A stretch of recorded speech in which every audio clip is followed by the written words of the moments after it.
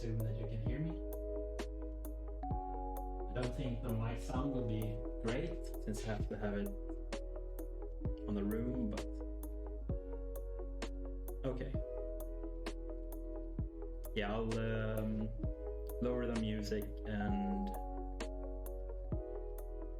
increase the mic a bit.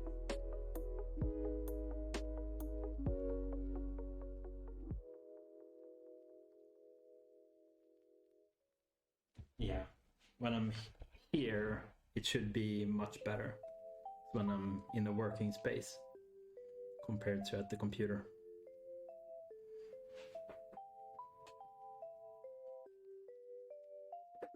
Okay, perfect.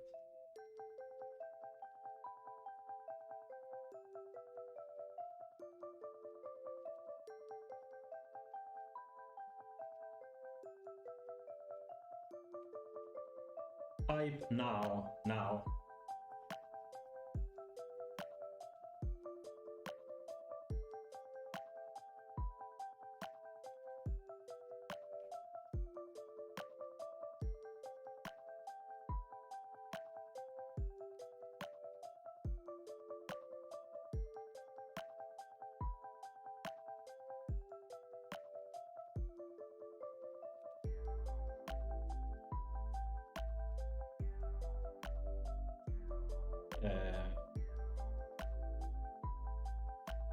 Is someone there?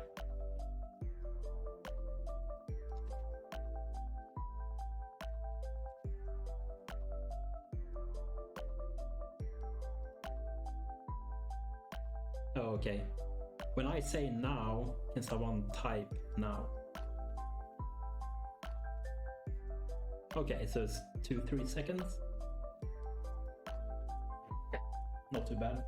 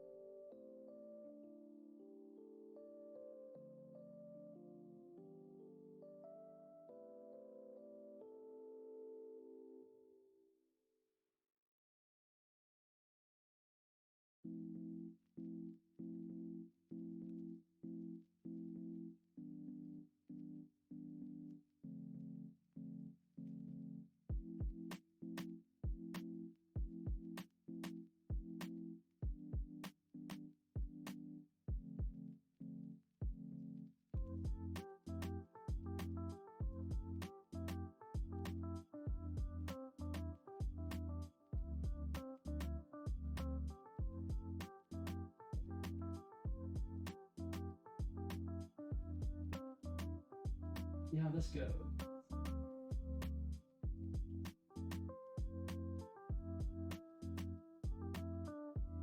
Oh, I wanted to zoom in this view. One second.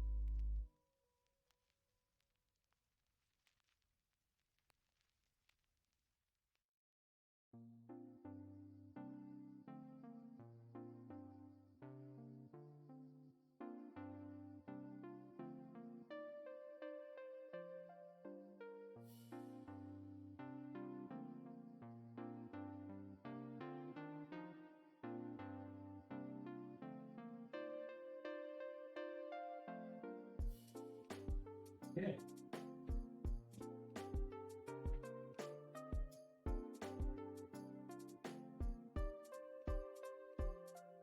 Just in time, yep.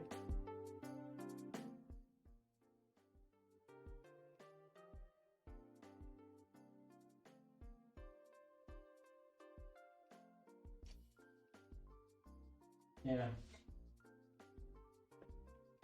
It's difficult.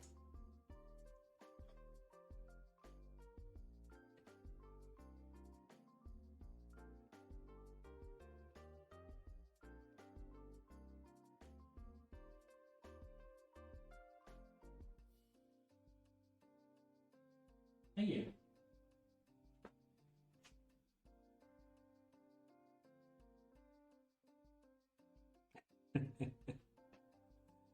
Yeah, you can see my perfect setup.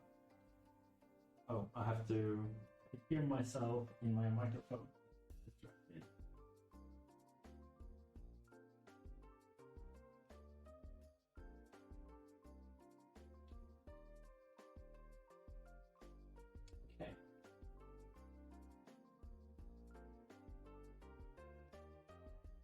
Yeah, I should have spent more time. I should have spent more time on the microphone. But since I'll be standing up and doing things around here, I can't have it in an optimal position. But when I stand here, hopefully it should sound better compared to when I'm sitting over there.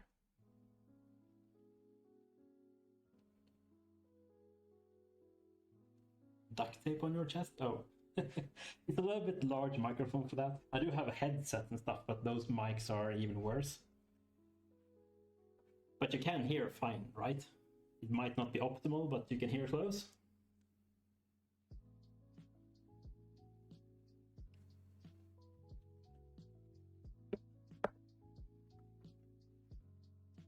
Oh, I can increase the volume.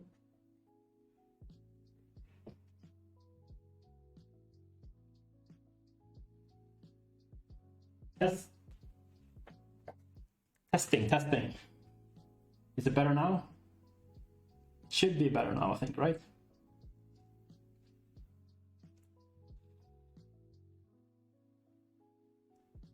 Yeah, okay, perfect. It should be right on the cusp between the green line and yellow line on the volume meter, which I am when I talk normally, so that should be better now, hopefully.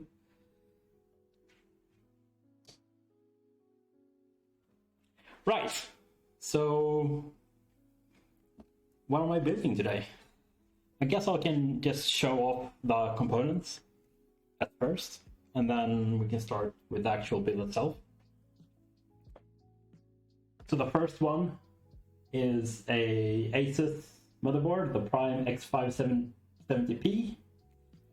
So I'm building a Ryzen computer, so this is one of the first things.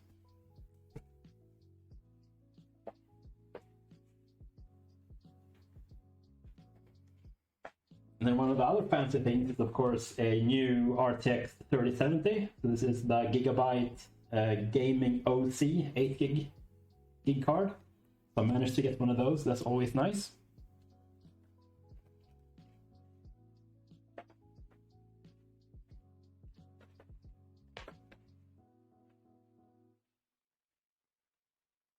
Yeah, I have to be an affiliate, and I'm not an affiliate. Maybe I can become one later, but I need a few more viewers for that.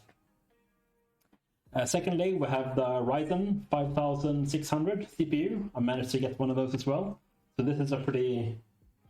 I wouldn't say that it's a super premium computer, but it's definitely upper mid-tier, I guess.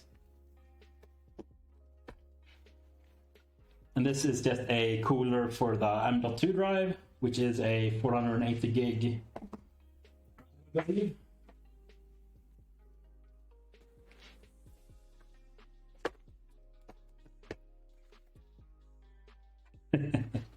Yeah. Since this will be a purely gaming computer, I won't need that many cores. That's why I went with the 6-core version. That should be plenty. Then there's a Corsair M.2 drive, so 480 gig, the MP510.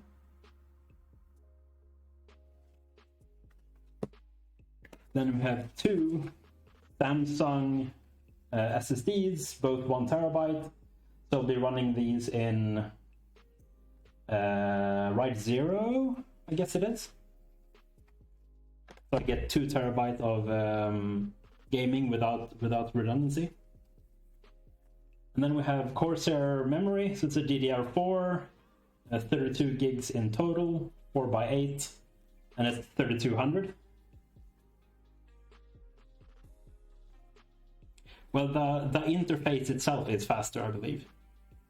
I believe the M2 interface is faster than the SATA cable, and that's why they are faster.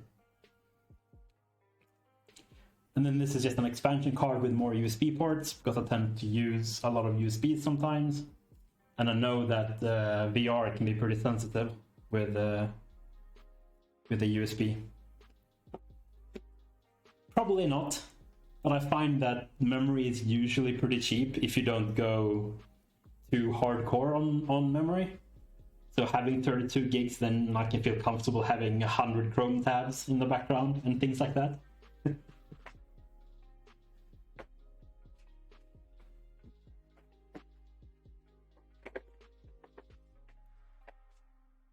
And then we have the cooler, which is of course a Noctua.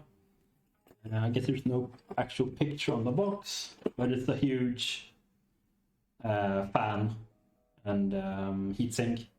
So it's the NHD15 for the AM4 socket. Should keep it nice and quiet and cool.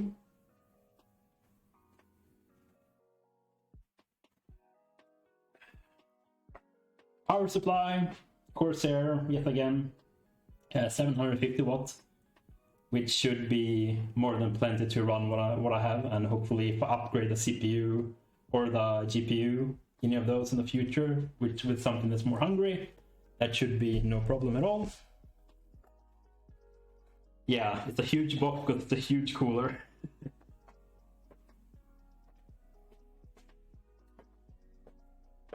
And then there's the last box, which is the chassis, which I won't show right now, but I'll showcase that when we get to that point, I guess. And I believe that's all of the components. This is, of course, when I realized that I've forgotten something and I cannot build it.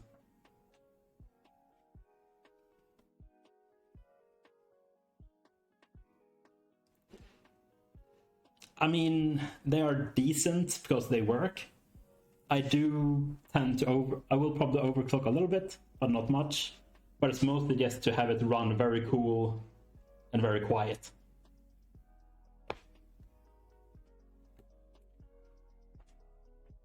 I can actually show this, yes.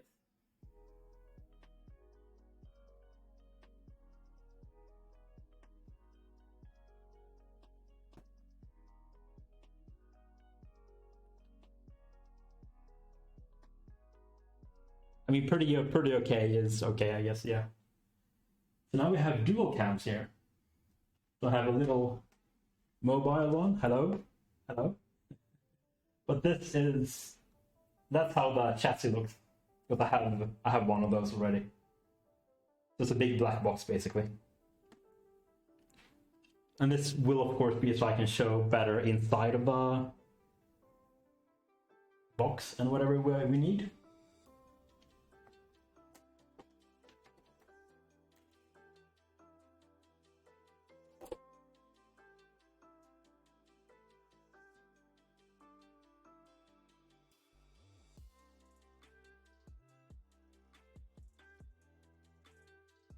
Got a pro setup, guys. This is gonna be fun. Okay, so I guess we'll start with the motherboard. Put in some components into there.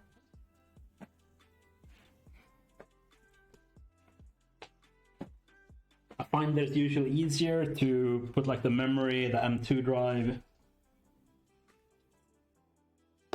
The modem is here. Not to be confused with the exact same box which I bricked.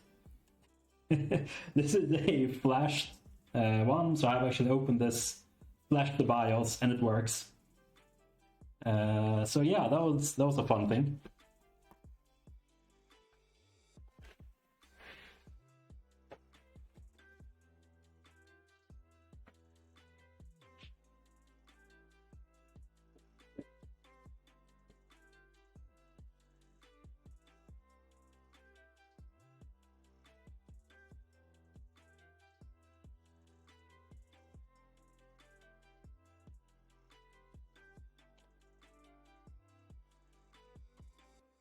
No, I don't think so.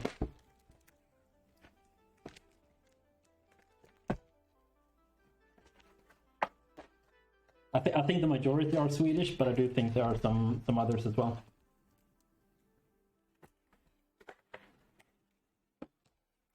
The only thing I worry about mostly about the microphone is how much noise it picks up from the boxes and stuff.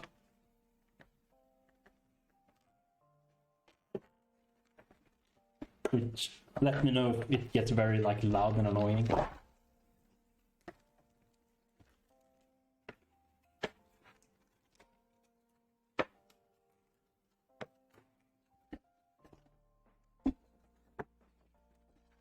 Okay, very quick unboxing of the motherboard. Let's just put the box there. So what are these? These are, I believe that, I don't know what kind of cable that is, but this is at least data cables for the drives. And this I'm not sure.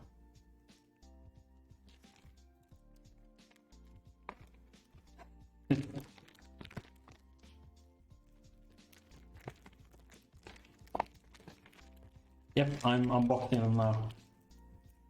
I need somewhere to throw my...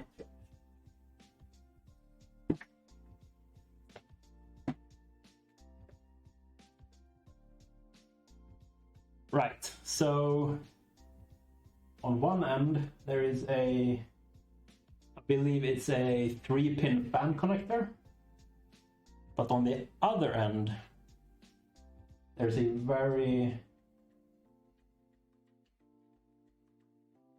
I haven't seen one of those before. Yeah, it might be for LEDs or something.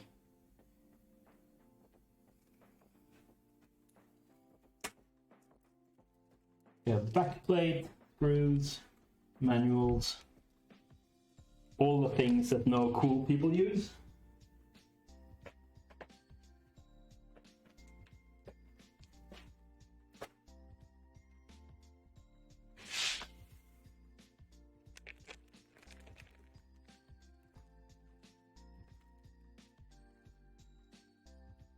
So this is the it's the Asus Prime X570P. So it's kind of mid-tier, I guess, mid to low tier. I tend to not buy that fancy motherboards because usually they only have a bunch of features that I don't want or use. So I'd rather spend that money on something else.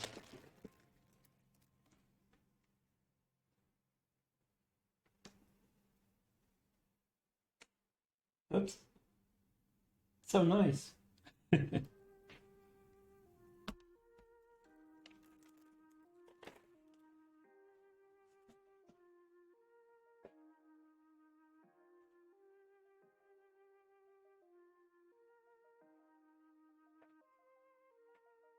Right, so, oh, there's out of focus. How do we fix that? It's like this, right? There we go. Should be better now.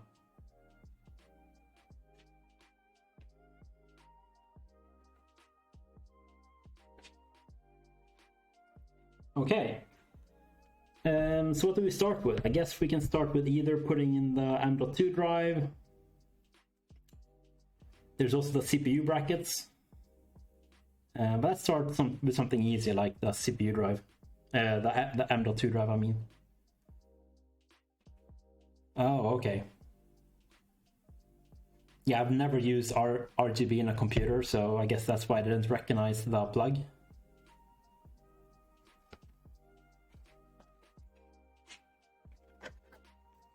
So since this is a more basic motherboard, there's no heatsink for the M.2 drive, because usually they can be built in. So you take it off, you put on the M.2, and then you put the shield back on.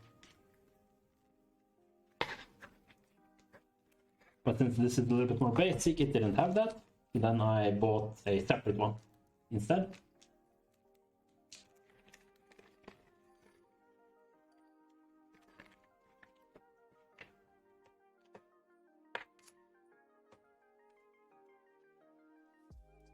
Why does it have 3 heat pads? Maybe if you do it wrong, I guess.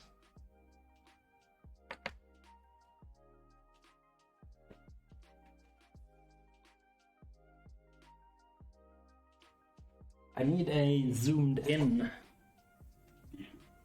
Actually, maybe I can just switch to this.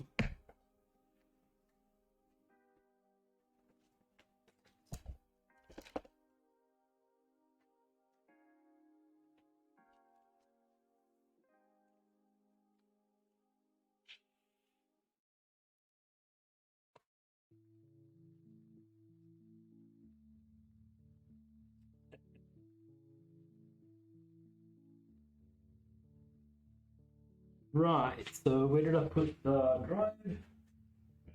here. So here we have the Corsair. Oops.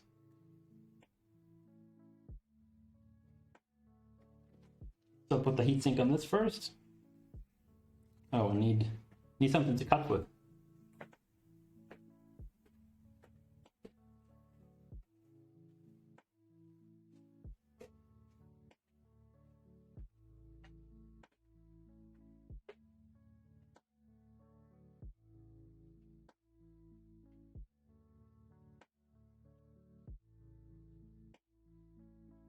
No, it does not, but I saw that there was a little bag with 2 screws, and I believe those are the standoff.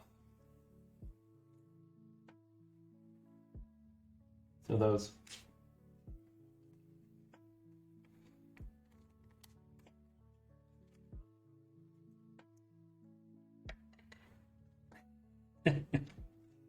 Oh no, I have my first spam. Holy shit. Someone is actually thinking it's worthwhile spamming in my chat.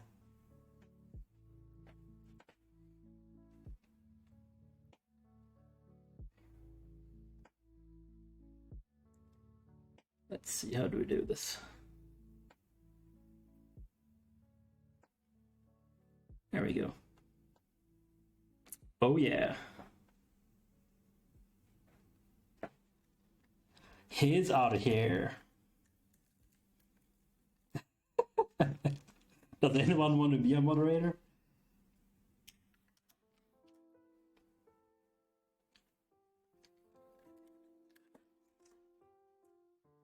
So here we have M.2.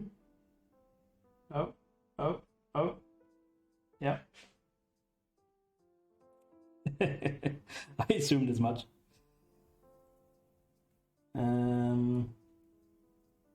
So is this... Let's see. Let's see what it says. Doesn't actually say anything.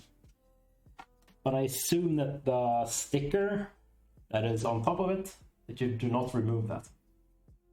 I assume that you put the heating on top of it. That is what I assume.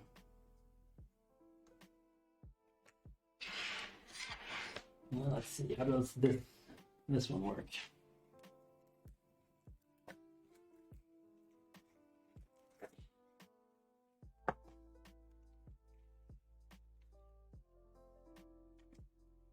Yeah.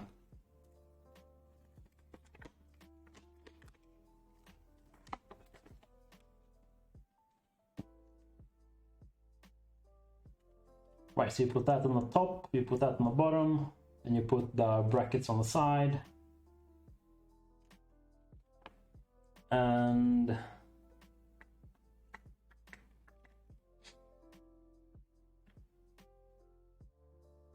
oh, there's 2 different thermal pads.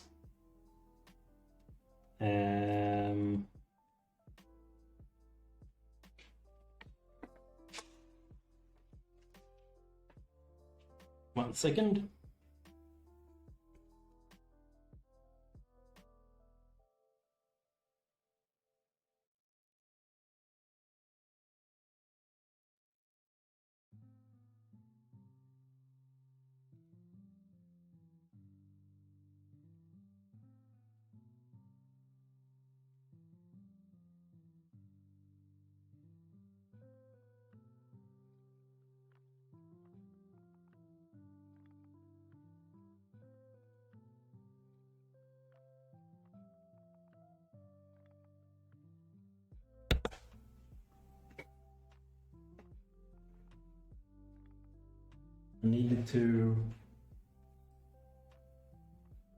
Need to get some water.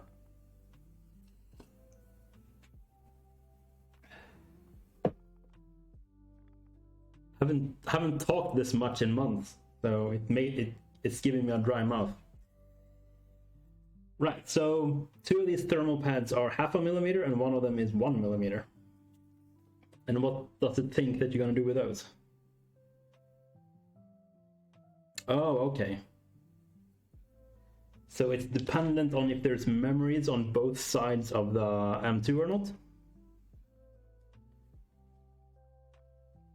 Let's see.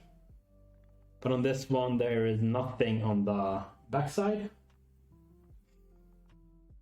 So then one of the thick ones, the 1mm one and the 0.5 mm one, both of those goes on the back. Then there's only the 0.5 mm on the top. So let's do that.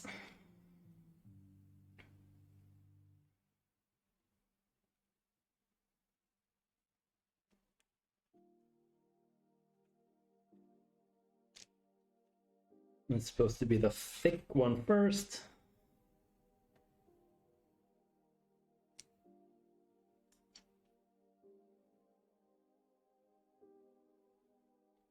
Where does it? Okay, it starts there. So let's see.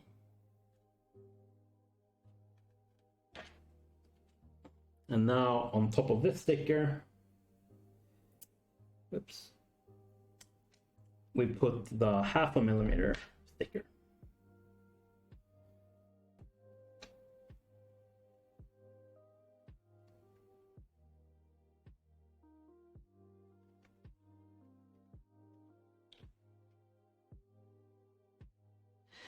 Yeah, so if the M.2 drive, yeah, it's the cooling pads, cooling sticker pads. So if the M.2 drive is larger, then it will have memories on both sides of the stick, which makes it thicker. So then you only need both of the 0.5 mm cooling pads, one on each side. But if there are no memories on the back side, then the memory itself is thinner. Then you just pad it out with an extra 1 millimeter heating thermal pad, yeah. Which is basically just to get it at the right thickness. Since it needs these, you just clasp these on the side to keep it together.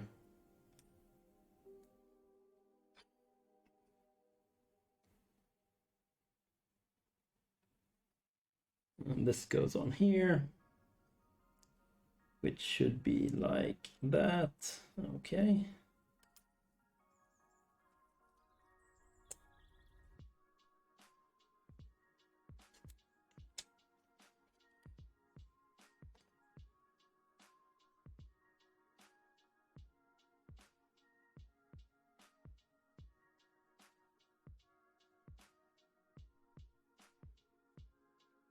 All right. Oh. I already fucked up. I put it on the wrong side. But luckily, it doesn't sit that hard. So it's fine. Nothing happened. No need to panic.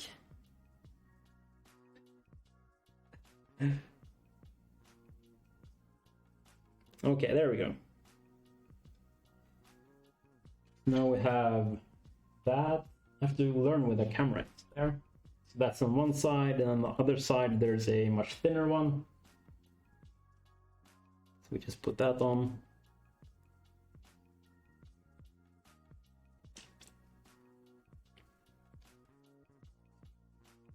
So that's gonna be like that.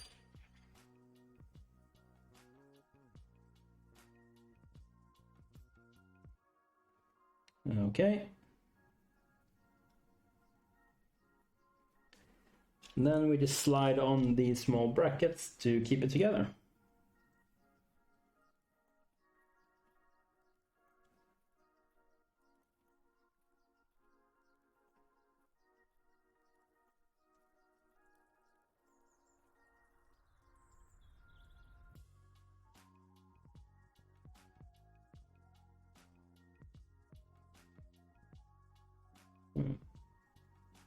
Starting to wonder if I actually needed that, because it seems pretty thick either way.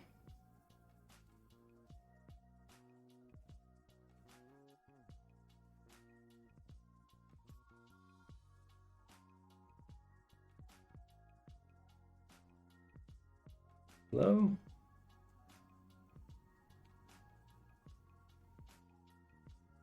Ugh.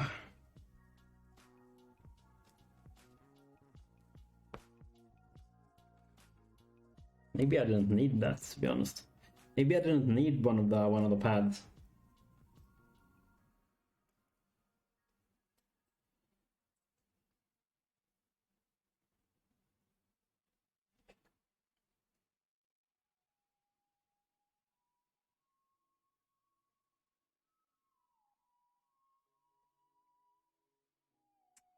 Oh no! I guess I can just bend them a little bit, but... Oh, there we go. I just had to use more force than I was... more force than I was comfortable with, I guess.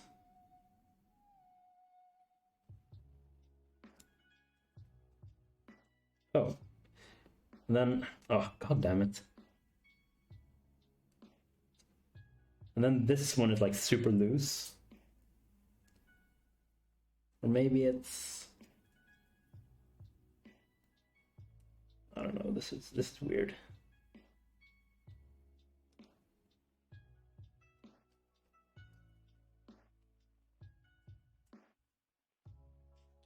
Let's see.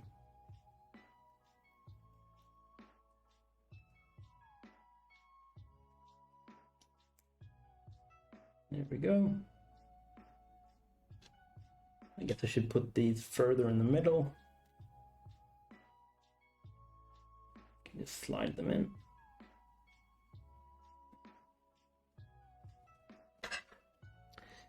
Scissors. What could possibly go wrong? There we go. Okay. So it basically just looks like that. There's a heatsink, thicker one on the top. Then there's a thermal pad. Then there's a memory stick. And then there's two thermal pads and then the bottom plate. Then you just put on the hinges to keep it together. Yeah, the side cam is really bad.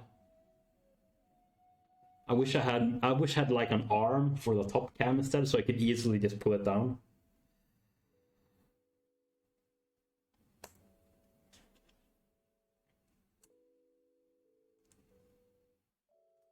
Yeah.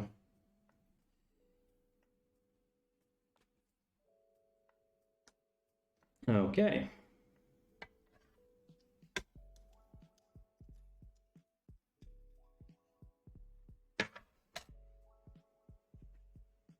Let me just...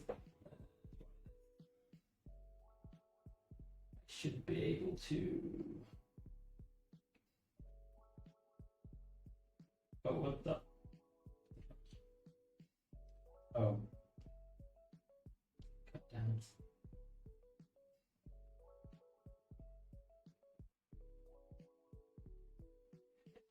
Ah, never mind. I was gonna try to change some things on the OBS, maybe have it zoomed in or something, but never mind.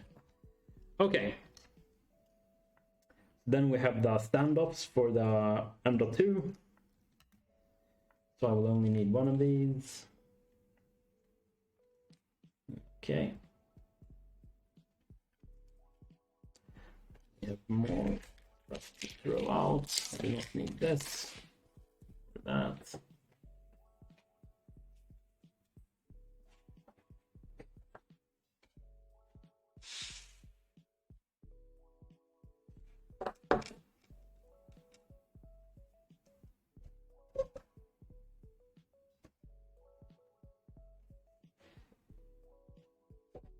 Right.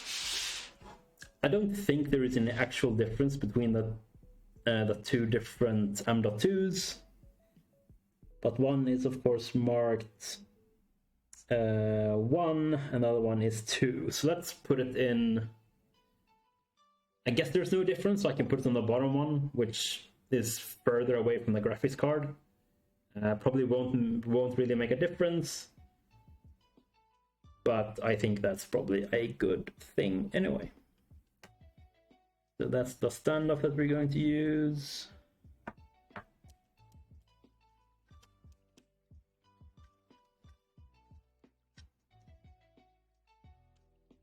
Okay.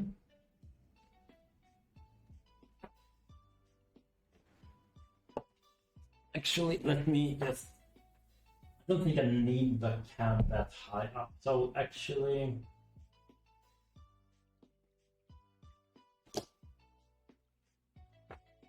just move the cam down a little bit more.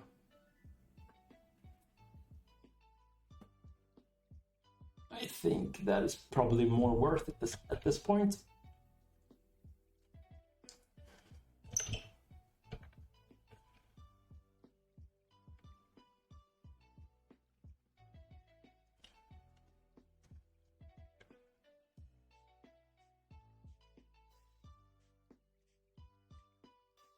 I do not.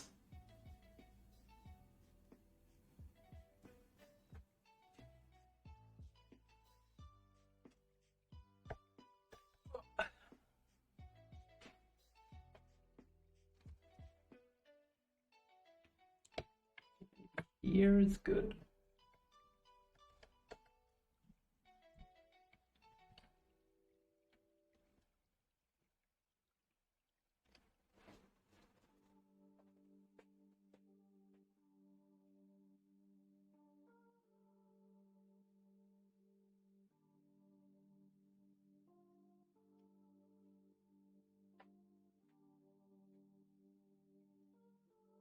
It's a little bit further down.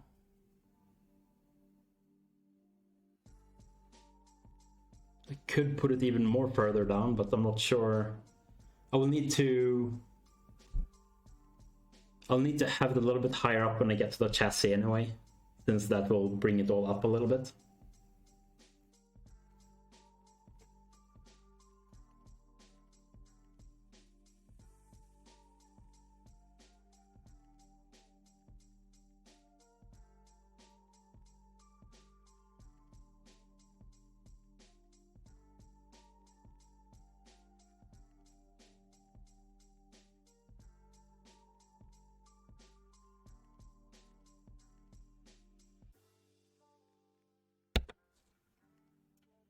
Okay, I can move it down a bit more. Let's see.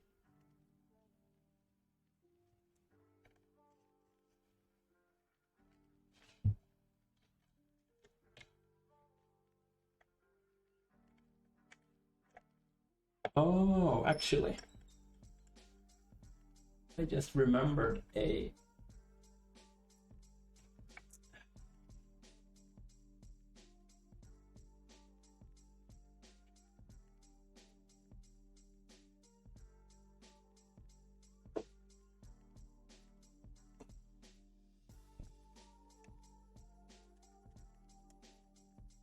That's the wrong one.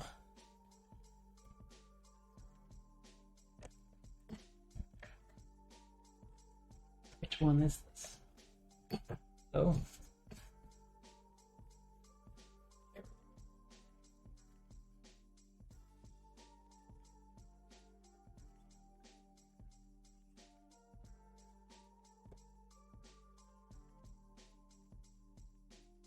Oh yeah.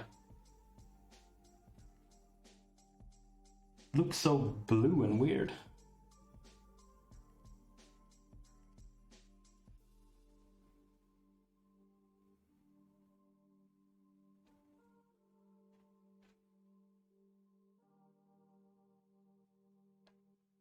I guess the white balance is a bit off.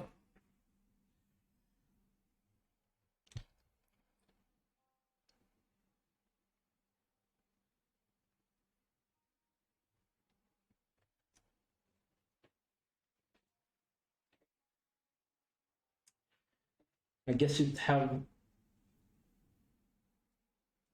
That's fine. I guess I need a white piece of paper, I guess, to fix the. Yeah, that's fine. I know people have to leave and do other things, but if you come back, that's fine. I would love to have you. If not, it was great to have you here.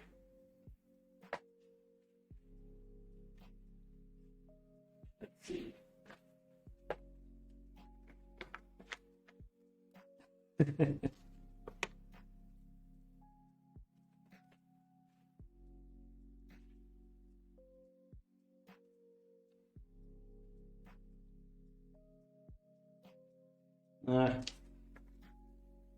Thank you.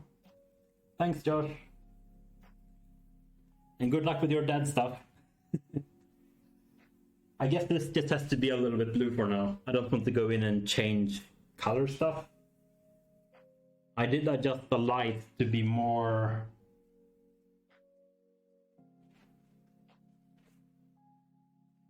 a warmer temperature. But I guess it's the board itself. Oh no.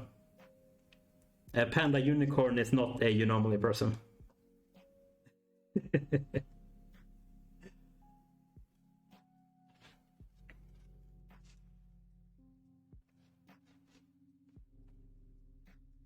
Okay, so now we have the standoff there, and we have the M.2 with the heat sinks. So now we can push this in. And I need my tools.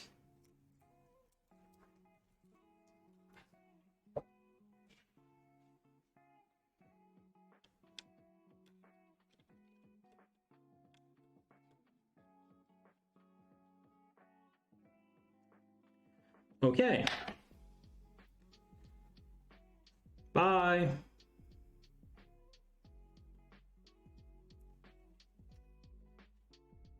One step. We have done one step so far. But that was also one of the steps that I wasn't sure because I've never really done that before. Let me just clean up a little bit here. That's a screw. These two can be thrown away.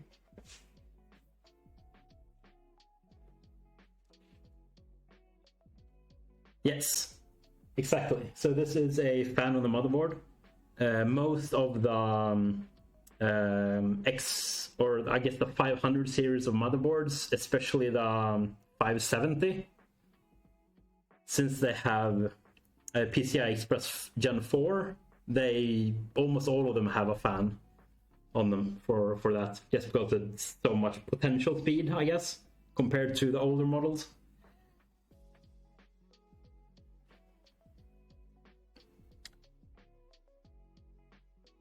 Yeah, I think I had one like 15 years ago on like really old computers. I think some of those had fans on the Southbridge, I believe it was called, the chipset. And then they disappeared for like the longest of times. And then this is at least the first one I believe that I've had in a long time that has it as well. But I believe that's basically just because of the PCI Express Gen 4. Which is just so much faster than Gen 3. So probably needs it, but it will probably be quiet most of the time since it won't be that used.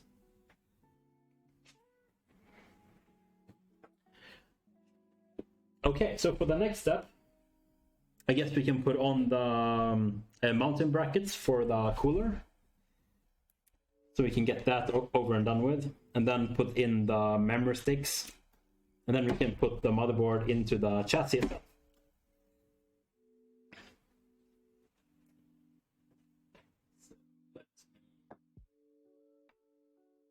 Which scenes? I can go to just this one.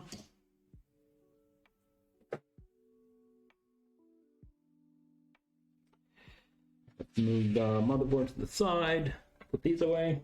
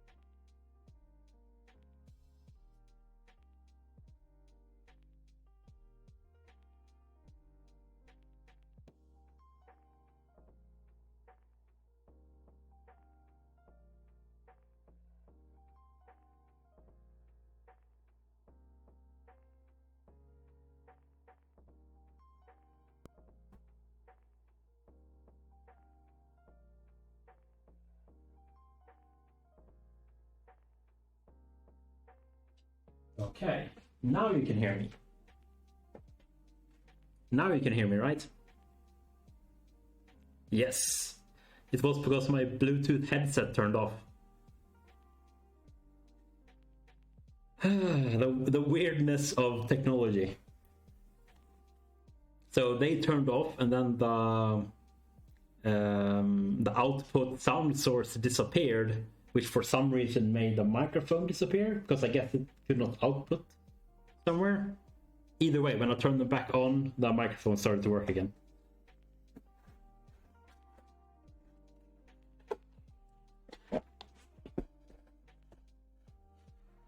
So yeah, that's fun. So do I just pull this out here? Maybe not.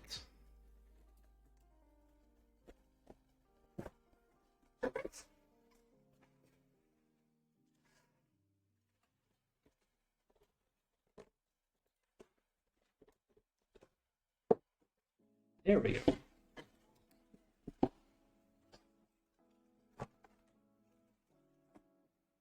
So this is a huge thermal cooler for the CPU.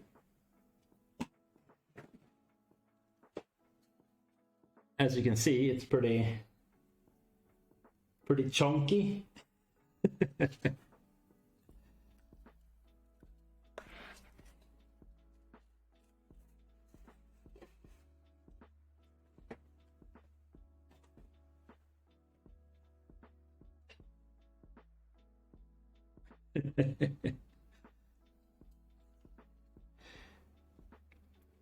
Yeah, so then there's two fans on it as well. And if you compare that to the motherboard, of course, that is pretty good size.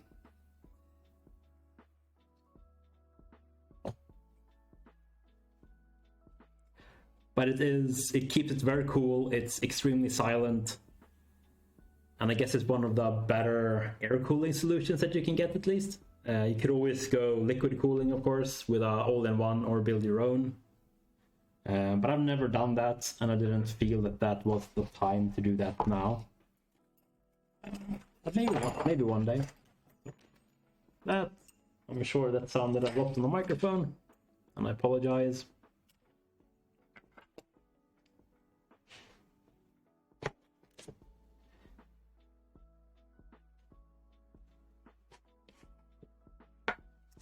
Okay, so what we do now, I guess.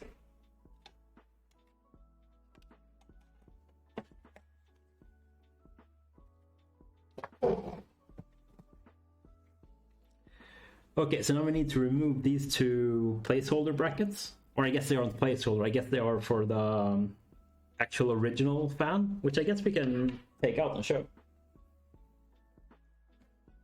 as a bit of a comparison. So here is the Ryzen 5600, one of the new Zen 3 6-core CPUs. Let's open this up, and we can look at the default cooler that comes with it, because that might be a fun comparison.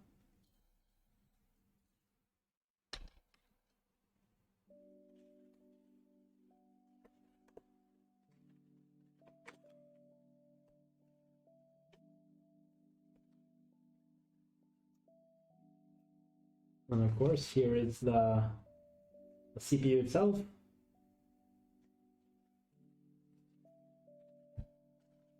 And then the rest of this box is the actual cooler.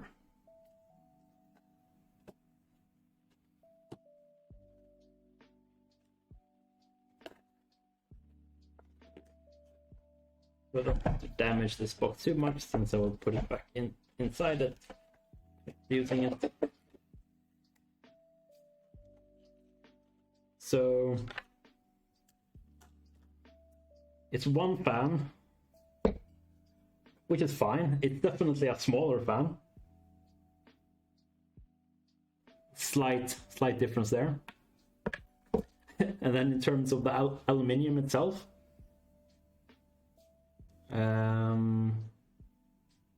There's a slight difference.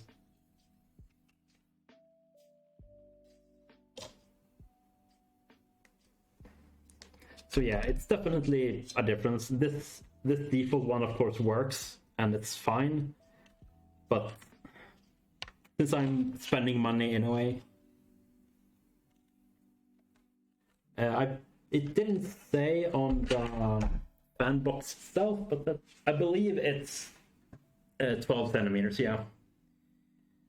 Let's see. No, it's actually 144 millimeter fans. I thought it was 120 to be honest. But yeah, it's 140 millimeter.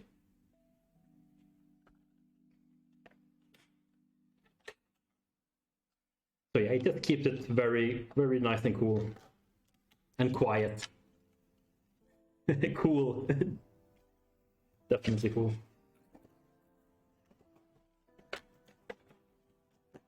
Okay.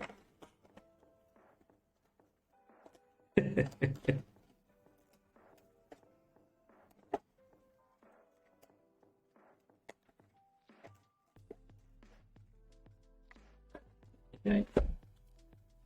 Then I can store that away.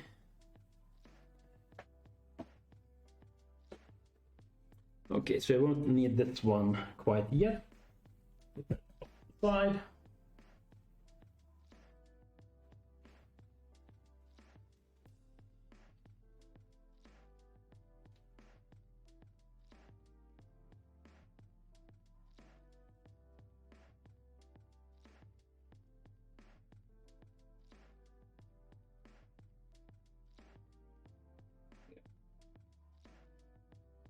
I just moved some stuff around on my screen so I could see some things. Right. So what we're gonna do? Right, we're going to change the mounting brackets. So these are of course the ones for the one that comes with it, so you can just snap it in per default. But that is not what we want to do. So let's remove these.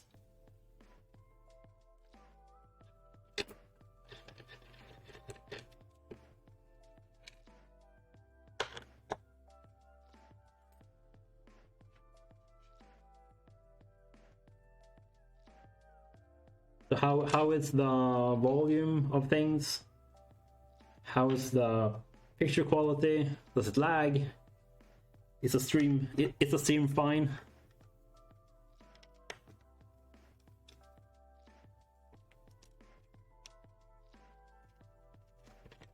Okay, that's good. I'll have a look at the VOD afterwards, of course. Volume on my voice?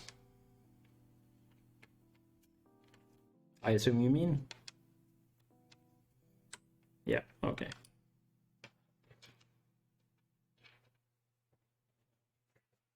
I can increase it a smidgen.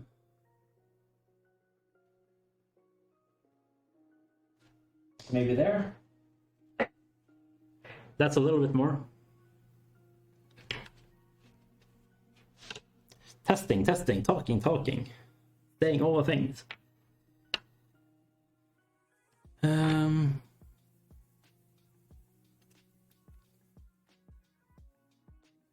Okay, and here is the backplate, so we don't need that. So I'll just put these back on here, of course. Let's see, like that. I guess it's like that even.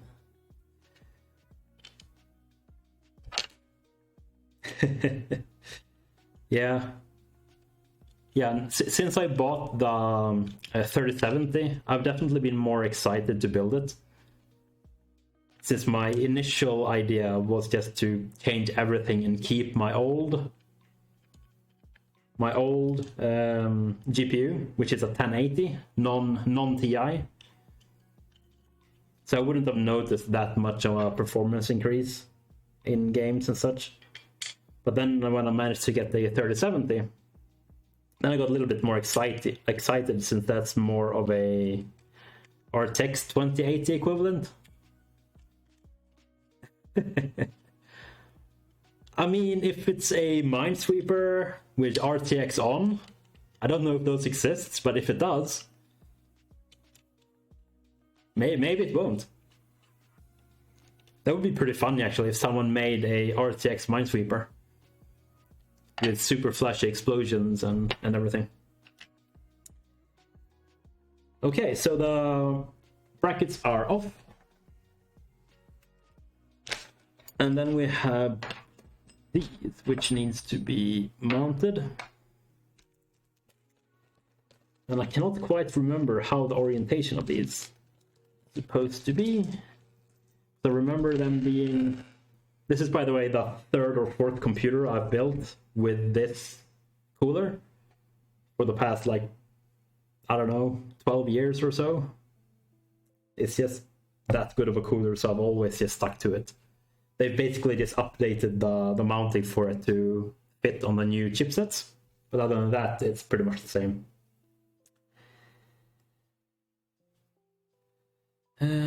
Okay, so let's have a quick look at the manual. I believe these long ones are going to go in the direction of the fans. I think it is, right?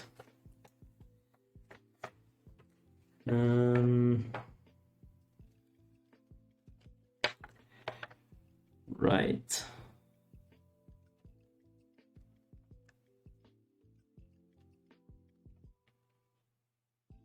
Yeah, okay.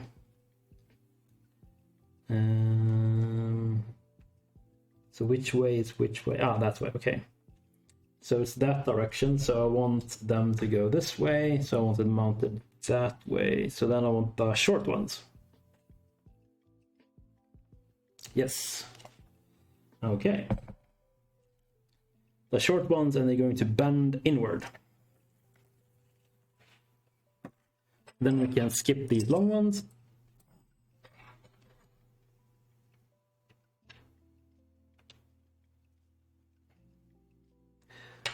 Oh, I guess we're going to keep the backplate actually. That's my bad.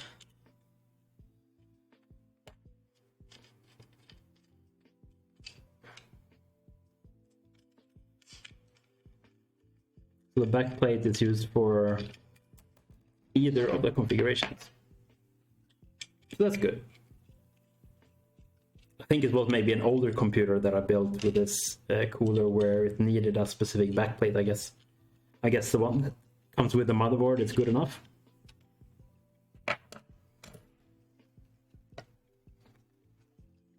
Okay.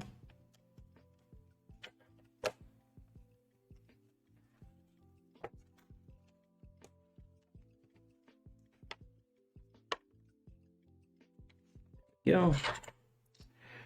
Right, and then we had these, which were going to go. So this first, these round standoff. There. And they are the same on both sides. So those go on top of the holes. There we go. And then these go on like that. They're bending inwards with screws up. Let me just double check that, because it would be very annoying if I messed that up.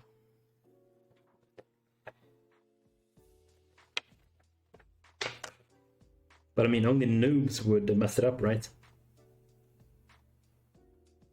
Yes, that is correct.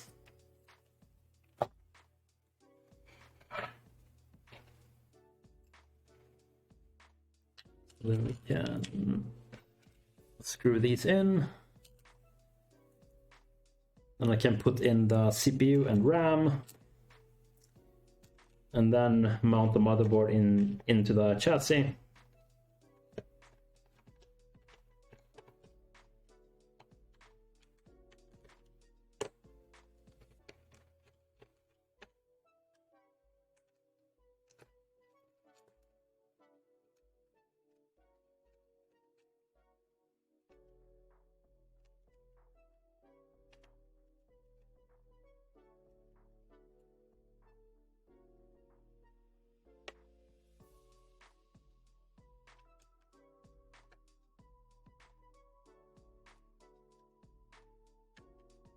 Of course, not screwing these in too hard, but hard enough. Because if you screw it in too hard, it can damage components that are around it. I'll put in the CPU last, I think.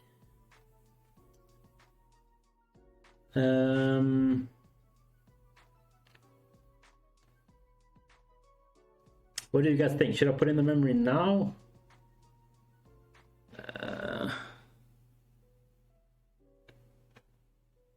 Before or after I put it into the chassis itself? I think I'll wait with that, because they stick up a little bit and they might be cumbersome. You think before? Yeah, okay, let's do that. Yeah. Right. Yeah, let's do that.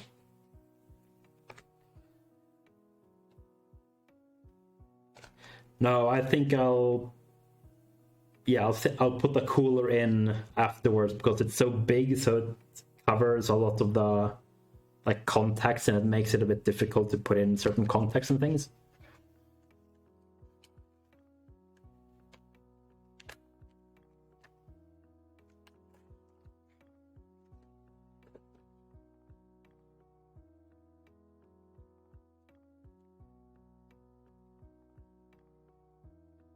And Psyche, you were going to go with the water cooling on yours, right? Your upcoming build.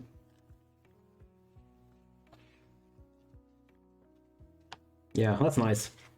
I would like to try it one day, but yeah.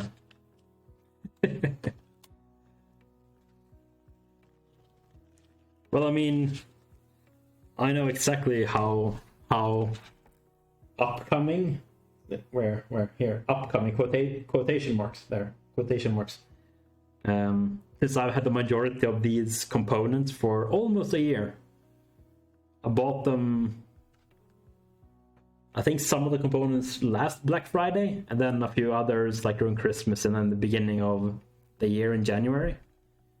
So I've had a full computer ready to build all year basically. I just haven't done it. And then now when I was going to actually do it, then it was like new RTX graphics cards and new CPUs. So then I was like, well, I might as well actually just upgrade before I build it anyway. Why not? Right, so then we put these into each of the pairs.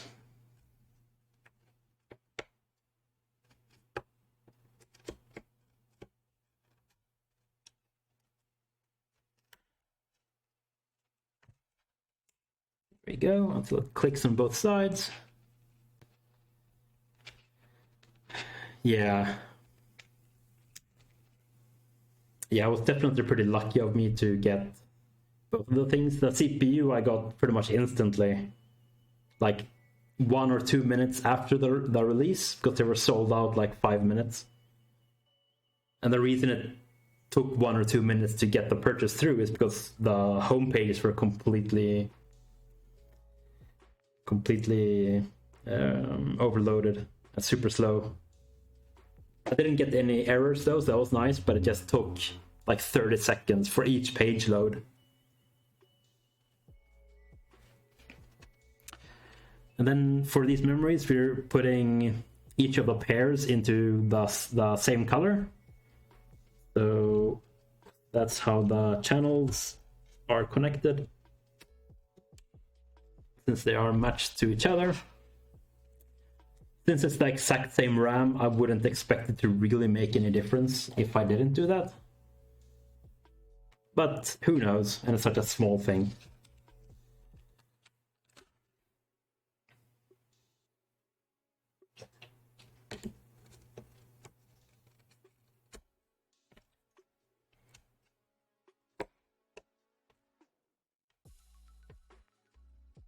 Okay. And I have like quite low profile memory, and the reason I have that is the simple fact that the cooler is so low that you can't really have high profile memories. So I think this cooler is just a few millimeters above a couple of these memory sticks. So that's also a thing to keep in mind, depending on your cooler choice, of course. But if you're going for one of these larger ones, you really have to make sure that the memory that you get is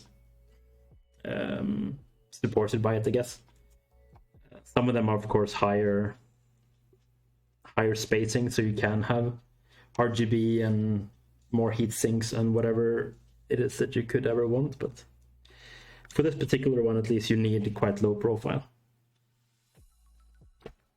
Where is that?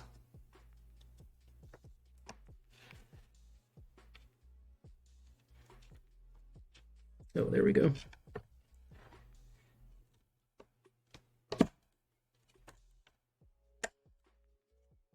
And you push it in on one end until it clicks, and then you push it onto this end with the releases until that clicks, and then they should snap in place.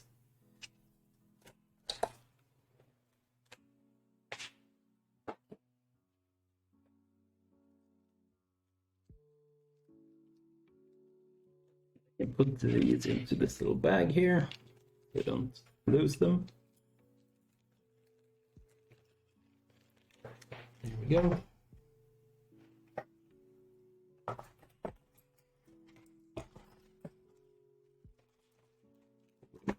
Those cables.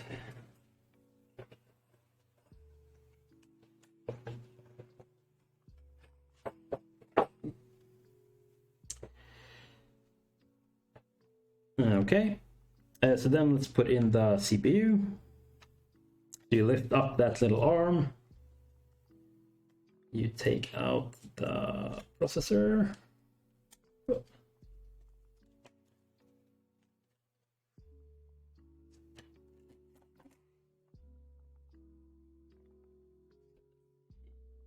guess that's legible.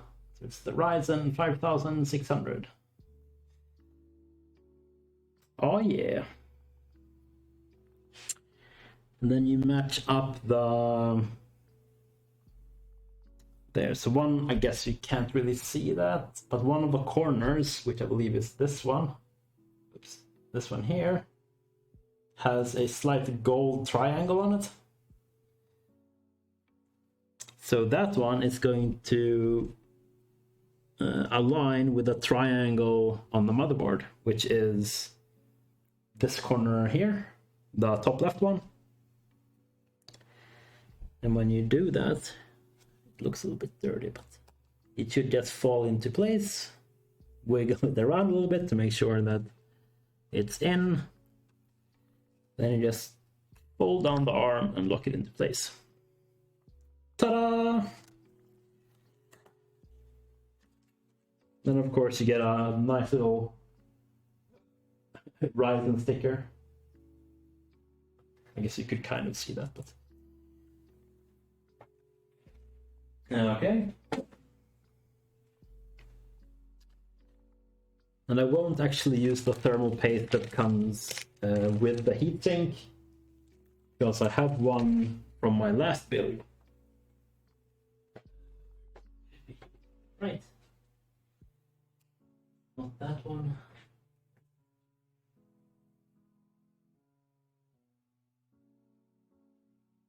It's not the one I want.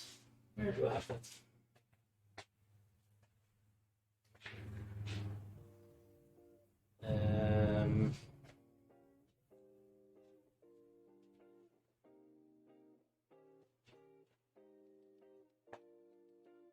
Oh, here it is.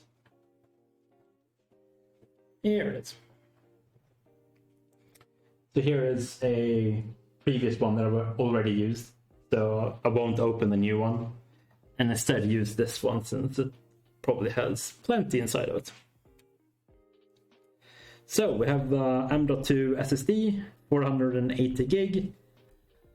We have 4 8 gig modules of DDR4 3200 MHz RAM, totaling 32 gigabytes. And then we have the Ryzen 5 5600 CPU. And that's all we will do on the motherboard. So now I'll unpack the chassis itself, which I will mute the microphone for because it'll probably be a little bit loud. And then I'll put that on my desk and start inserting the motherboard into that.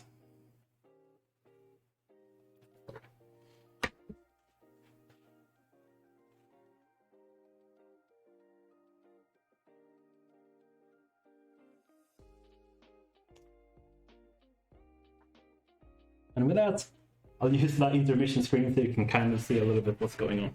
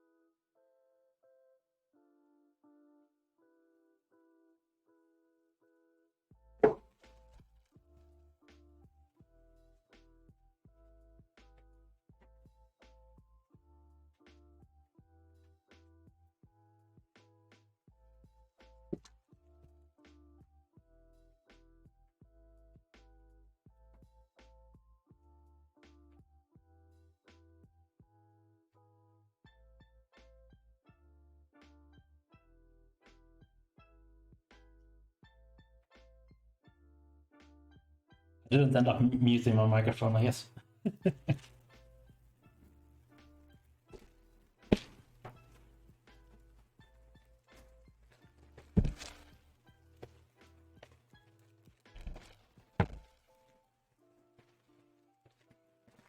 ASMR plastic unwrapping.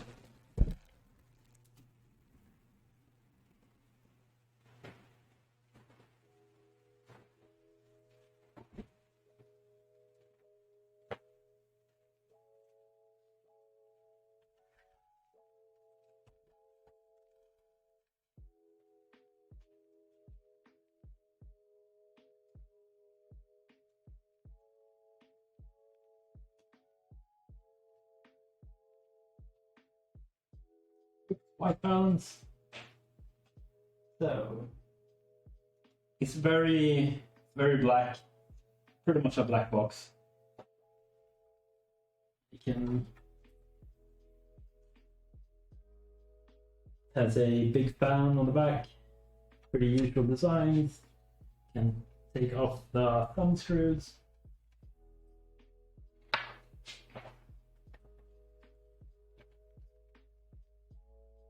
Oh no, it's sitting pretty good.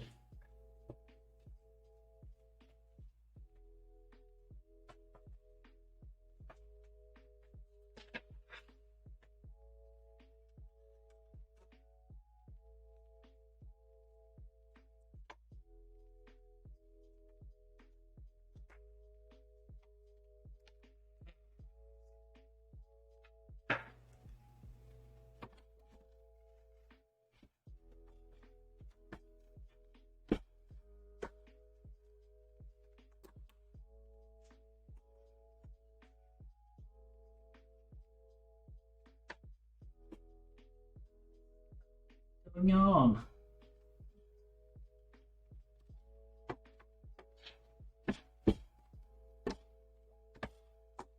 Oh no.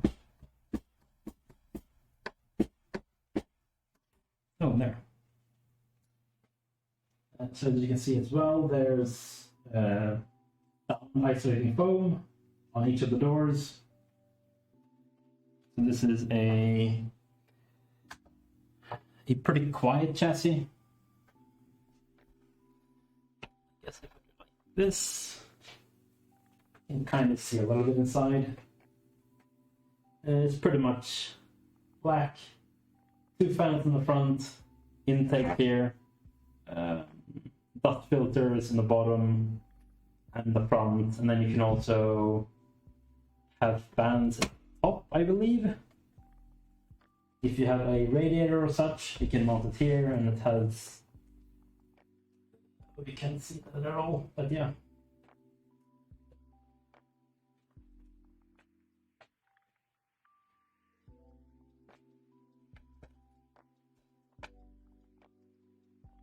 Let's take off the back plate as well.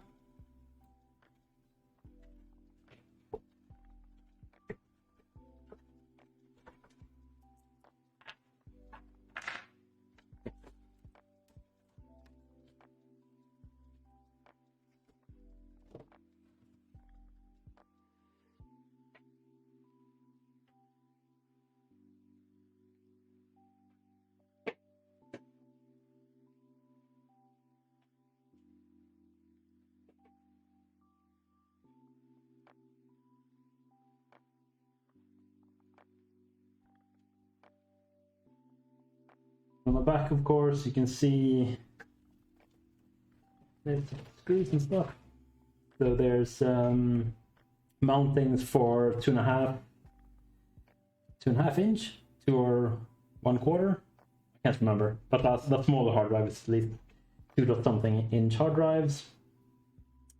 So you can have 3 of those there, and then you can have both the 3.5 or 2.25. That size? I forget. You can have 4, I believe. 3 down here. So it's pretty decent. Oh, I guess I should say the make. So it's a Silverstone KL07. It's the name of it.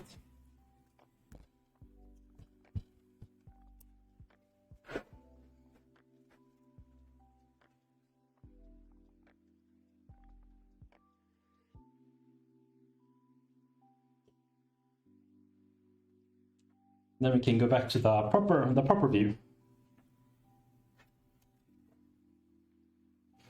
Just gonna get some water. Right back.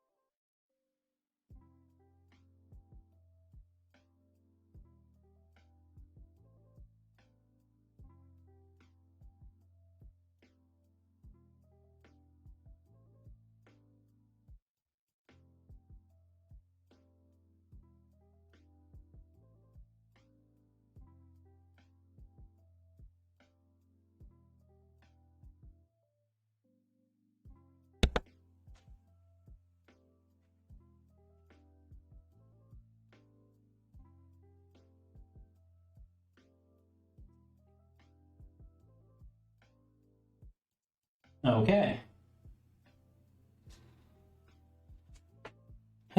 So let's see. So we need the standoff for the motherboard itself. So we can mount that in. Of course, we got a nice little bag with all the screws if needed.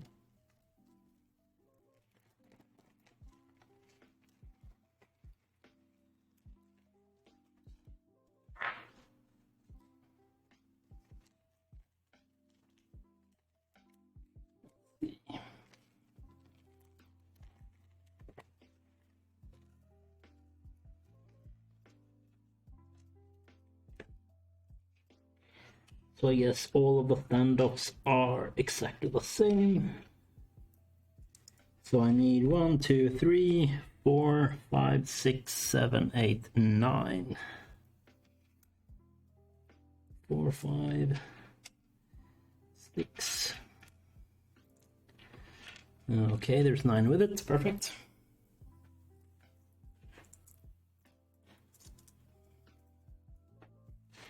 So the top ones are pretty easy.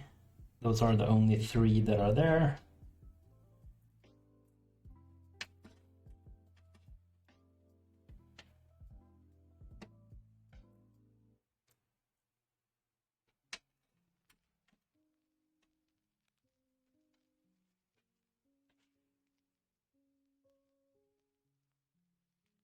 Oh, it's very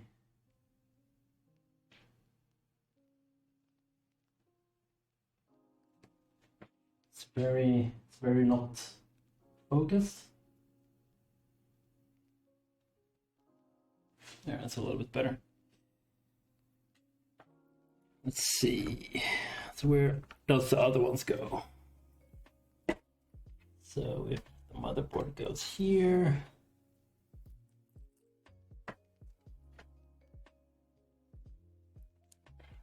the other one is there. I guess there was no real options for those either.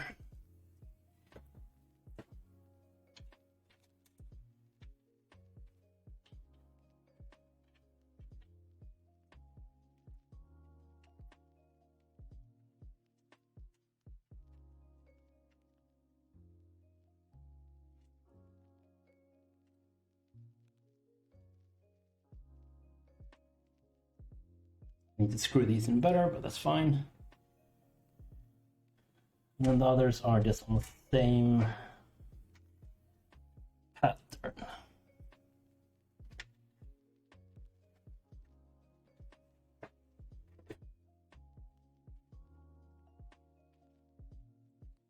No, not yet.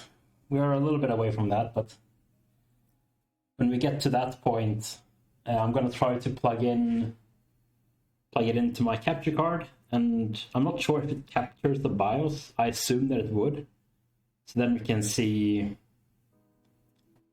Oh no. No, I'll put everything in. If it doesn't work, the only thing that should be incorrect might be like if one of the components are not in properly. So like the CPU, the memory, or the GPU even. If one of those aren't slotted in correctly, it might not post. Or if one of the components doesn't work, but I'm working with the assumption that everything should work. Famous last words.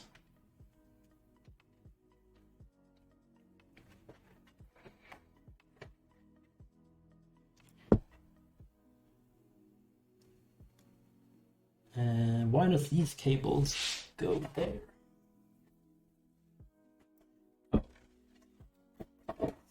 Just the placeholder.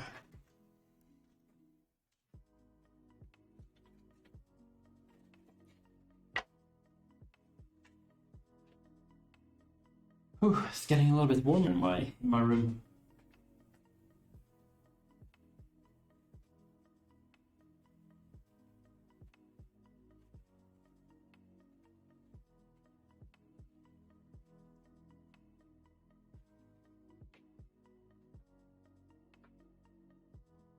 Right, but these standoffs did not screw in very good at all, so I need to tighten them all. And I wish I had a better tool.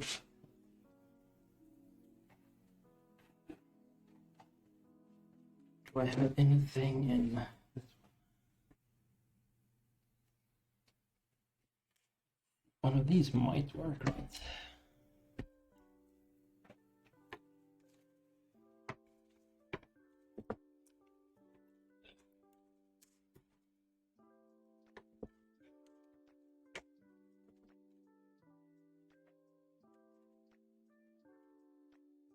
That's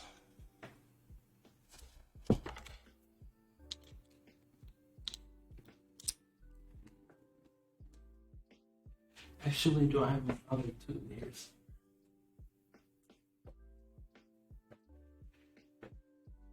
I know that I do, I just don't know. Here.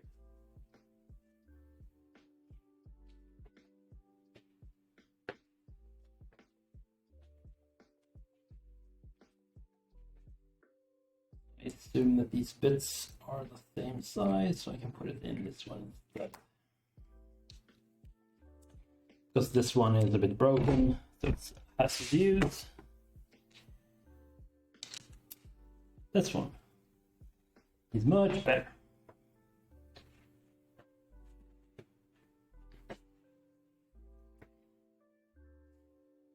Okay. It's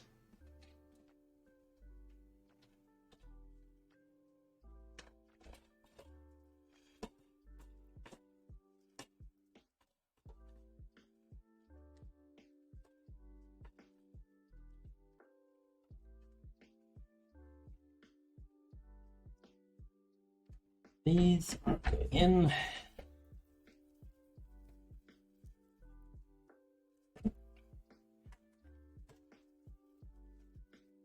Oops. When I was trying to plan out the stream a little bit, I was a little bit considering of having a cam on my forehead, so it would be like a first person build. But I felt that was probably a little bit too ambitious, and the chances of that working well are not high. So I opted to not do that. But it could have been fun thing.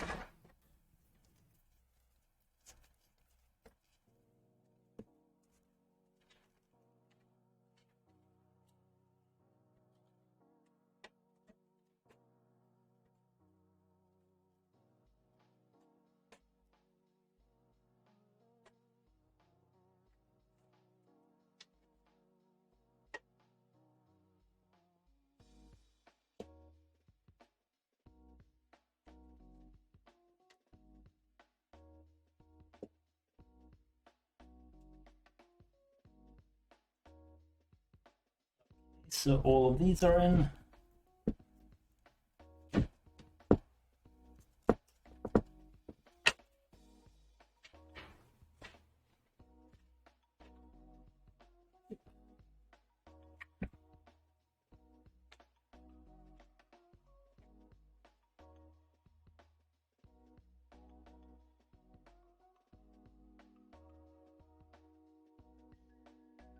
So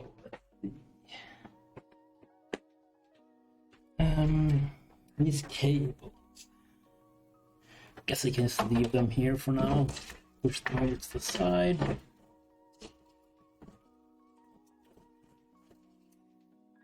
Deal with those a little bit later.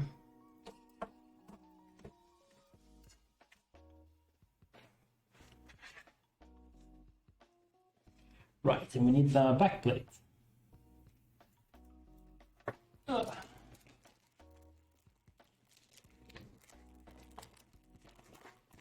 This is the thing that I like about the newer, the more high-end motherboards is that they have a built-in backplate.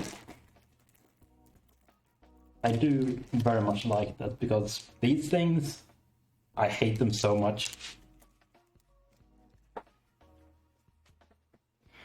The reason I hate them is, of course, on the back side here, you can see there's these fins sticking out, and these fins need to be slotted in specifically between like the port and like plastic above it or around it or something like that.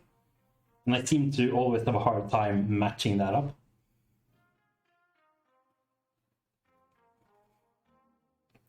So I wonder if it's easier to... Because what I usually do is just take this and press it in now and then put the motherboard in afterwards. But maybe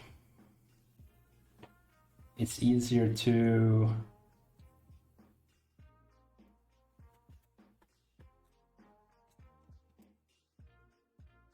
No, it won't be. Okay. I was thinking if I should put them in at the same time.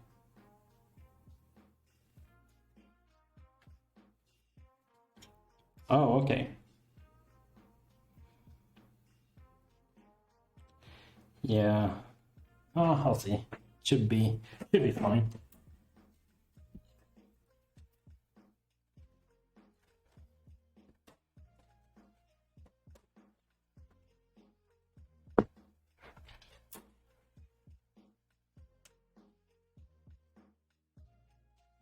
Okay.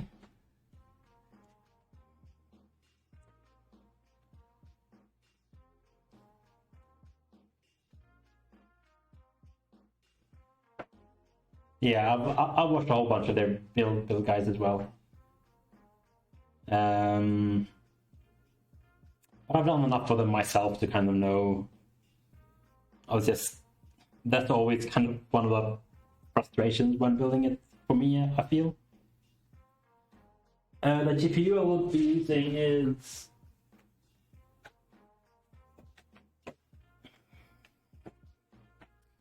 this. So this is a Gigabyte RTX 3070.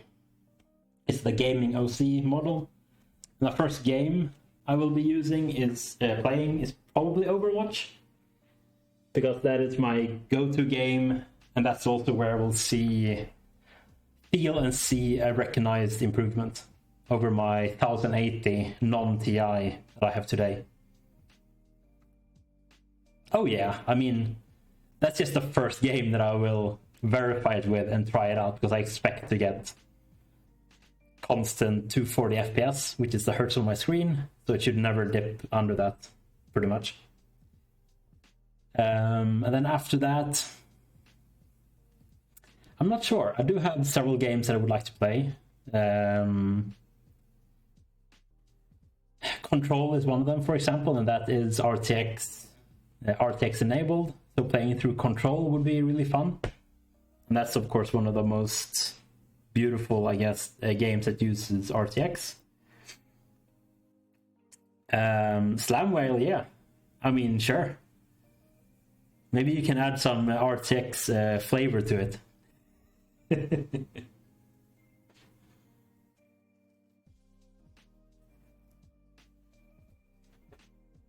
Perfect. I mean, I'll have the computer up in a couple of hours, so if you could be done by then, that would be great.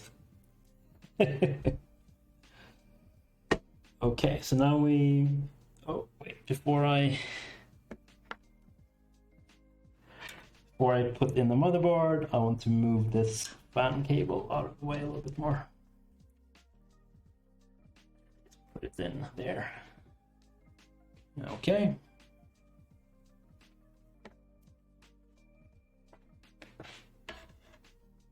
I think the trick is to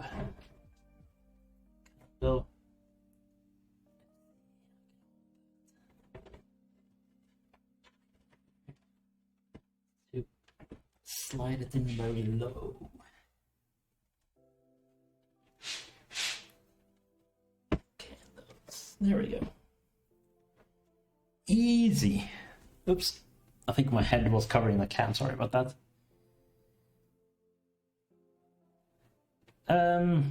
I mean, it's an ATX motherboard, so the size is normal.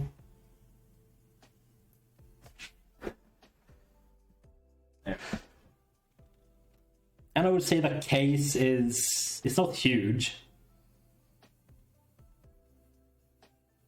But yeah, like it's not huge. I think this is pretty comfortable with size.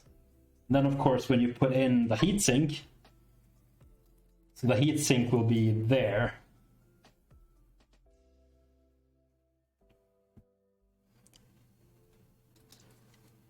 So that's why I like to put that in. That's why I want to put that in very late, because when you put it in, it becomes very difficult to like do the connectors around it and things like that. It's definitely a bit of a hassle. Hi, welcome Lars.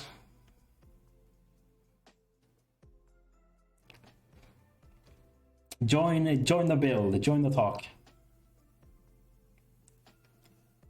The GPU will be in a top slot, so this one here.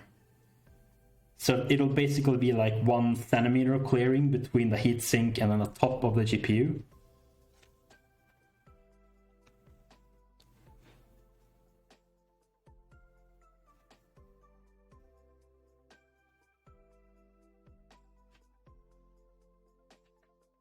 I mean, sure.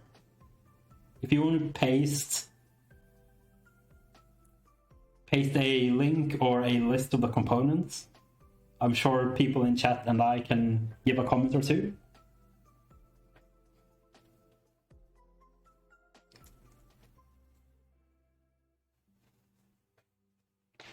I'm just gonna have a quick water break.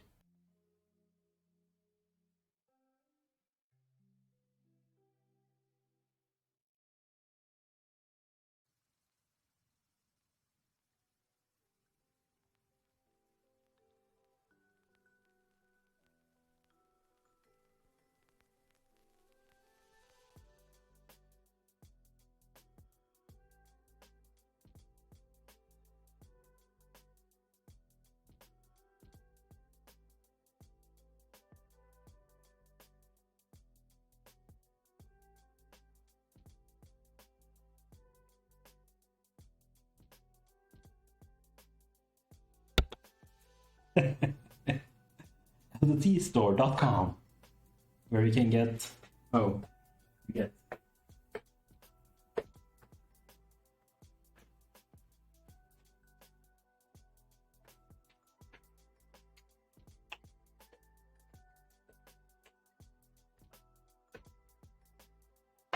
amazing water bottles, high quality water bottles from LTTstore.com.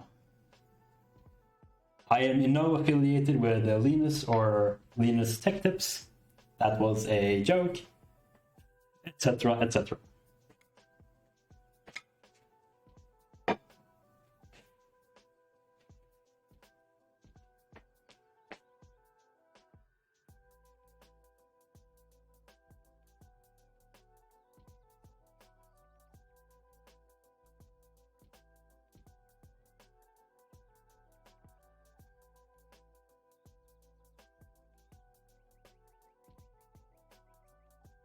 Okay, so it's a Ryzen 3800X Aorus Elite X570, 64 gig of RAM.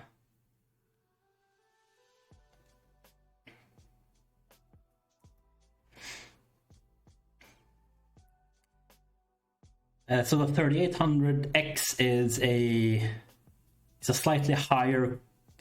That's an 8-core. That's slightly higher clocked than the 3070, right? If I remember correctly. Yeah.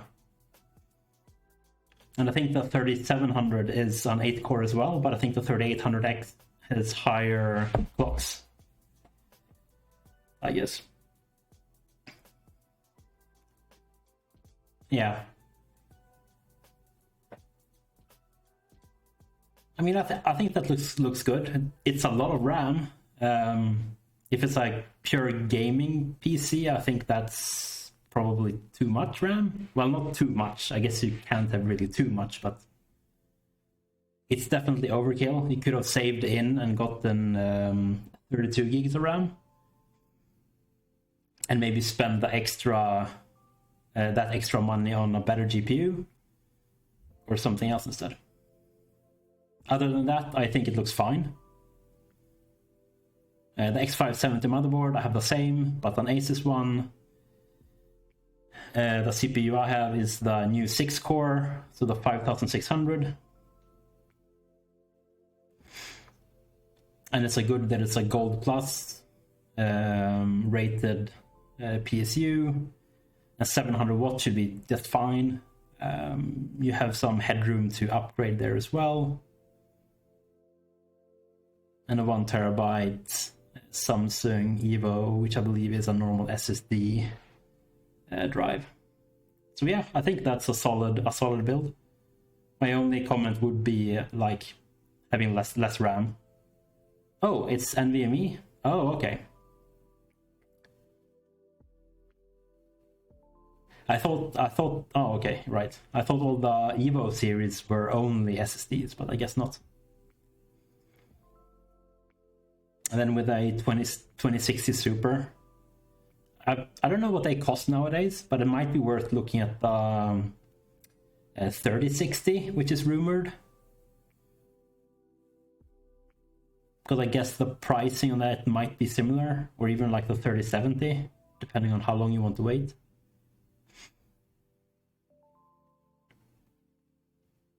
But of course, there might be very good deals on the 2000 series RTX cards as well.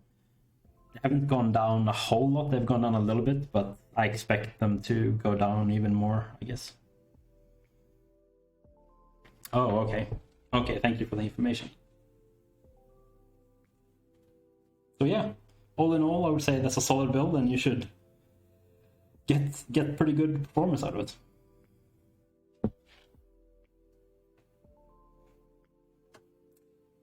Yeah, I was lucky getting it, so I'm very happy about it. Right, so now I'll screw in the motherboard itself.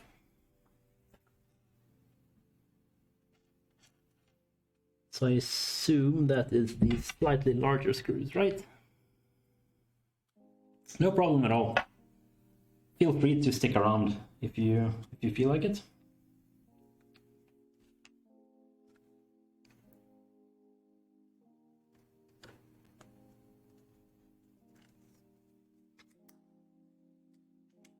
Okay.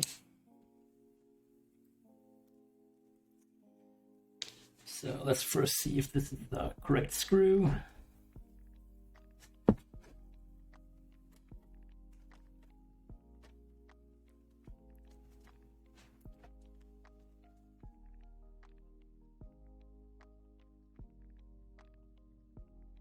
Oh, okay, yeah. Yeah, there's a lot of Thanksgiving and Black Friday coming up and all of this, so there's a lot happening over there.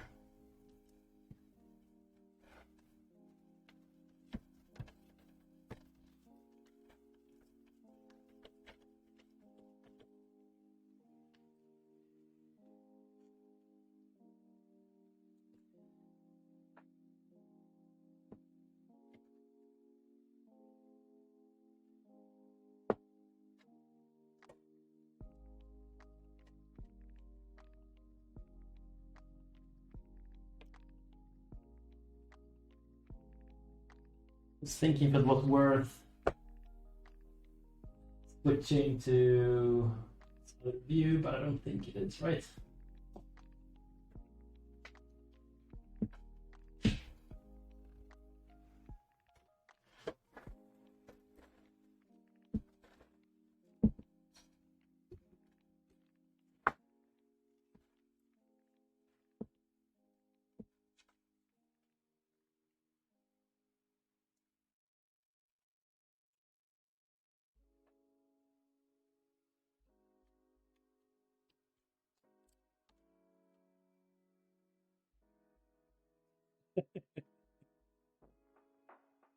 Yeah, it's 4 sticks of 8 gig, so it's 32 gigs in total.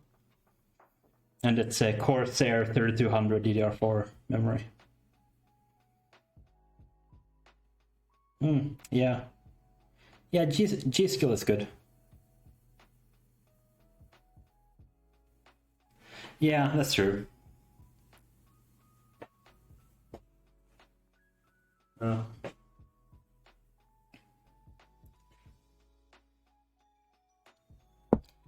Bye, fix my ship. Bon appetit.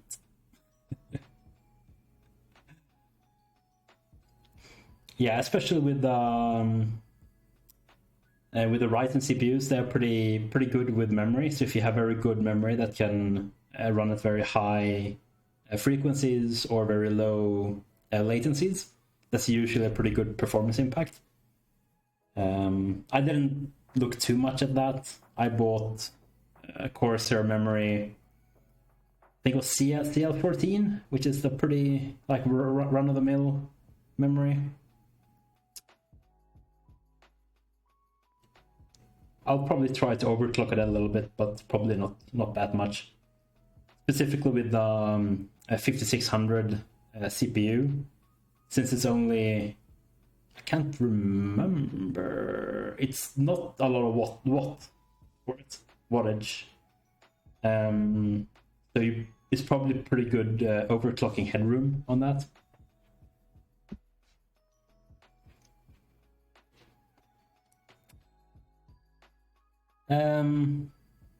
No, I won't be doing an eating stream. I ate right before this, so I wouldn't have to eat during this time. I might have something when I'm done, but that's a little bit later.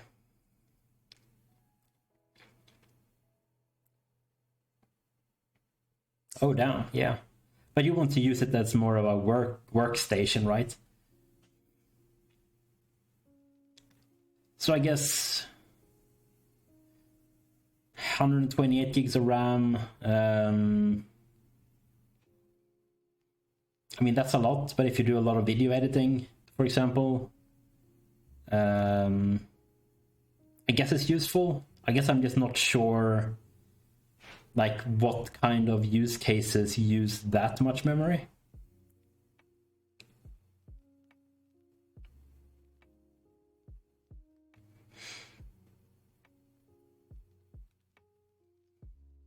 Yeah, for the Ryzen CPUs at least, then RAM speed and RAM latency can do quite a lot in terms of performance. More so than Intel does, I believe. But if you're going more for like amount of cores, since you were looking at the 3950, I think you said, or so.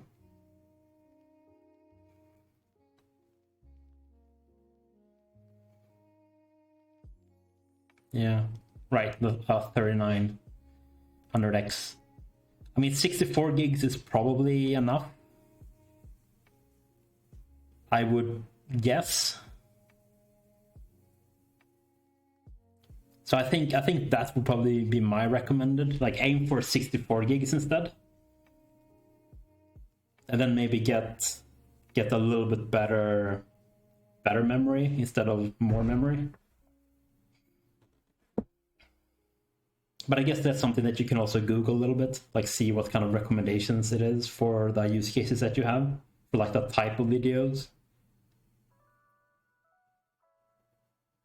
Like if you edit a lot of 4K stuff and things like that, of course the memory usage is probably more important, but yeah.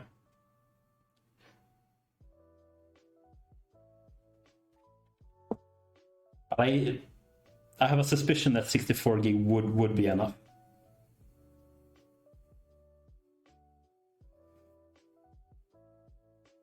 It's better to have 64 gig that you use a lot of, and it's faster than having 128 gig that you never use, but it's slower, if you know what I mean. Right, I was screwing in my motherboard.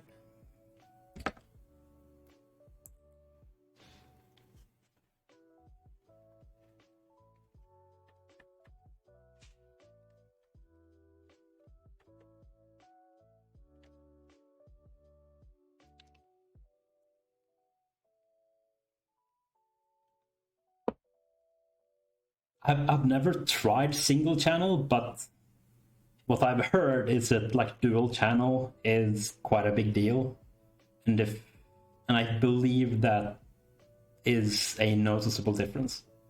But I've never had one memory stick in any newer computer, so I don't know. I've always bought 2 or 4 sticks directly.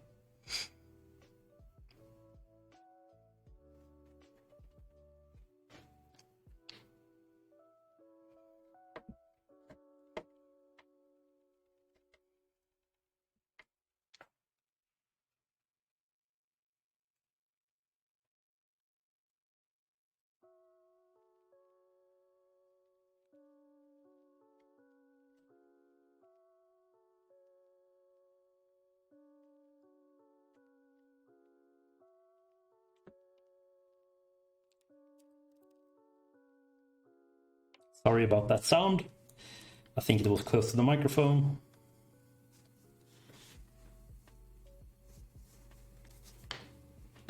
I don't know if that view is actually any helpful, but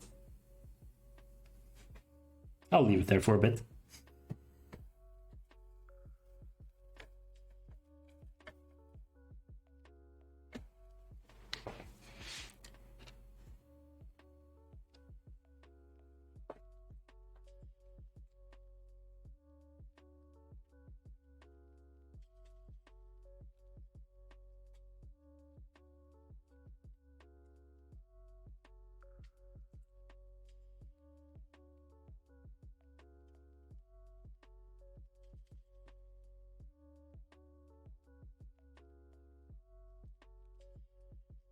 Okay, so we have 3, 6, 7, 8. Okay, so last screw, and then I'll gradually tighten them all up a little bit more.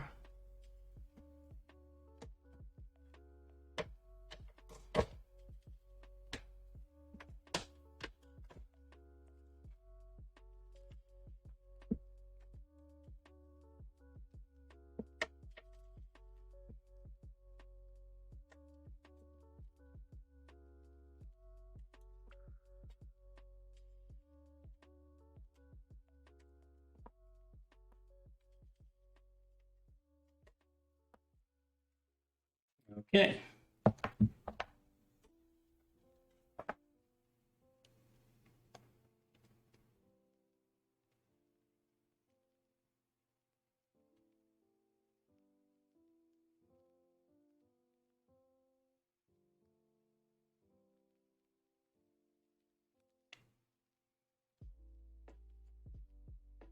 Yeah. Yeah, I would say that 3200 is fine. You definitely don't want to go lower than that. Going higher than that might be slightly beneficial, but I don't think that's too important. You might want to check how the CL latencies are, which I guess like going higher than 14 is probably not great. But 3200 megahertz and CL14 is pretty default, and you wouldn't want worse than those. I think have that or better.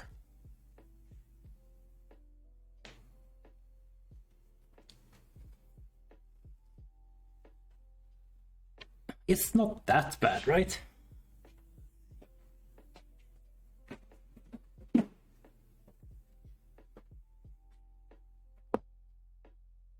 So this is the memory that I have. So it's just the Corsair Vengeance LPX. And let's see, does it say the...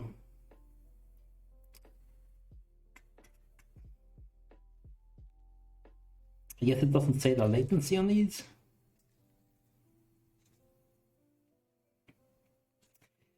Because I do not see it. Yeah, doesn't say on it.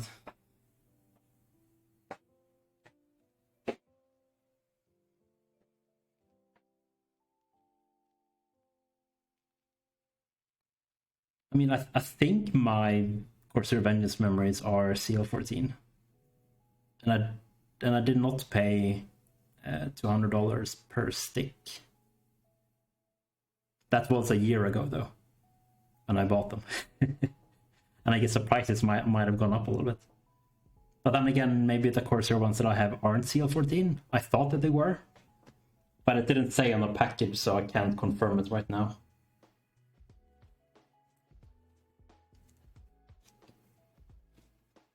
Oh yeah, right now prices probably aren't optimal.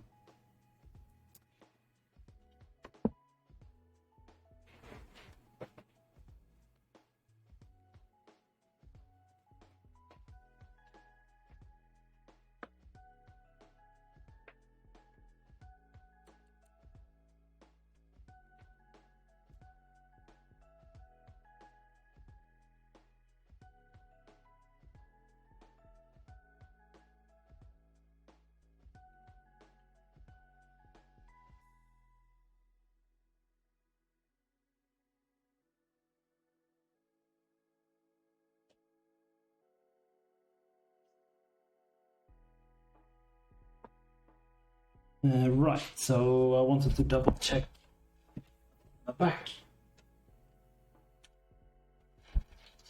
Right, the back plate was correct. Somehow, yeah, exactly. Somehow I got unsure if the black plate was mounted correctly or not.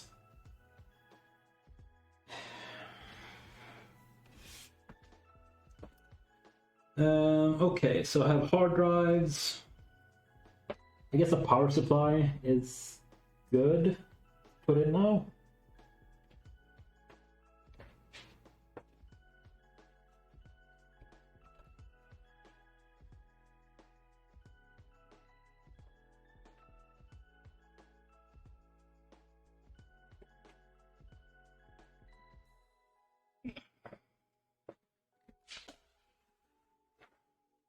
So for the power supply, I have the Corsair HX750i.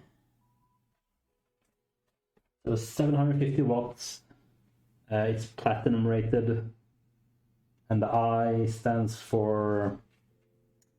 I don't know what it stands for actually, but I know it means at least that it's more digital. So the voltages are controlled by... I guess not just resistors and stuff, but there are actual like electronics in there that improve it and make them extremely like stable and more precise. Let's see.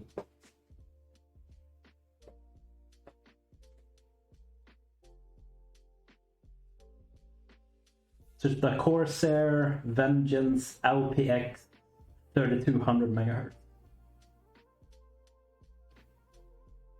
to 8 gig.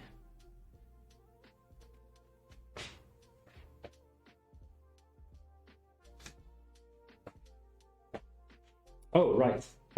Correction. I do see, but I remember the end of the serial number. So let's see if you can see that.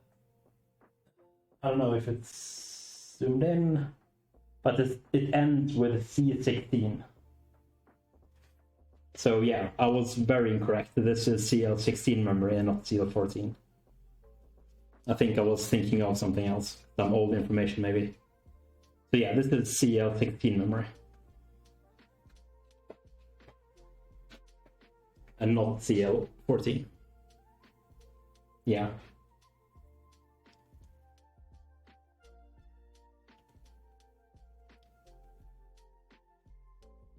I don't know if they are better, because I don't really know anything about the Kingston Value RAM.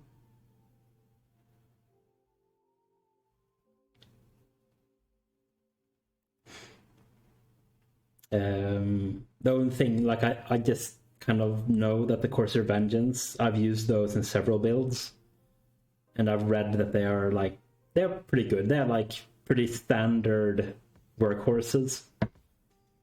They're nothing super special or anything, but they're good. Good stable memory. Oh yeah. Enabling XMP and things should optimize it all. I have the exact same memory in this computer here. There we go. So that computer there has also 32 gigs, the exact same RAM in it, and that's a Ryzen 2700X, I believe.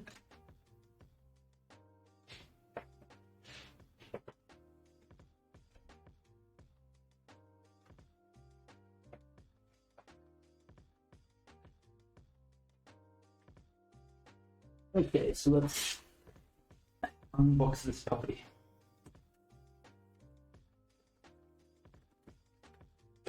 So now starts all the cable management and the less fun things.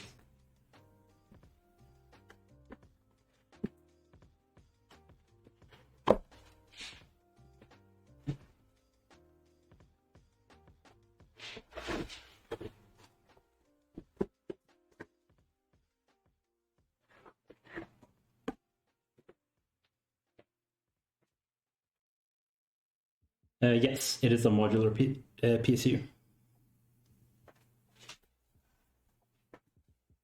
Did I put the seat?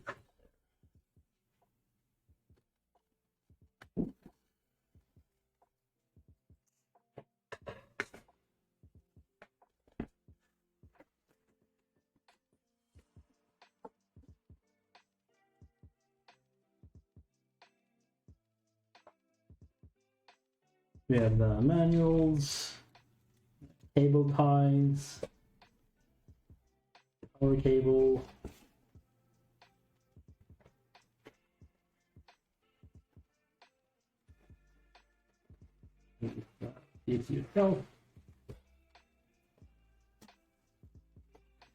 So yeah, there you see all the. Oops. Yeah, so it's modular. I pretty much always go for modular because I tend to use very few cables, or at least less than half of what they usually have, I feel. So it's so much nicer to have so much fewer cables. Then you get this little pouch that is full of all the different cables that you could ever need and want.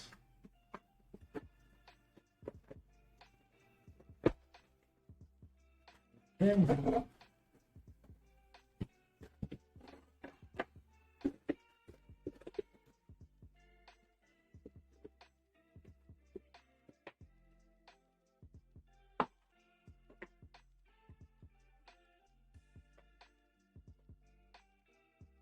of course, the next step after having a modular PSU would, of course, be to have like cable mods. So they are definitely nicer cables, but they are pretty expensive. And since I have no window in my case, you can't see them anyway, so I didn't really see the point.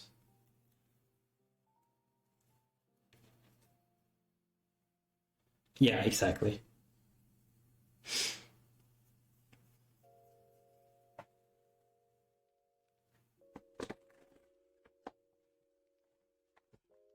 Right.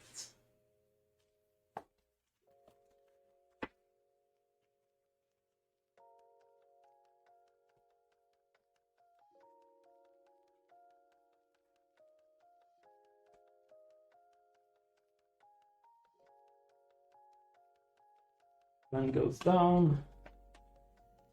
That would slot in right there.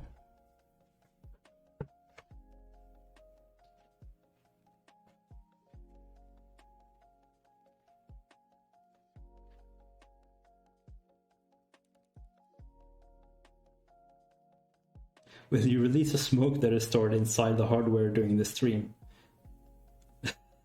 You mean when I have failed at something and something burns up? I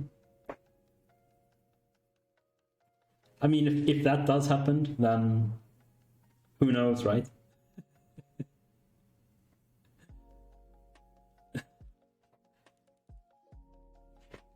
But I definitely don't. But I hope not. I hope not. But who knows? It's live. I could have gotten defective components.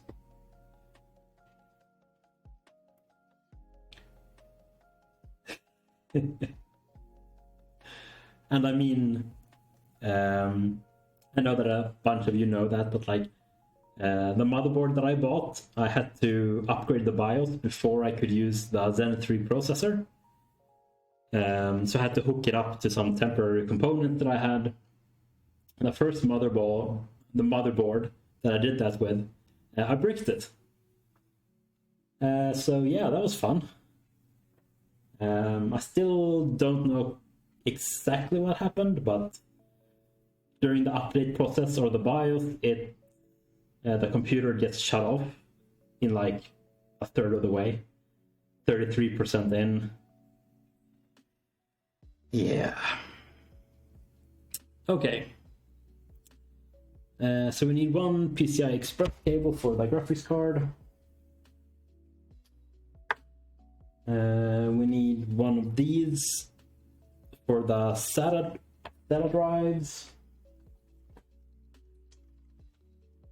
What is this? This is the Type 3.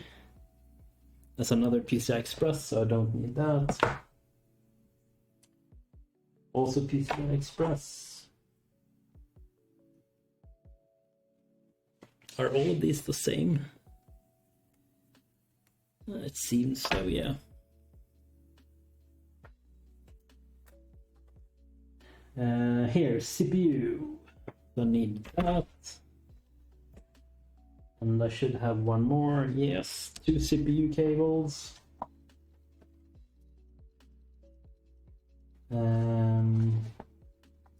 Right, I need the USB cable.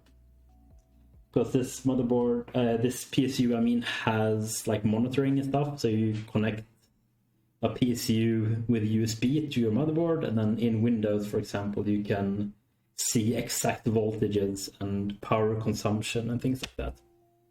So that's pretty cool.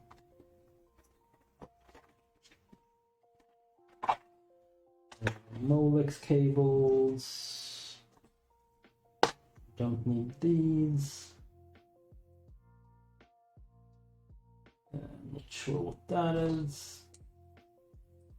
And these are just the same. I need that.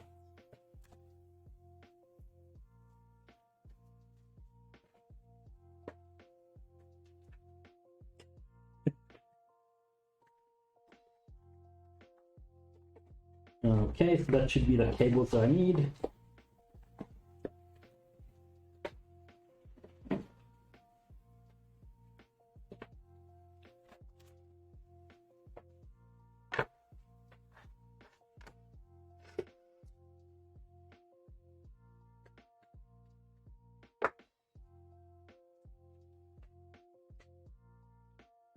I'm gonna take a couple of minutes break. I'm gonna just have some water, go to the bathroom, bio break, etc., etc. So I'll be right back.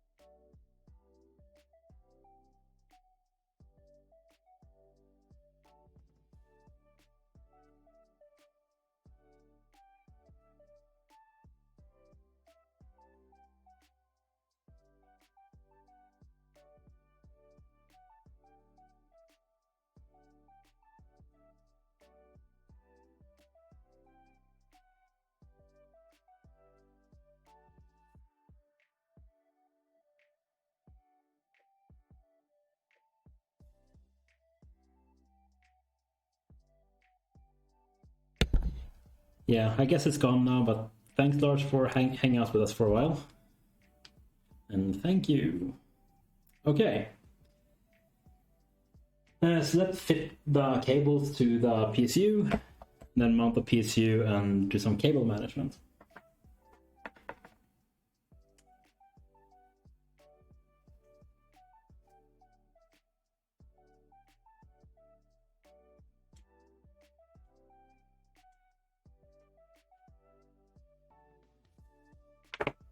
A whole bunch of zip ties.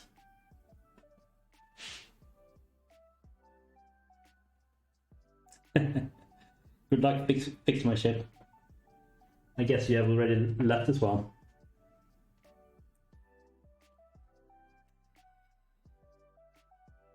Okay.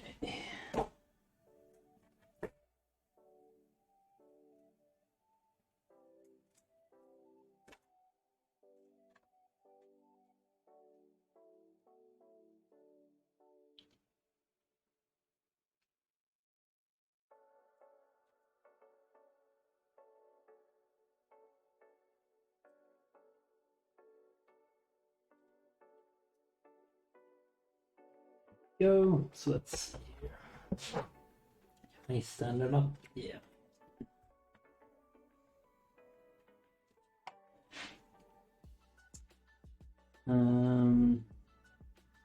I guess there's only one.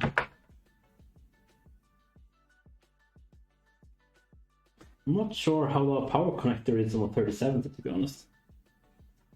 Let's have a quick look at that. Actually, move these cables to the side.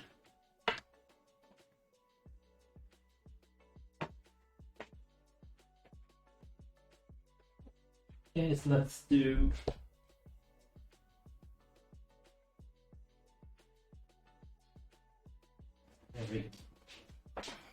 There we go. So let's unbox this one.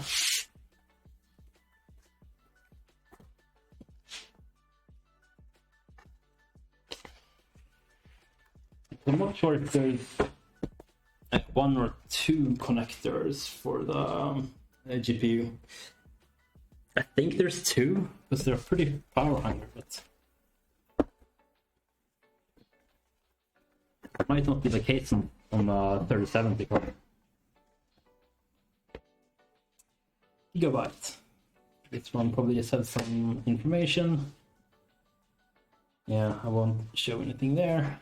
It might be codes or something, who knows? Ooh, voila.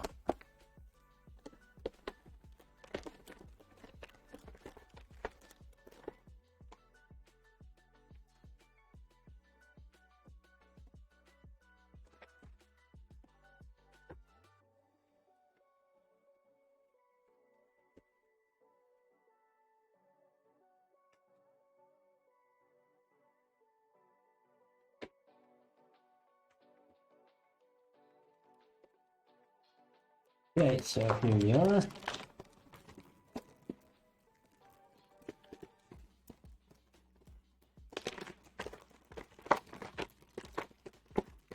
Yeah, kind of is.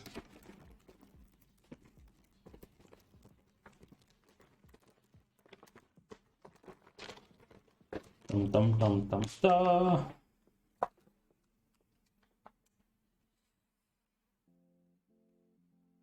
Okay, so it's one 8-pin and one 6-pin. Okay.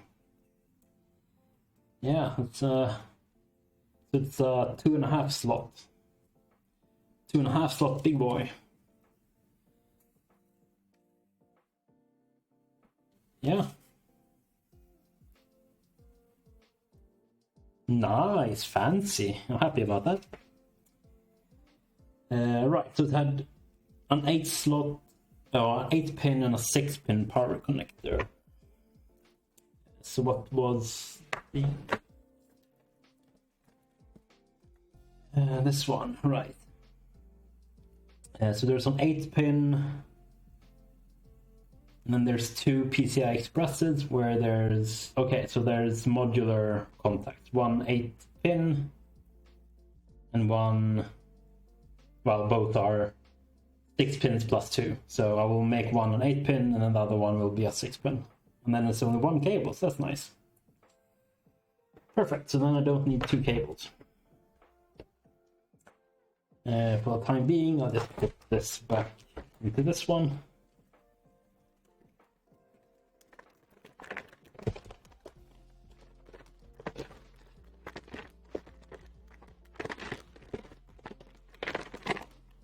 Okay.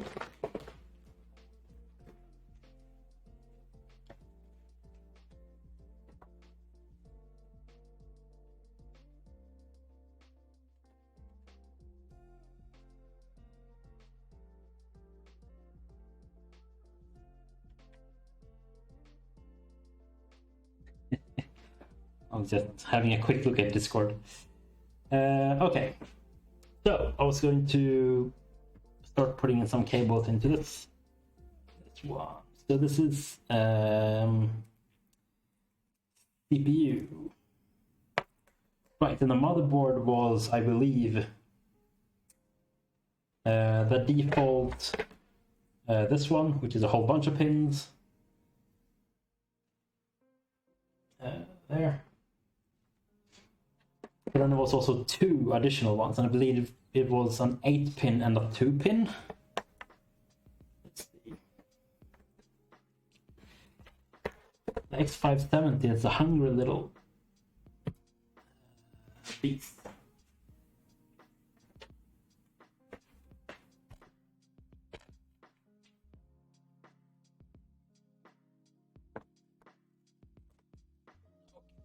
Here.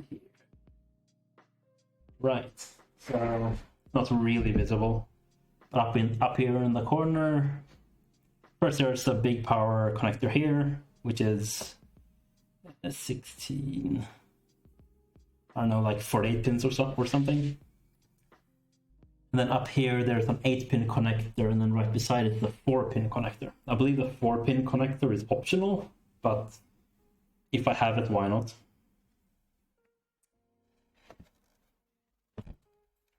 So let's sort that out.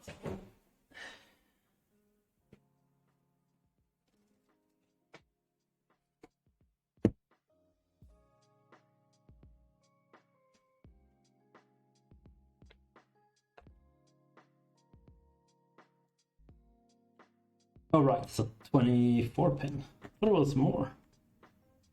I guess I can't count. That's fine.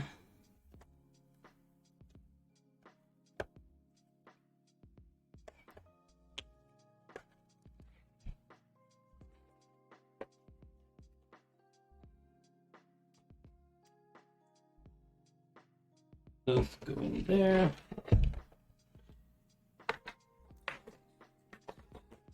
Then we have this cable for the SATA connections.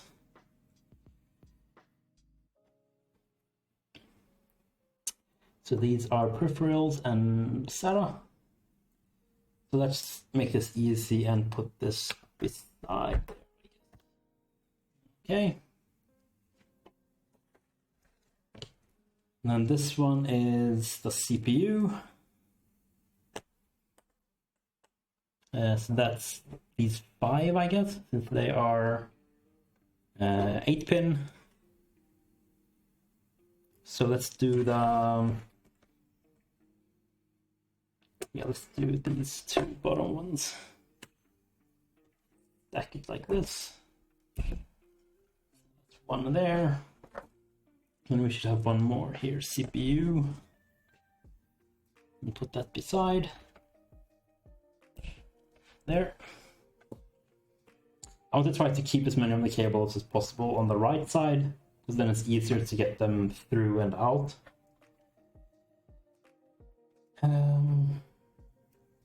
Right, and this is the USB connector. So that just goes into the USB ports on the PCU. And then this is the PCI Express. Let's just put that to the top. Okay. that is all the cables we need.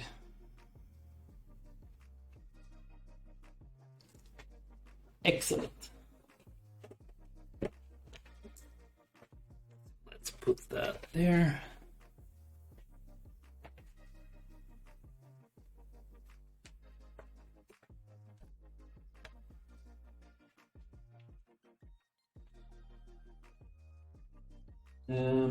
I guess there's no real good camera view for this.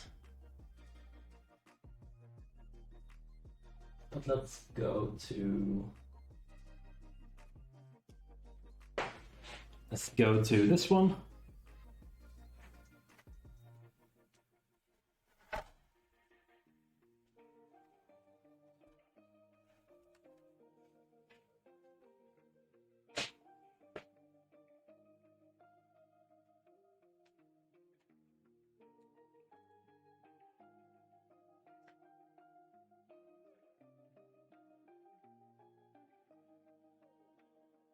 That kind of works good enough.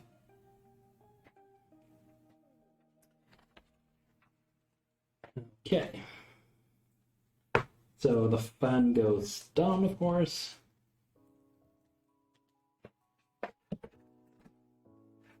And I should be able to just slot it in here.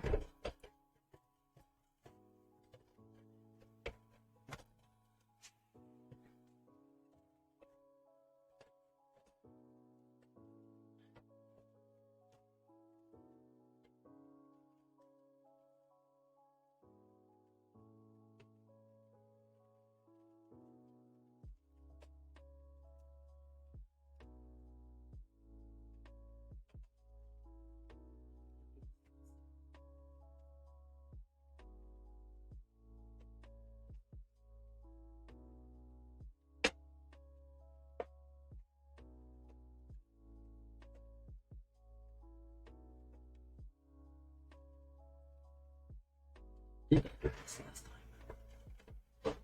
I do not know.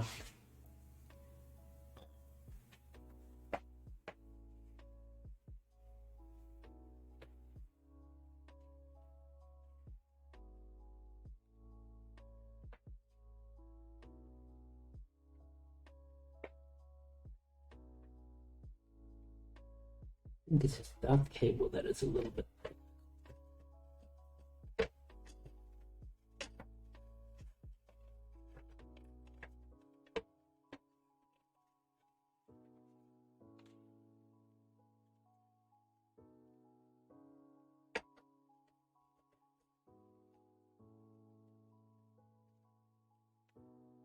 Maybe I can't have that plugged in. Oh.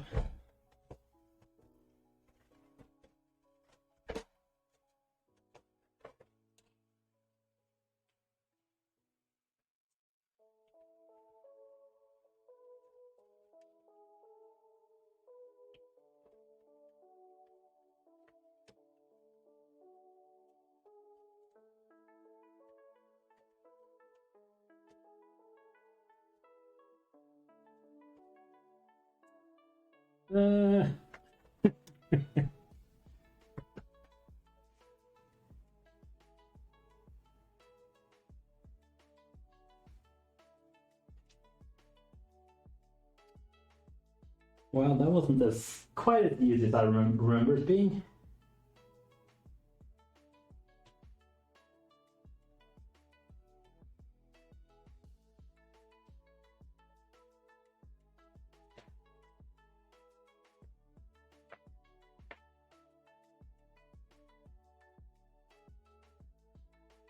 I can't have the cables plugged in.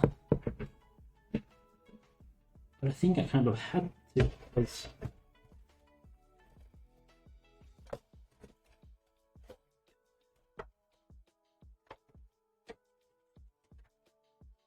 some of these were. That's a one bad thing about this case. It's very tight in terms of the PSU.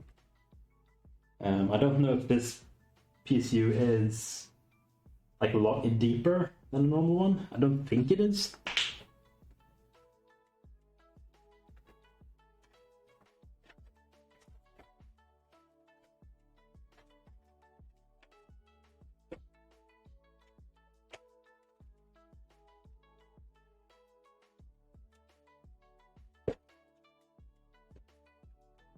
Here we go. But of course, now there's in, it's fine, but it becomes extremely cumbersome to put in that USB cable.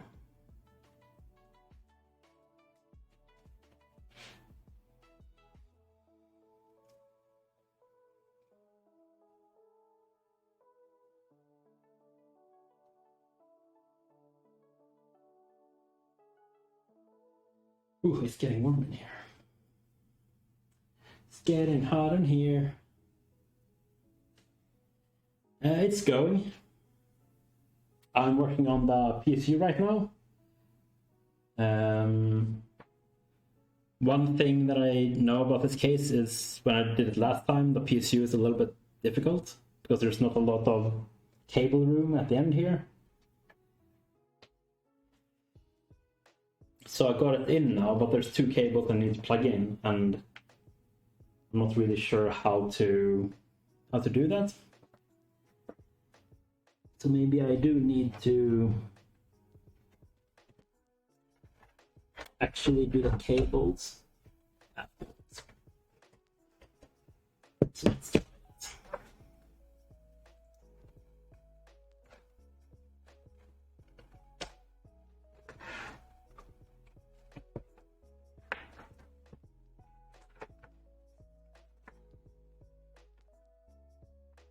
This one has to go in after. So that one goes in the top.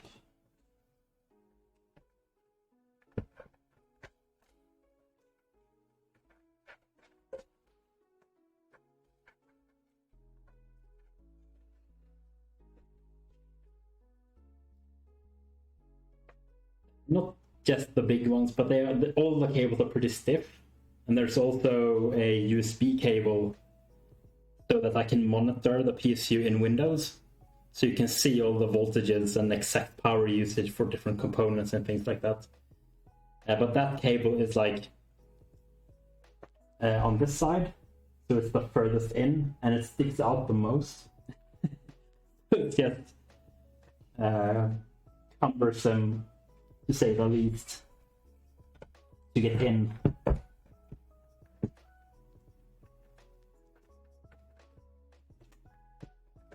Get this out.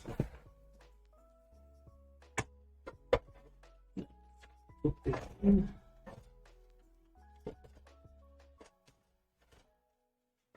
Okay. Exactly.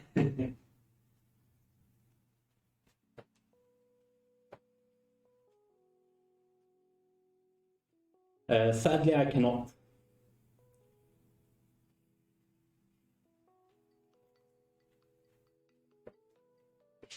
But I definitely wish that you could.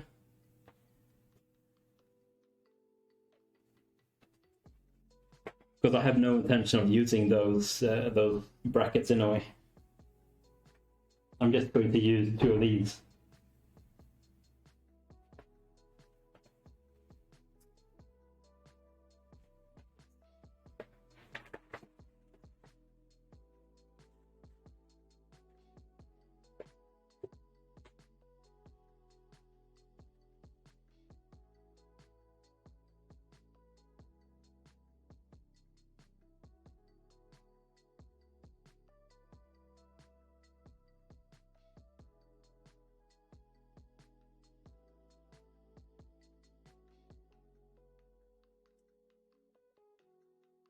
Well, I guess I just have to dive in.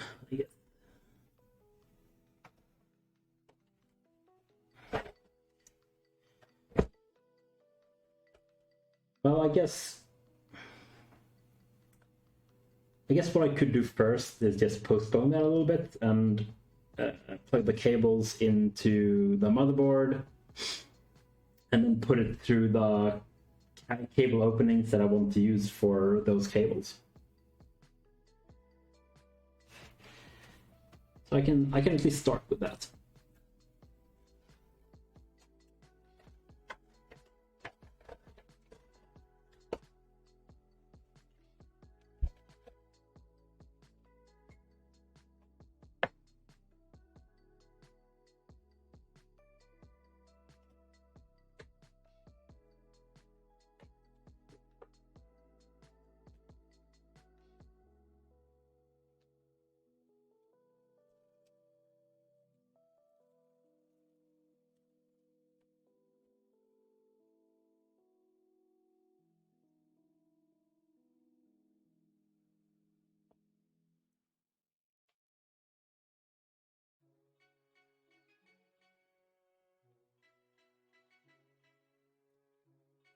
So we have all of these cables. So these are USB, all of the power and sound, the front I/O, this fan. Let's get the fans out of the way a little bit. Can I do that?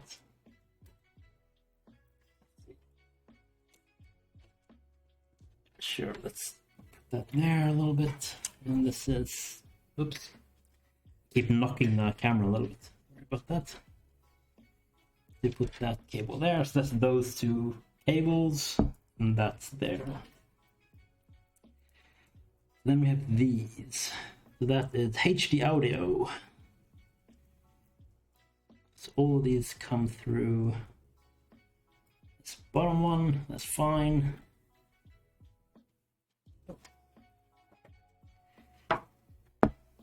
So where are the headers for these?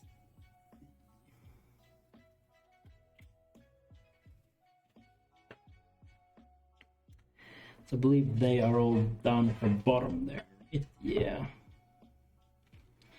Actually, since I'm going to do the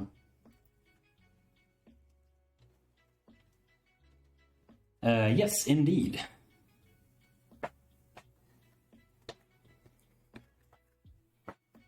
Here.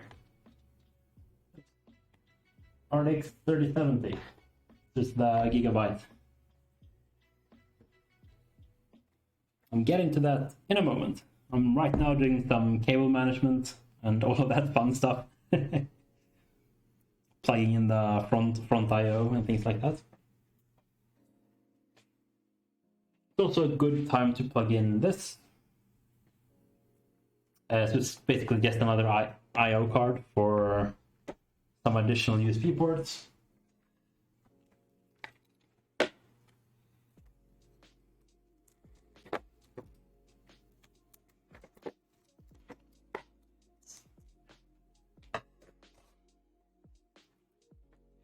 Yeah, I'm definitely happy about that purchase. I would have preferred a 3080, but 3080 is 5 minutes after the release don't exist. I tried getting a 3080 as well, but the home pages were just completely broken down and I didn't manage to get one. And a 3090 is just a little bit too much for my needs.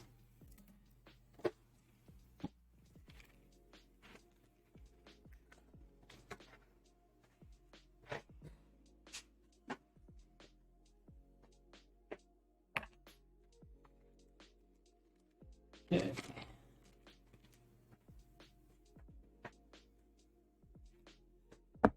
So here we are, very basic. It's just some extra USB 3.2 and 3.1. The back it has a USB-C as well. So just some extra USBs,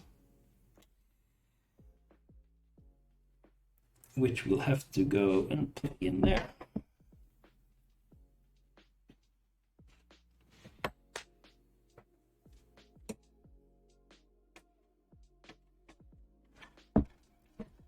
Guess I could put in the GPU while I take off these brackets.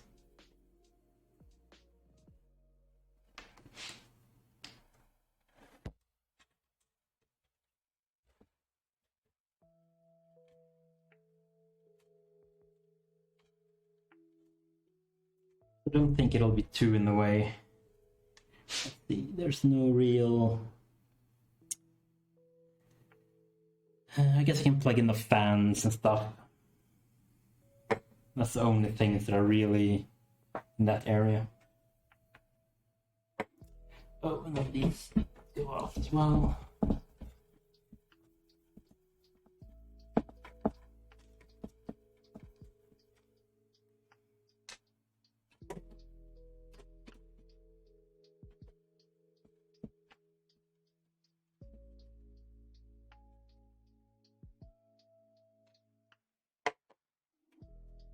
Okay, so let's see, that's This one here.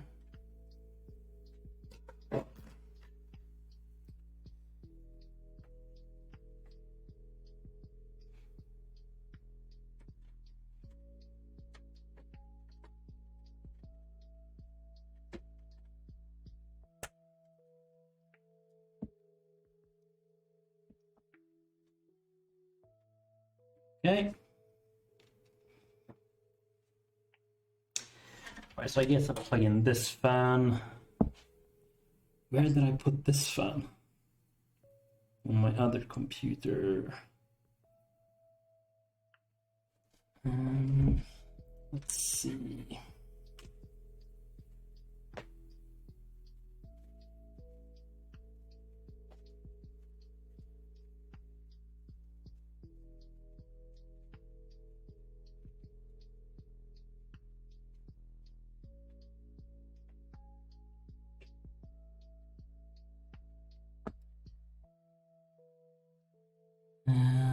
Right, so up here we have a CPU fan and chassis fan 2.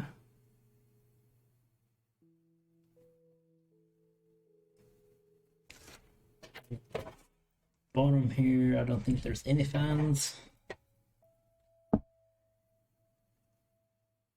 And no. And then there's a pump.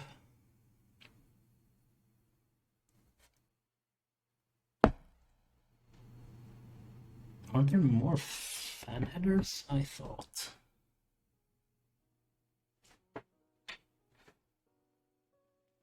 Huh.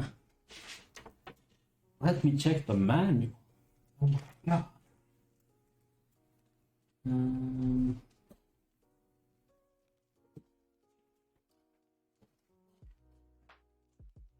Where did I put the manual for the motherboard?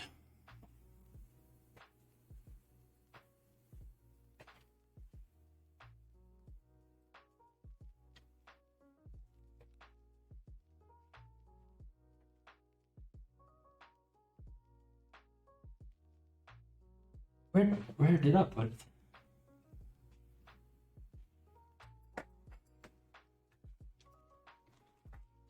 Corsair. This is the chassis. Why did I put it there? I did not.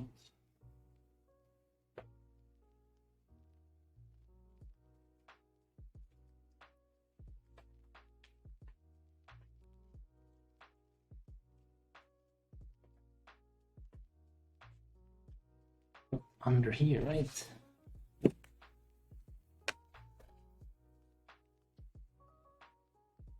What is this? I've already lost stuff. Did I throw it out? Oh, here it is.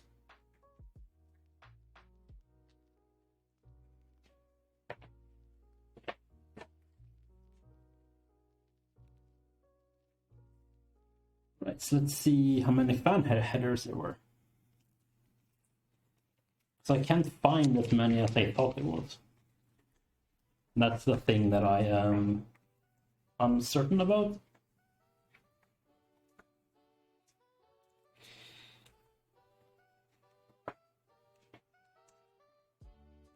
Where are you? Here.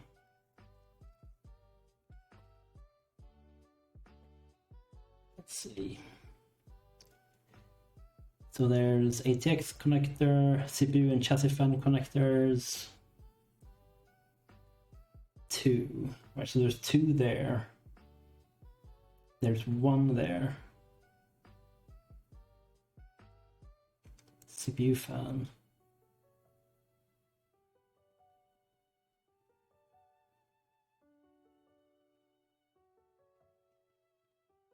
Wait, what? So there's only 2 fan connectors on this motherboard?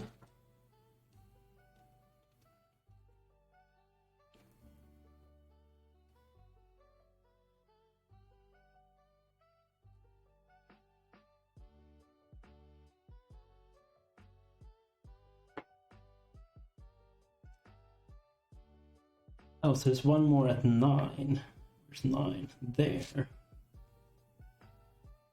Oh, that's the fan connector for this. That's obviously one that I cannot use. Yeah.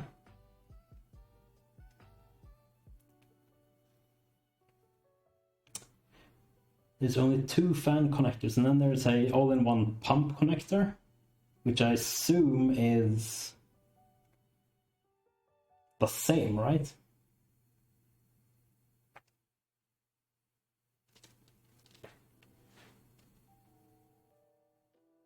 Can you plug a fan into a all-in-one pump connector, do you think? Does anyone know that? Let's see.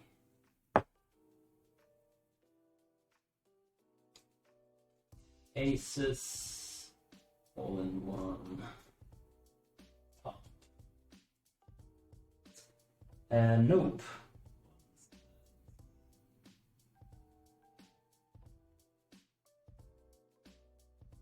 Okay.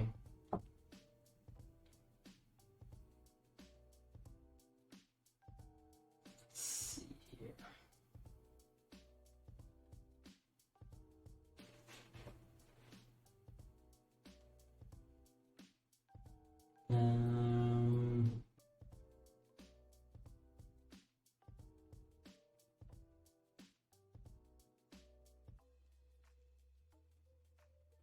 Oh, okay.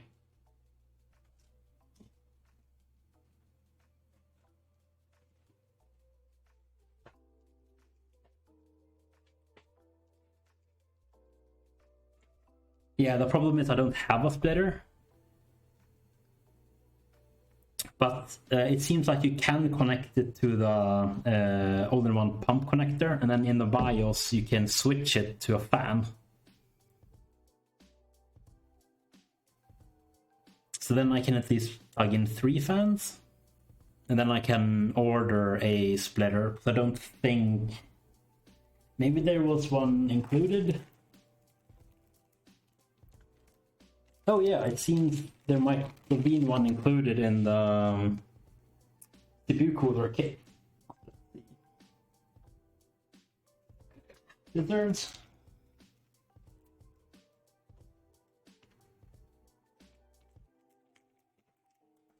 Actually, I can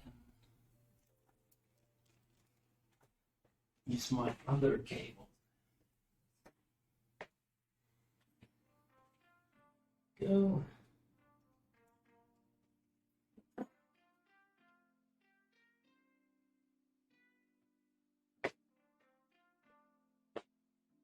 Okay, so let's see. This is a low noise adapter. That's something else. Here's another low noise adapter. Here, Y cable. Okay, perfect.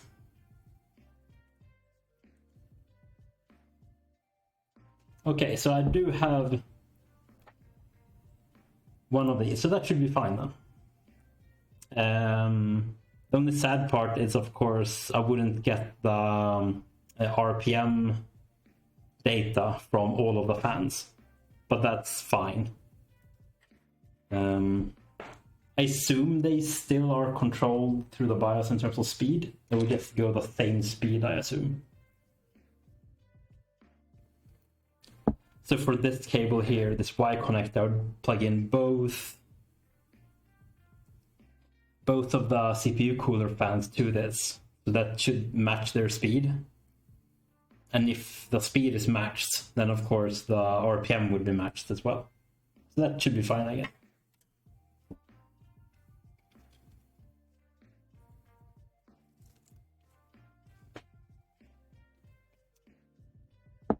And then I have these two. So I do have another kit here for the fan, for the CPU cooler.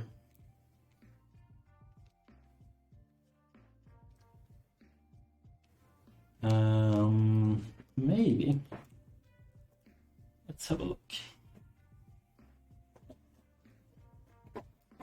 Let's have a look in the bag of tricks.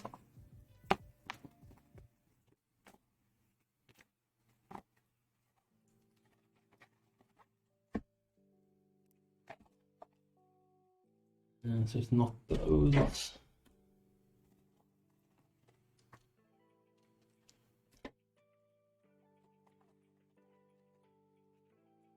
It might be one of these. Smaller cables, let's see. Right, so this is a 4-pin to a Molex. And this, I don't know what this cable is though. So on one end there is a 4-pin which could be a fan. And then there's this super small one.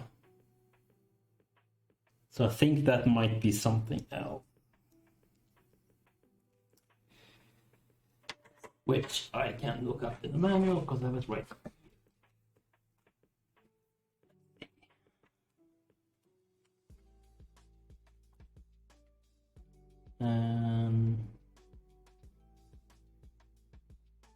Oh, okay, so that's the Corsair Link digital interface cable. So that's something very, very different.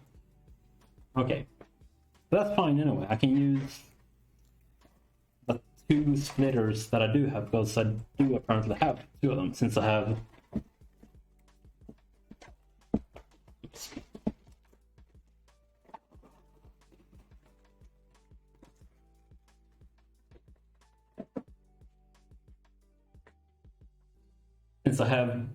Since this is my second CPU cooler of this brand and sort, and I got one Y connector with one of them.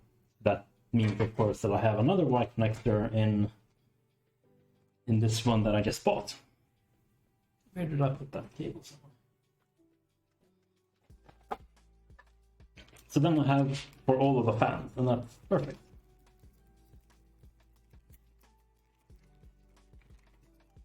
Crisis averted.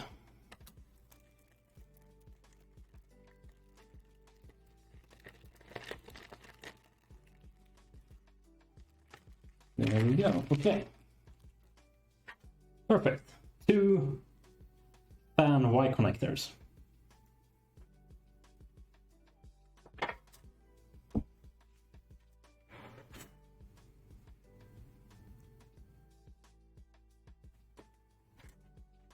Which means, let's see.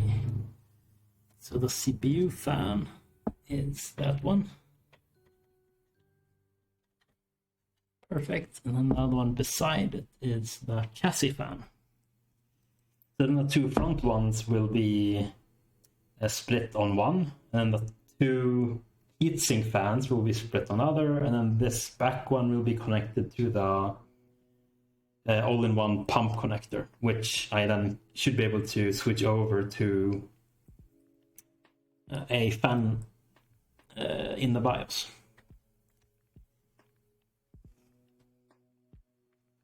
Yeah, that's not too bad of a solution. Right,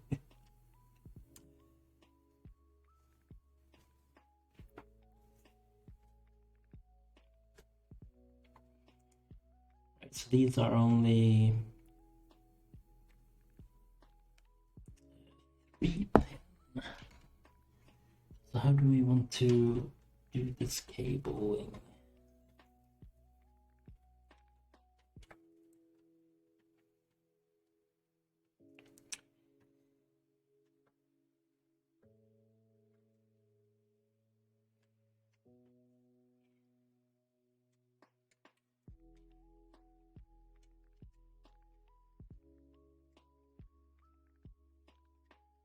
Like around here.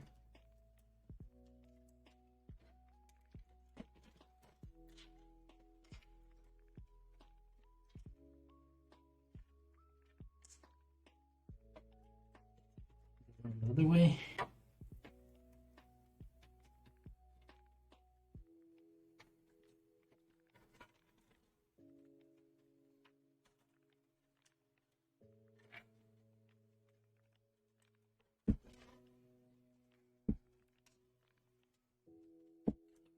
Shade it there.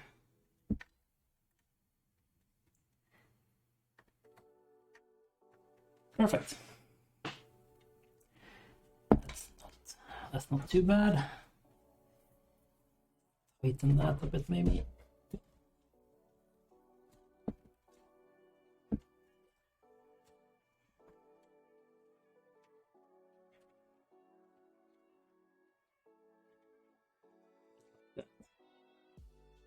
Oh, it won't really stay there, will it? Oh, I guess I can do it like that. So take that out. Put a little bit of slack there.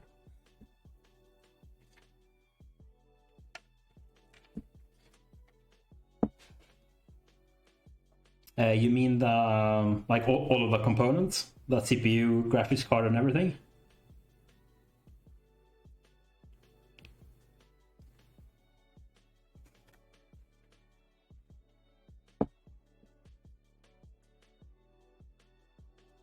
Or do you mean something in particular?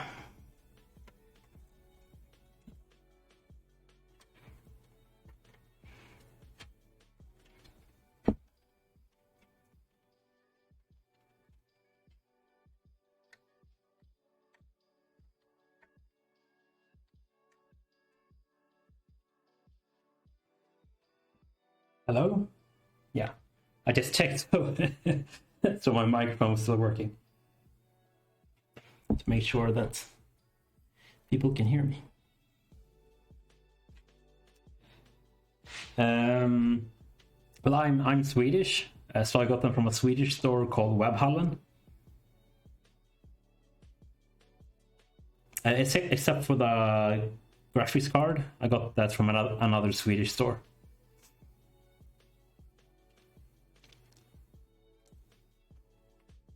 But yeah, I don't know how interesting that is, depending on if you're Swedish or not.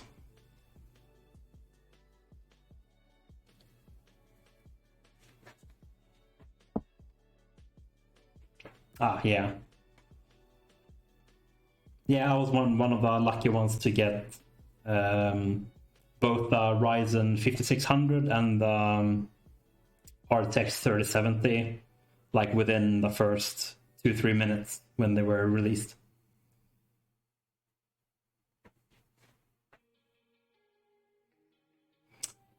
I tried to get other things as well, like the 3080, but that didn't work out.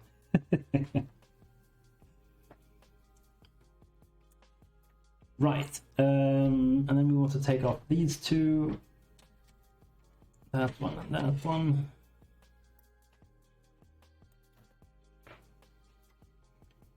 There was nothing more I wanted to plug in here, right? No. Okay.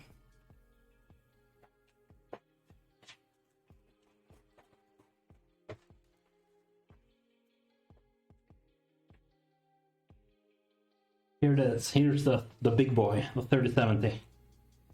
Out of the new cards, of course, it's not really the big boy, but it is pretty sizable.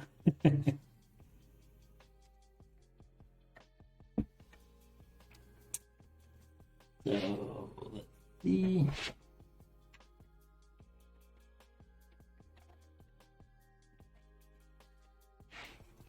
Oh, that's not optimal. I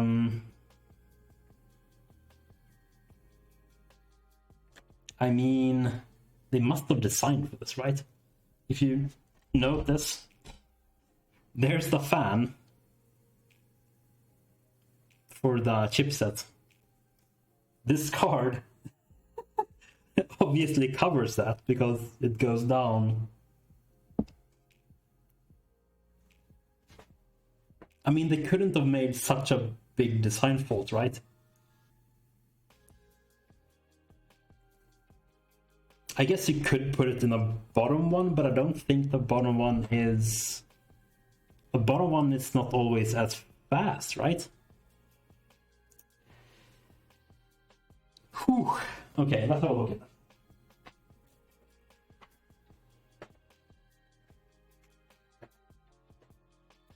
Where did I put the manual? Oh, the thing that is wrong was this here is a chipset fan, and that's the GPU slot, and goes down 3 slots. So it lies like strictly against the chipset fan. If it was half a centimeter away, it would have been fine. I would have felt comfortable with that. But since it's pretty much like flush against it with yes, maybe 2-3 millimeters, it's probably fine because it probably sucks in air around it and blows out, I guess. But I'm just gonna check the manual and see if there's any actual difference between the top slot and... Yeah, exactly. At least there's dust filters on all entry points on this case, so the dust shouldn't be that bad, but over time that's always a problem either way if you don't clean it properly. But yeah, I'll just check if there's any difference between the actual slots or if both are equivalent.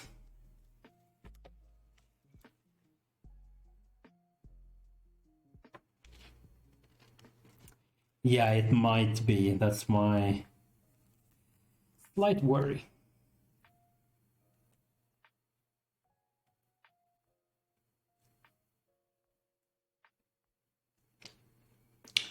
Let's see here.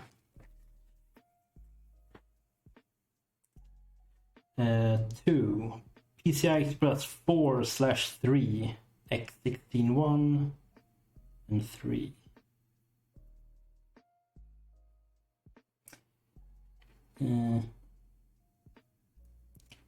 Let's see. 3rd gen Ryzen VGA configuration. Single.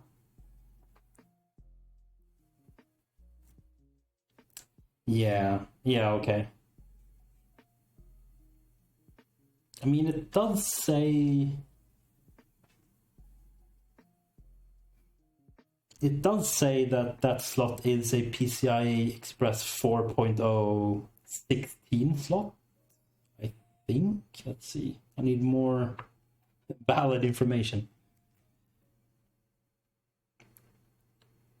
Because the bottom slot is a 4X if you use the top slot. So if I have dual graphics card, then the top one is 16 and the bottom one is 4. But if I only use the bottom one... doesn't really say.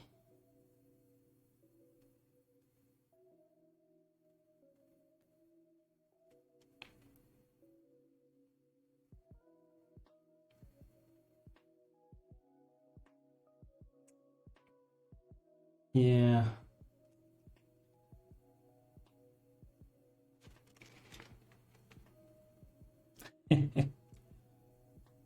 Yeah.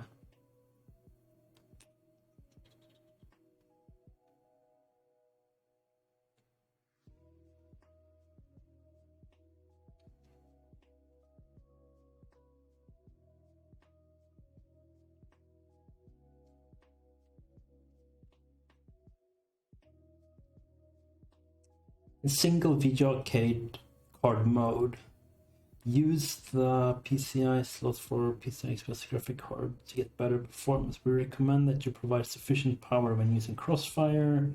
Connect chassis fan to the motherboard chassis fan connector using multiple graphics card. I mean, it has to be fine, right? Like, they don't expect you to buy this motherboard and not have a large GPU, because this would literally, like, any GPU would literally cover that, because all GPUs are 2 slots. So it must be fine. Yeah, I'm gonna put it in the top one, because that's where it should be.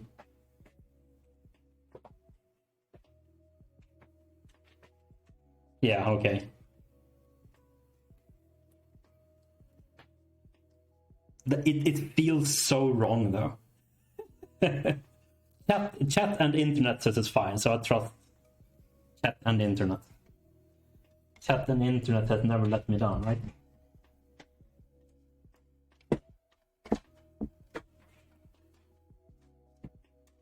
Oh, I remember, right. Flip that one.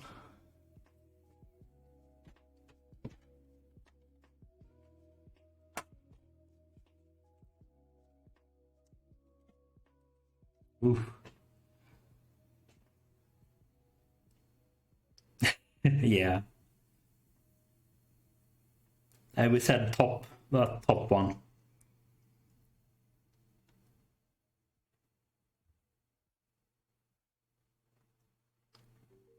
Because let's see. Can you see? Let's see. If I switch to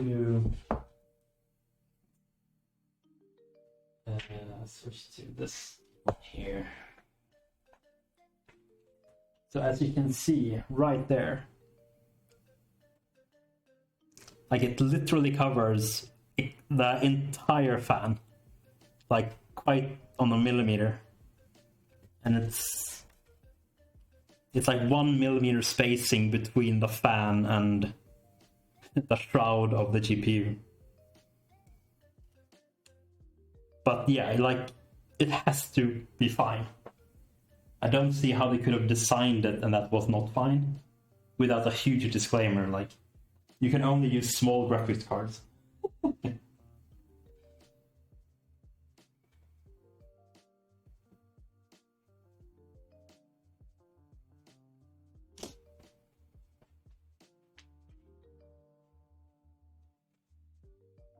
Yeah. And also in the manual, it's not super clear if the second slot is a proper like 16 speed PCI Gen 4. It's a 4X if you use a top one, but it doesn't say if you don't use a top one, the bottom one is still full speed. Well, I do have a Dremel in my cupboard here. I could do it, but no.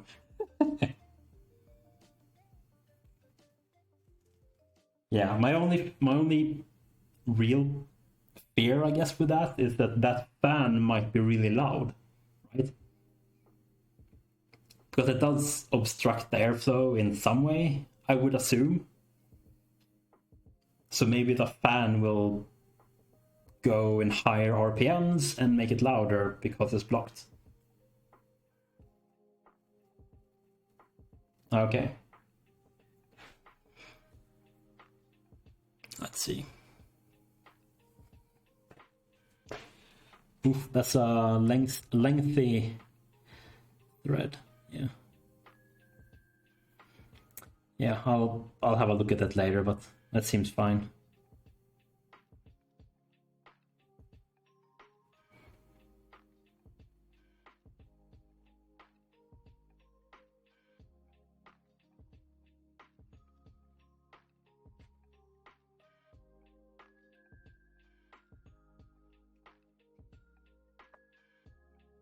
Yeah, but that only counts 4 of the slots. I have 5 slots.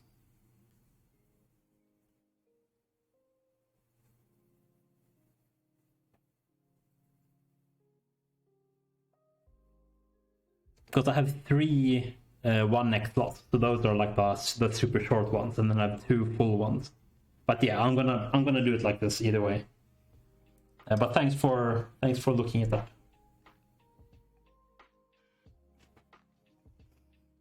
Right, so let's push this one up a little bit.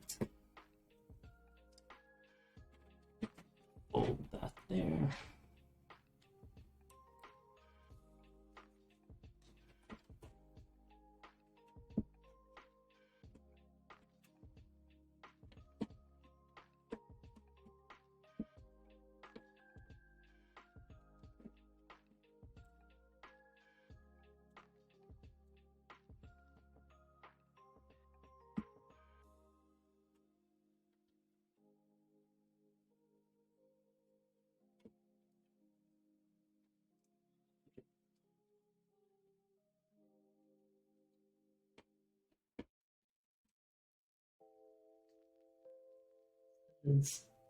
Yeah.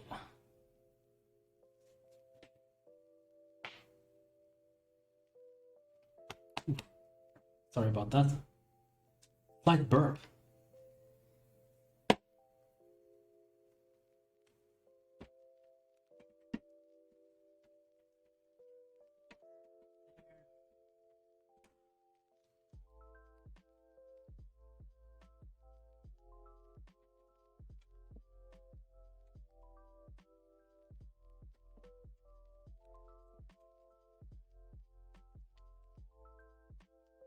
Yeah.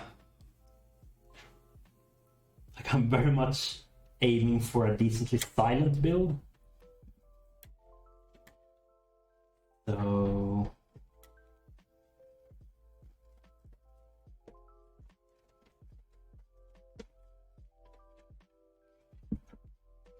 no.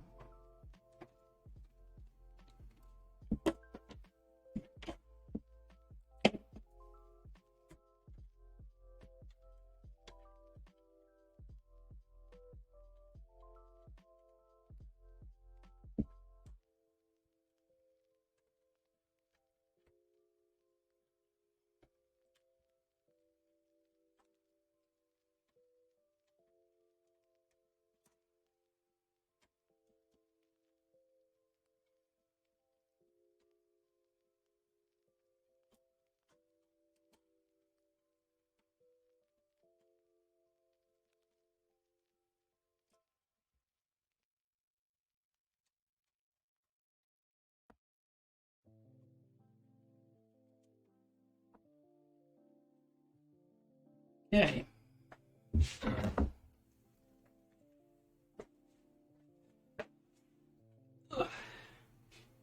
And some water.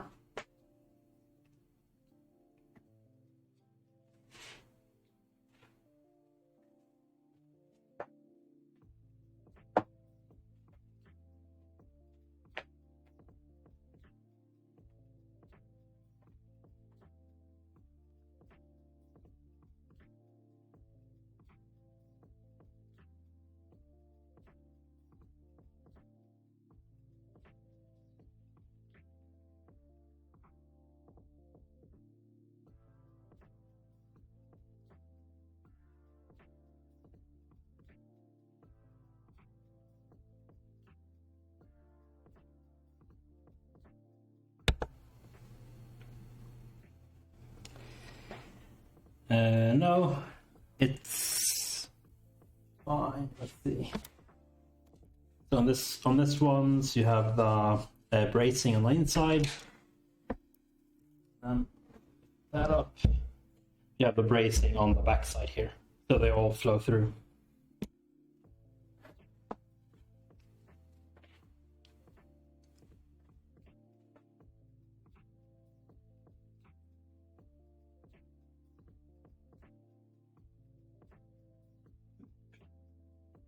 Do you prefer push or pull? I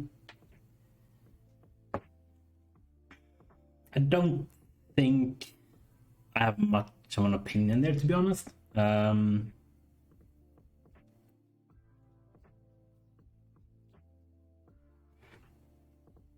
on the CPU cooler, it will be push, but I guess there will be 3 fans here in succession, so I mean it's pretty much push and pull since there's 3 fans on each side, or three fans in total there.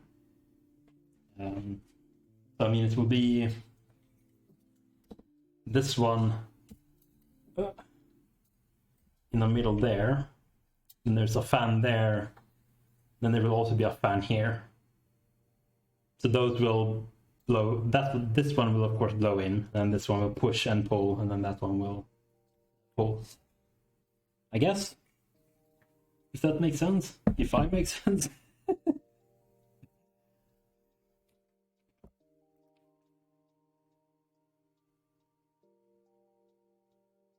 So yeah, I'm not sure if I have an actual preference if I had to choose one of them. And maybe having that many fans is overkill. I'm not sure.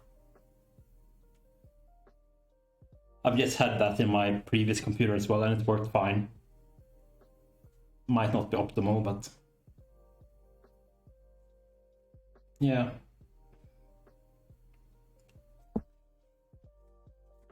Yeah, at least there's dust filters on both the bottom for the PSU and then in the front and in the top, but I don't use the top. But in the front as well. So as long as those are cleaned semi-regularly at least, shouldn't be too bad.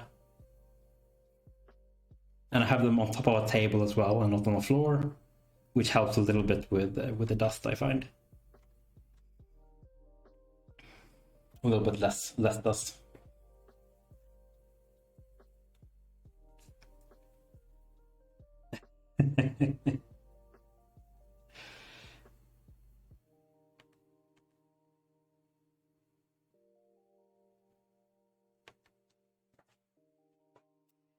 Yeah, it's a little bit. It's not a lot of mineral oil in this build. Right. So what was I doing after all of that debacle? Right. Was going to figure out these cables, I guess.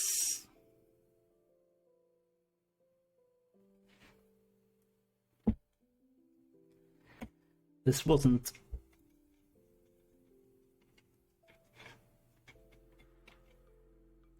What cables are under the GPU there? I wonder. Here. 10. Oh, okay, so that's the SATA cable. And I guess there are no other... Oh, there are more SATA cables as well, okay. I guess I could use them because it, like, hides them. So if I have them behind the graphics card there, you won't even see them.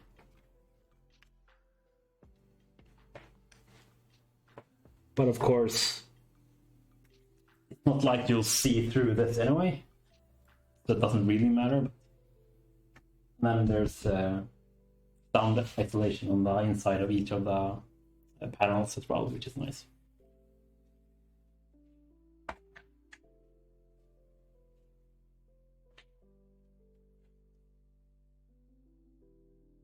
And where did I put my flashlight?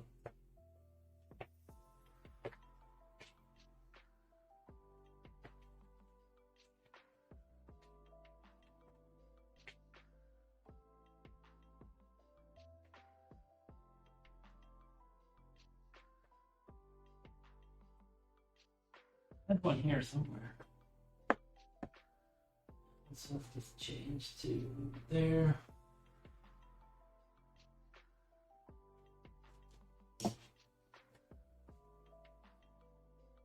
Hello, flashlight? How are you?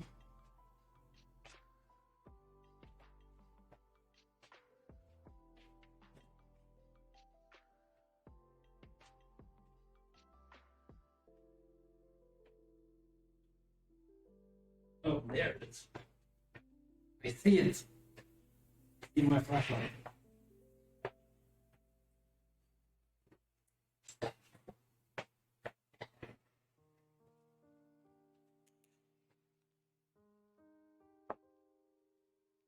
Okay.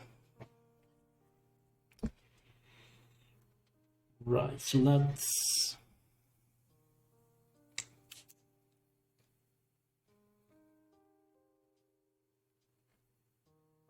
Yes, exactly. So the 3090 is basically the equivalent of the Titan cards before. So like the RTX Titan and the GTX Titans, I guess. So the 3090 is equivalent to one of those cards. And then the 3080 is not as good, but it's very much top of the line in terms of like normal consumer performance. And then the 3070 is just below that. And then they will be releasing 3060s, and then maybe TI versions of all of the numbers as well, I guess.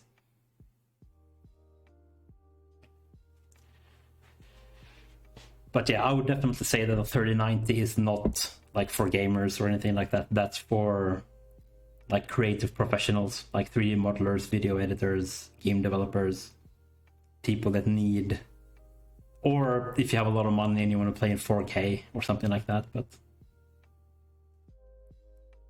for 99.9% of normal people and pro gamers and whatever, a 3080 is probably the way to go.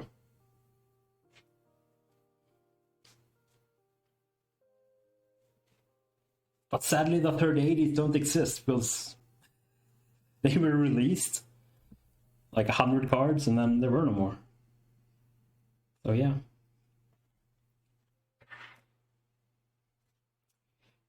Right, I was going to fix these. I keep getting distracted.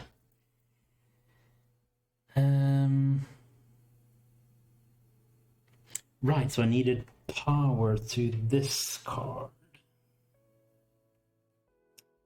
I don't have that, do I? No, I don't. Yeah. Yeah, the only cards that are in stock here in Sweden that I've seen now are the 3090s. There's a couple here and there, but 3080s haven't been in stock since they were released. They're still working on like the backlog of orders for those. And the 3070s were a little bit easier. The initial batch of 3070s disappeared instantly, but then over time there were some that were like they had finished the backlog of orders, so they had a couple here and there. But I managed to get it on release, so that was good. Yeah, that's such a shame. Of course, people want to build it for December, so they have it for the holidays and things like that. So it's a real shame that they have such issues with stocking up the products.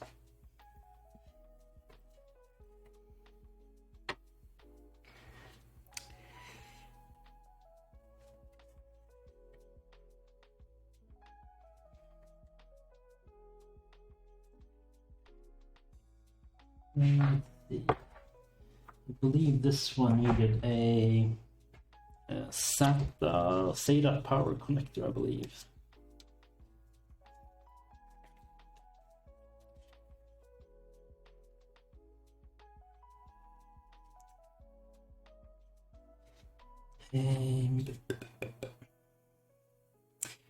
Yes, 15-pin SATA power connector.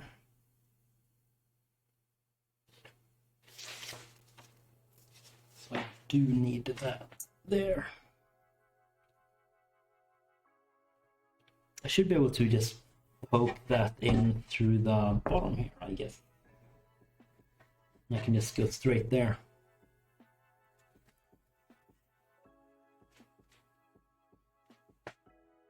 Here.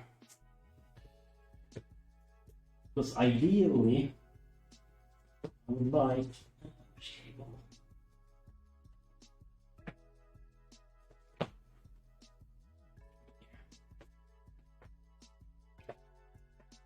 so this is a SATA cable. Yeah, it won't be far enough. Welcome back, Fix My Ship. I don't remember when you left, but I'm still doing cable management, maybe. I've put in the graphics card. And I'm now planning out where the cables should kind of go, what needs power, where they should be, and things like that.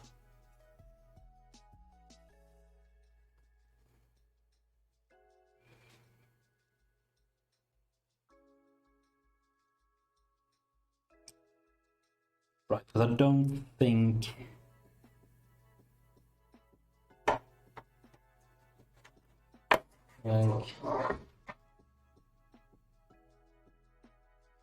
is there a back panel you could remove? Oh yeah.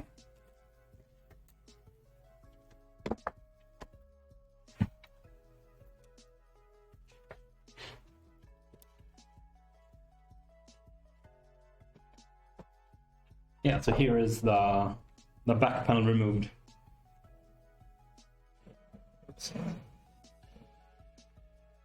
So there's hard drive slots at the bottom here. There's 3 there with like quick releases, no screws. And there's cable channels. No, that's fine. And then the PSU at the bottom here.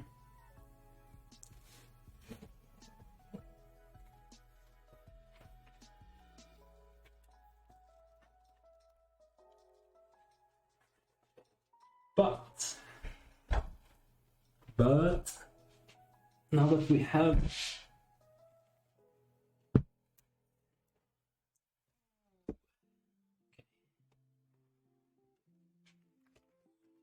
because this cable here, oh, you can't. This cable here, I would ideally want to these two drives, and then have this fourth connector connected to the PCI card that's like here on the other side. But I do not think it will reach. So I could plug those two connectors into those two drives, and then put this through the hole here. But I don't think that's long enough.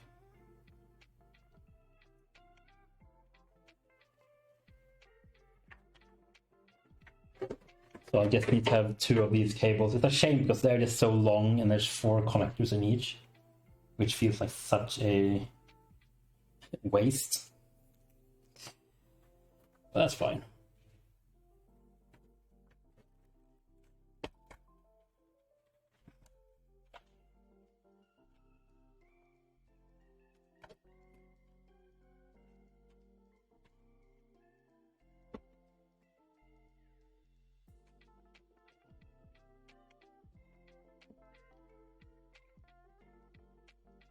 So if we take out one more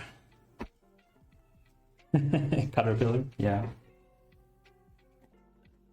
If we take out one more of these, no, that was a moment. Here.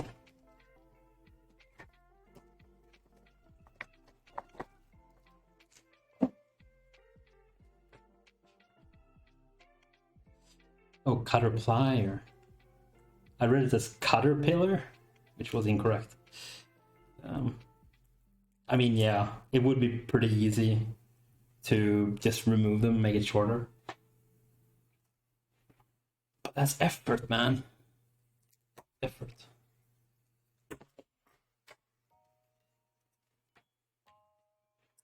Right, so to the side.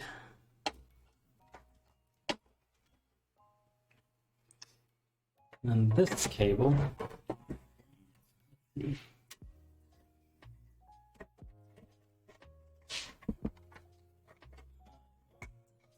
Here.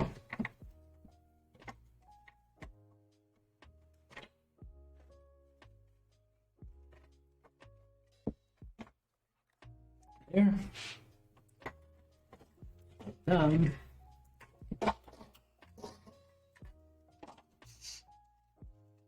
This cable to just disappear into this hole here. There.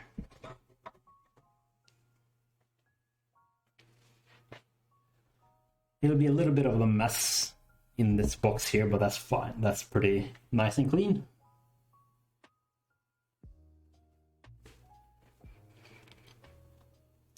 Which then means that these two thick boys, which are USB 3.2, I believe. So it's USB-C support. So one of these will go into the expansion card there. And then this other one will go into the motherboard. Bottom there. Done.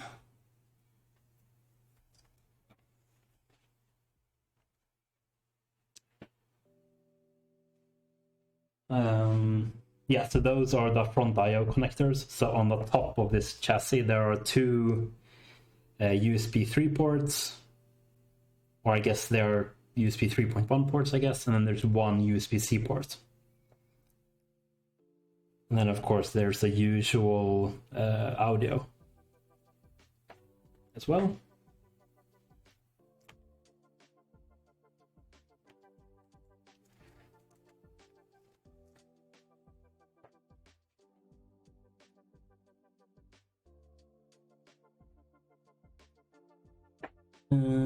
What more? Then we have all of these. These are such a pain to plug in, like these individual, the individual like power reset, power LED, etc., for the buttons.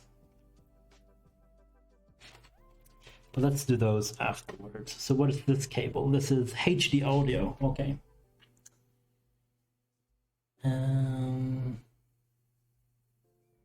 So where is the audio connector? So that is a 9 pin. Yeah.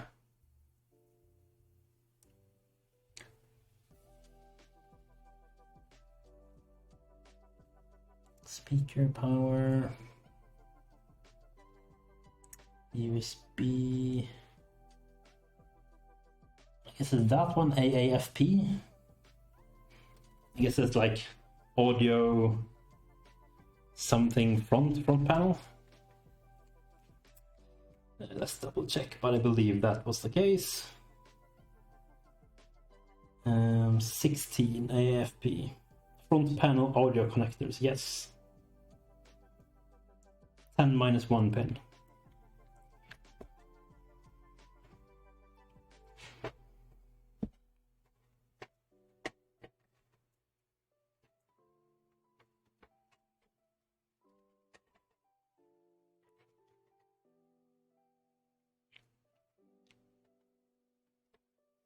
This one long enough?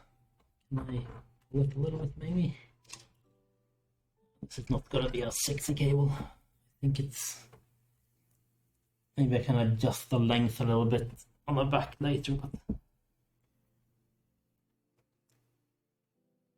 So I think these are as long as they can be.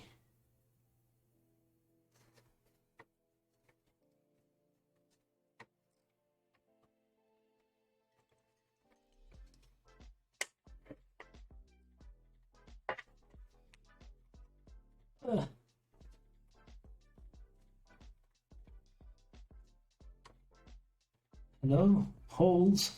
Pins? That... running.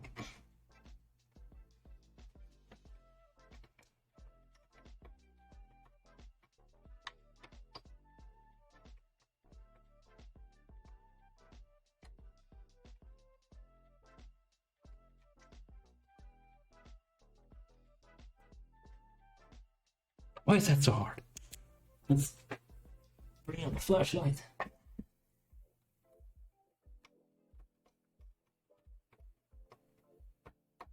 There we go. Okay. That should be connected, yes. A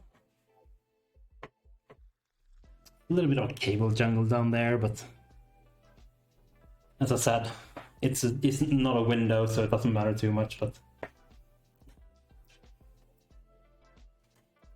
the person inside of me wants it a little bit neat, at least. And now I realize that I probably should have... Yeah, it'll keep me up. And now when I see all of these cables covering these connectors, then I kind of regret plugging those in. I guess I'll plug this one out. The one that obstructs the most. Wait, do these have a little button on them? Or is it just...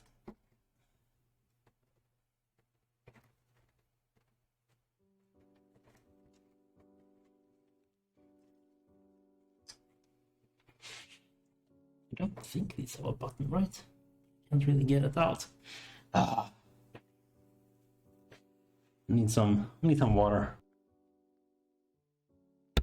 Stay hydrated, people. It's important.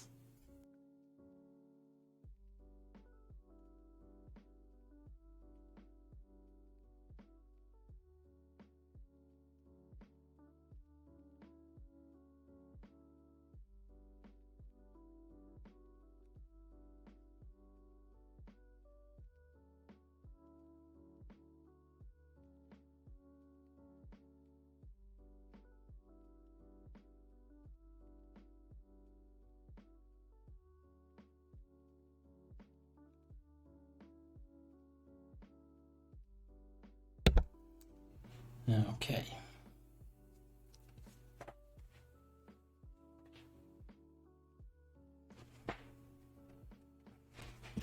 Well, I think it's easier to look at the manual to see which pins are what.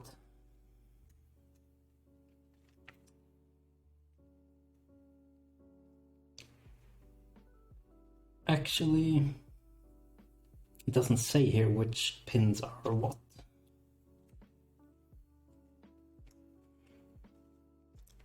So it's not easier at all.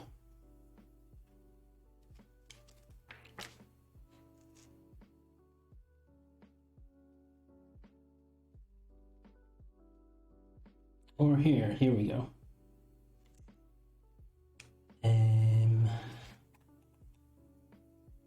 Where is it? There it is. Probably not. Don't know how visible that is, but here at least it's specified. No, that was the wrong one. That was the USB 2.1. Here it was. There.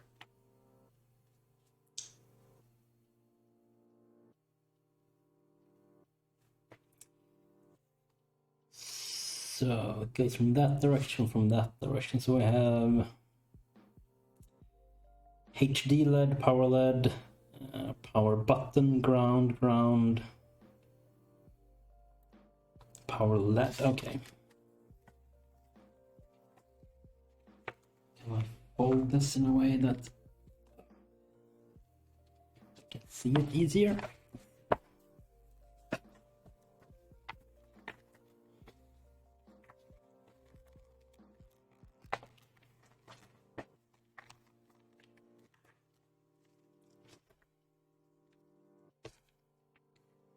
Okay.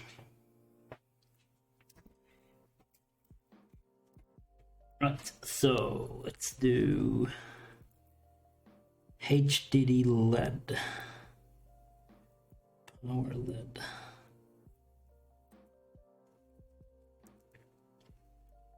So why are these separated? That's weird. Okay, it says power LED. There. So HDD LED and power LED. That is...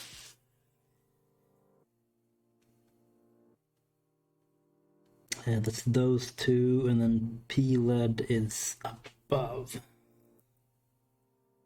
So the plus is... Okay, so the plus is there.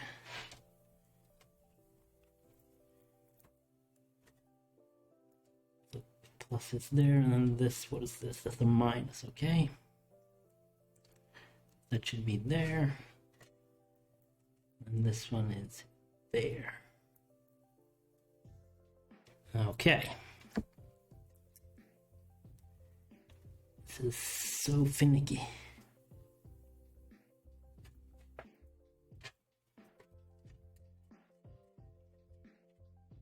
I definitely should have done this before I put in the GPU. Never learn. Never learn.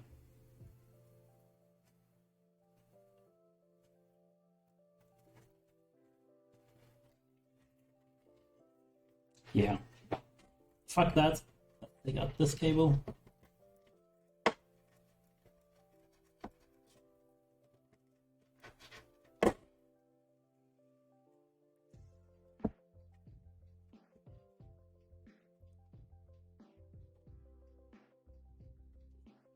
There.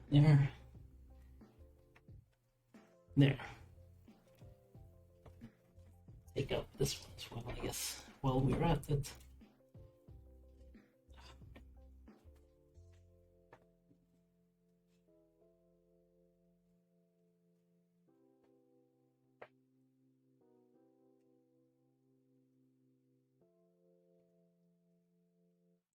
You're supposed to be that way. I'll hold it like that, and I just press it down there.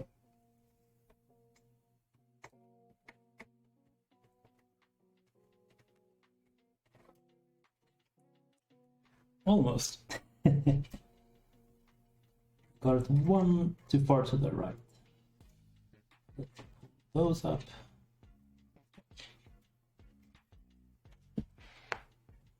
The rage is building.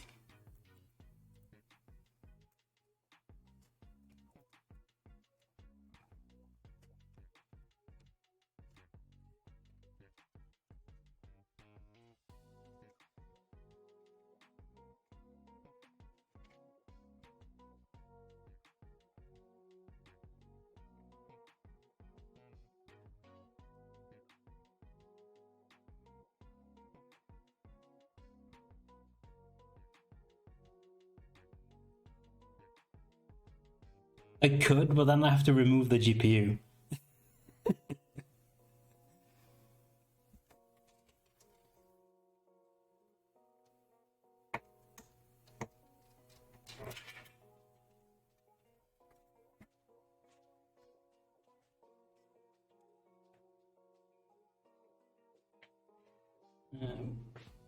Where did my flashlight go? There. I think I got that in. Yes. Correct.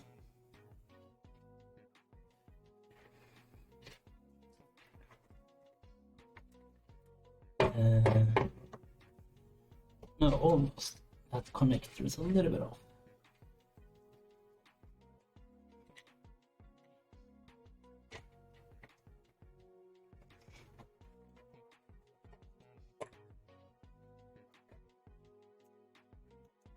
Should I remove the GPU? Did I do this in the wrong order?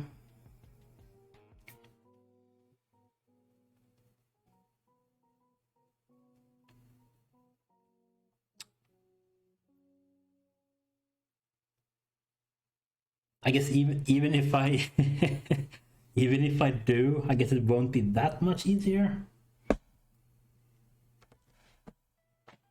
Like, I don't know if it's worth it. Like, it'd still be finicky. It's still finicky because, like, right at the bottom, and they're so small pins, and not such thick fingers.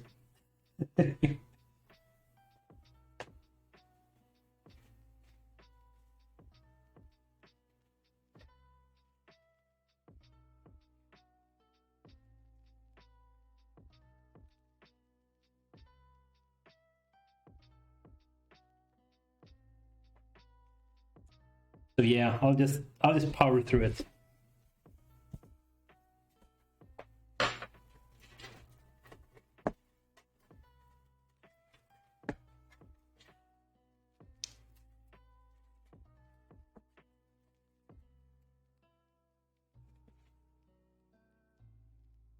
You could like glue these together. Would make my life so much easier.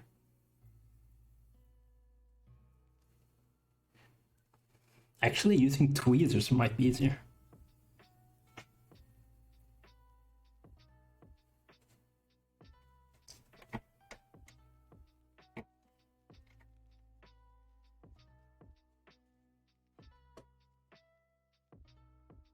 I keep getting them. I keep getting them like one to the side, which is a bit frustrating. There, perfect.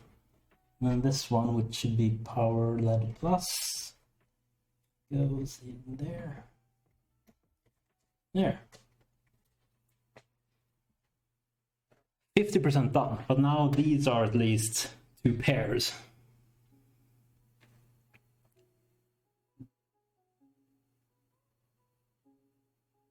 Yeah, I think the problem here is like they're so spaced out, they aren't in a row. There's like, you need to put these 2 here, you need to put these 2 here like that, and then you need to put this one separately there, and then those there. Yeah, I do have tweezers.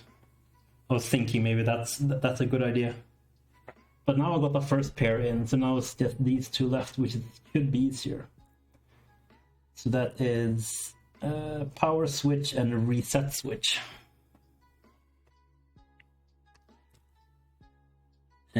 Right, so there's power. Right, so I can put those in individually. The bottom one is the reset and the ground is to the left. So that is reset.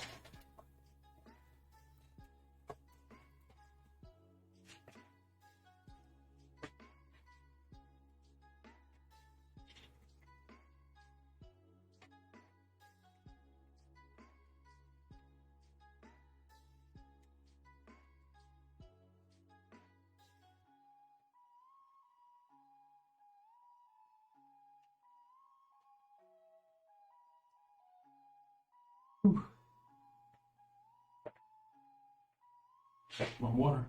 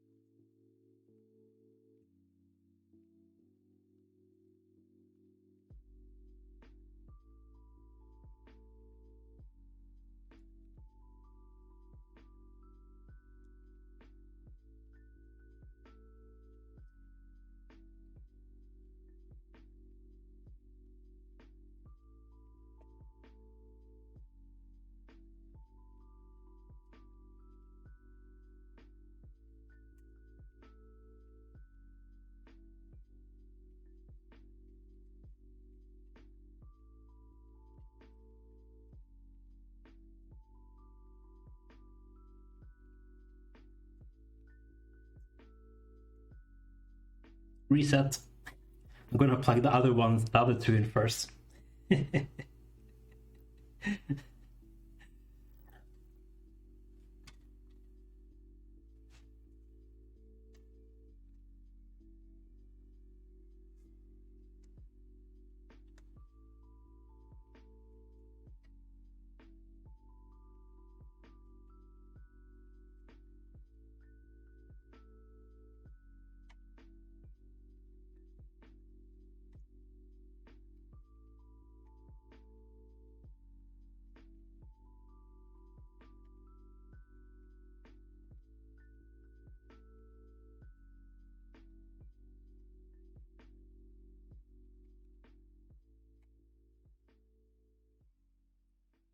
There we go.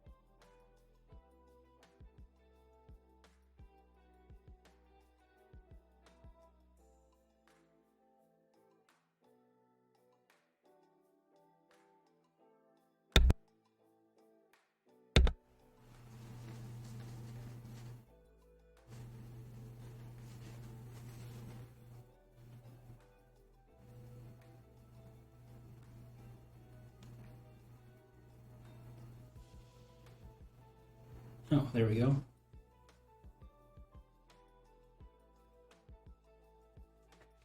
I'm getting hungry, my stomach is growling. Okay, so now let's plug these in again. These are the last ones, and that's there. So what is this cable? This one is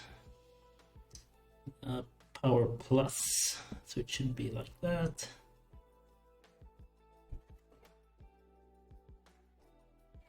Yes.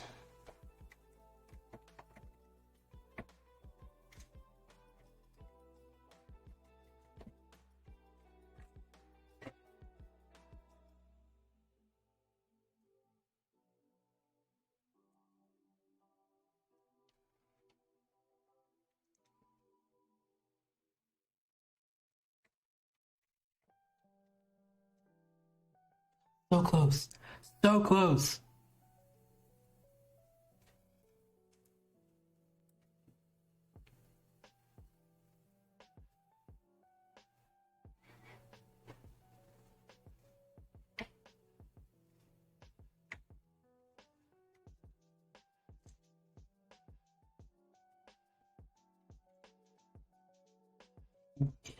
And then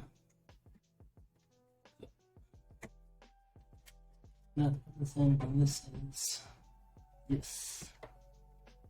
And now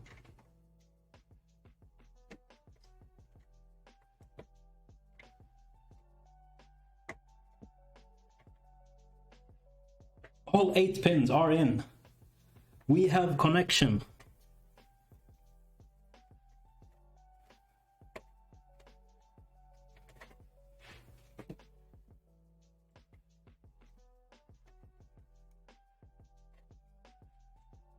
Whoop whoop. Perfect. So then we can plug this one in again.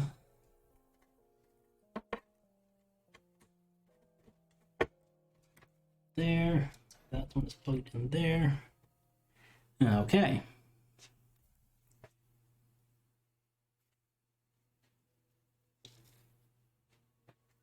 Oh yeah. So that fan is plugged in. Wonder if I can hide these here somewhere. Right, so now it's the power supply cables that are next. So that is only, I guess I can plug in the SATA cables as well. Have those in a little bag here.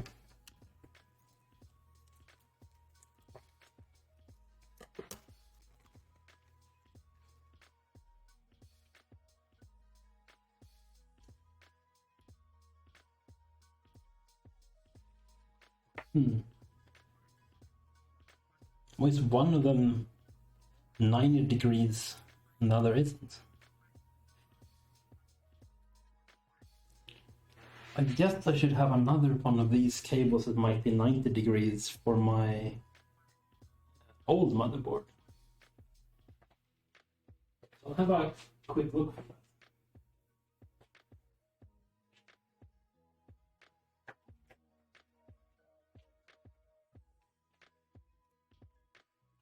I did, and I found it instantly. And there's a 90-degree connection in here as well. Doesn't have two SATA drives. You can have the 90-degree connectors on each, which will just make it a little bit nicer and easier. Okay. And I'll just throw out a couple of things here, keep it a little bit clean.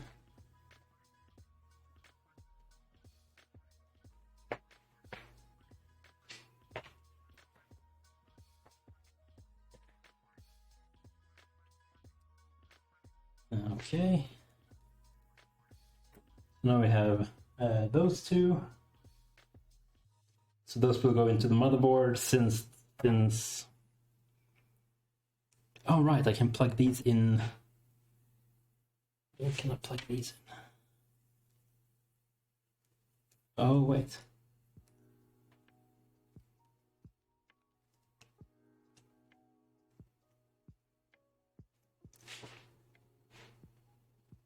Yeah, exactly. All right, these connectors, which would have been good for these, are under the. No, they are 90 degrees under the motherboard. Then it's fine. Then I don't want the 90 degrees one. Then no.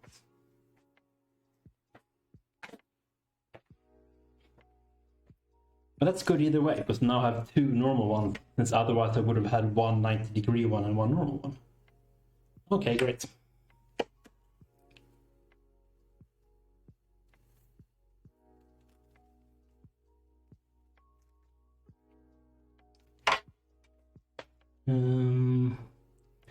do we actually want to put these... Are there any differences between the SATA ports?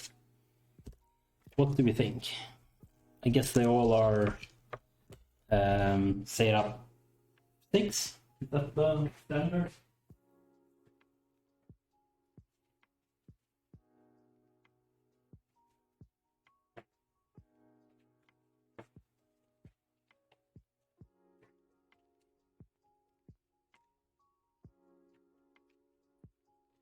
Yeah, I'm pretty sure they're all the same. Because there hasn't been like any new SATA.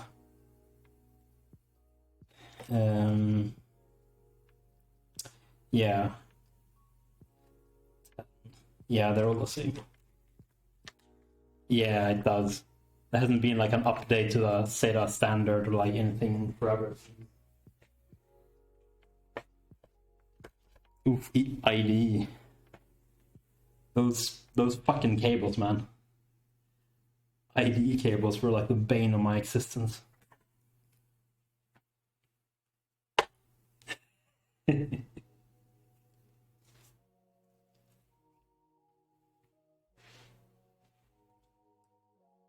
Yeah, that's true.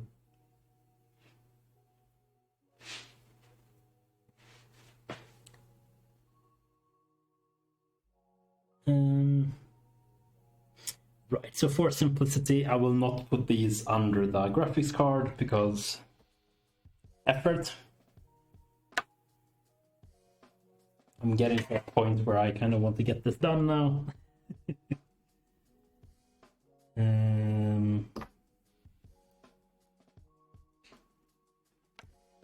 So these two. Oh yeah. That would be very 2020.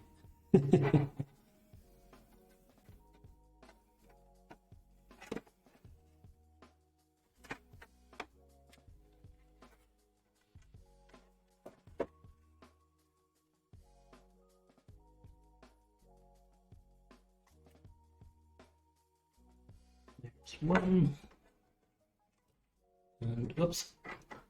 Sorry. I keep headbutting the cam. Maybe I should adjust the angle of it a little bit.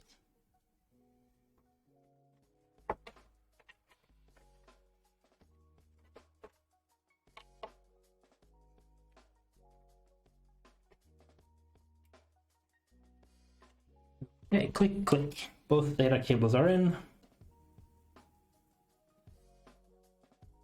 Oh yeah, yeah. I mean, cable mods are definitely nice. I was considering it a little bit, but I figured since you can't see them, like, they are nicer, and there are some nicer like configurations of the cables as well. So like the SATA power cable, for example, it's one power connector and then 4 SATA connectors. Like, I wish there was kind of more configuration there, like maybe a few cables with 1 connector and then a couple of cables with 2 connectors. Those kind of things.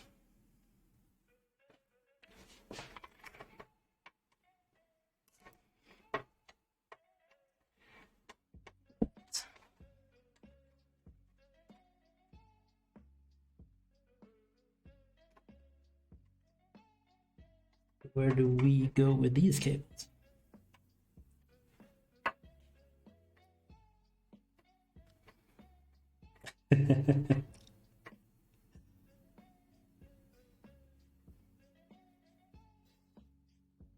Oh yeah, yeah.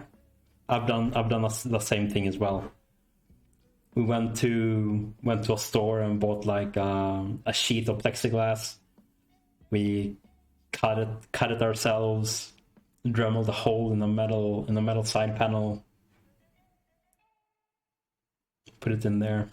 It was pretty fun. It was definitely fun.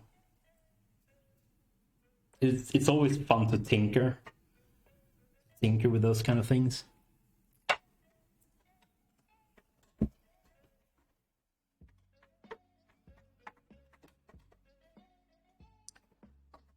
Oh, interesting.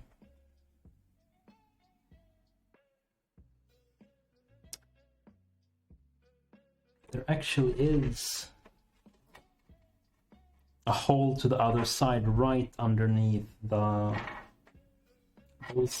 No, never mind. I've already decided to do it this way, so...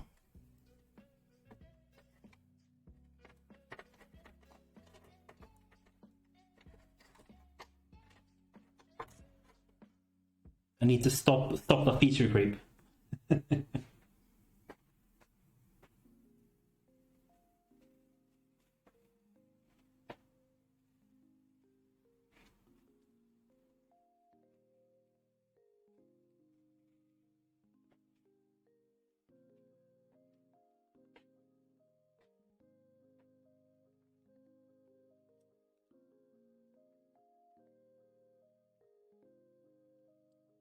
Right, and where did I put the...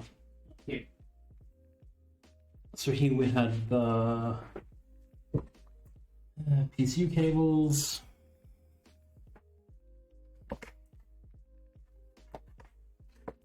Let's take these in. This is the thick boy, type 3.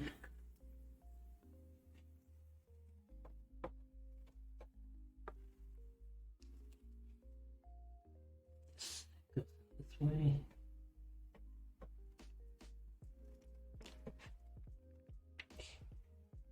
Okay. And that one will just bend over and go directly down there. And then we have a slot at the top there. That's perfect. So we need one. And we need a 8-pin, which is, let's actually do the 4-pin first. So what I didn't know first, like, this is the 4-pin connector. I think that's kind of visible. And it's just like one 4-pin connector. What I didn't know is that, let's see, right, that you can pull them apart. Did you just pull them apart, or how did that work?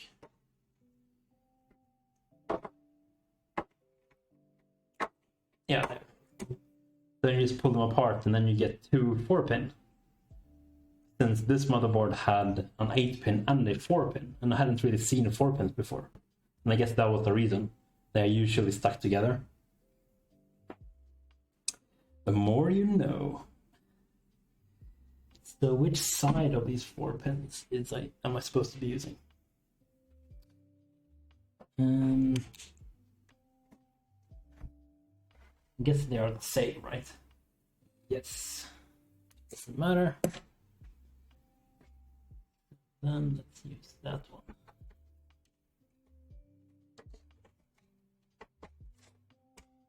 Perfect. Then we have the other one. All right, so this is the CPU one, and we have one more processor one here.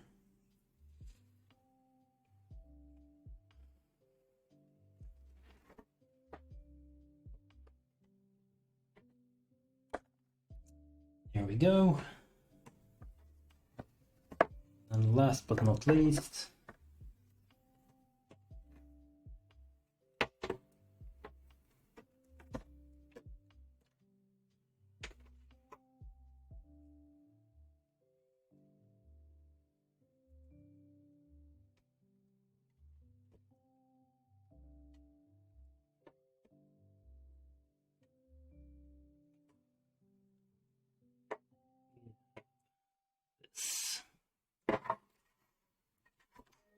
didn't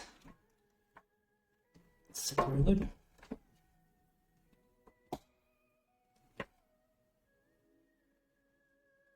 What was that?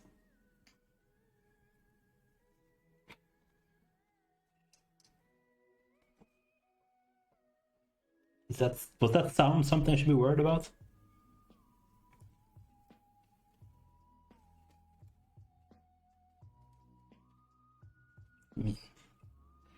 Might be fine. Maybe.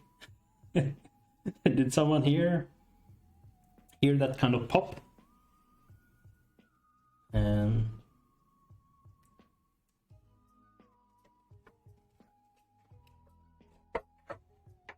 I mean, these cables sit really bad.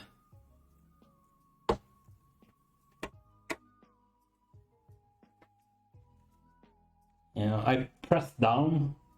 I tried to press his power cables into the GPU, and there was a slight worrisome pop kind of sound. And I don't know if it was just like something bending a little bit or...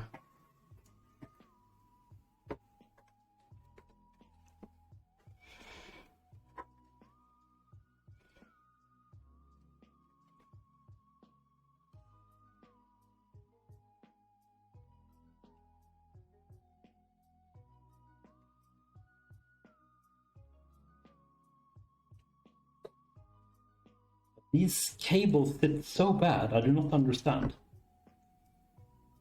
Like they don't...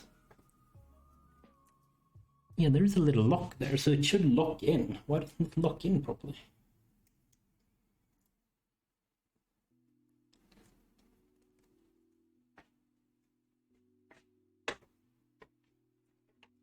So it can only go in one way, and there's no... Maybe I'll just try the other cable.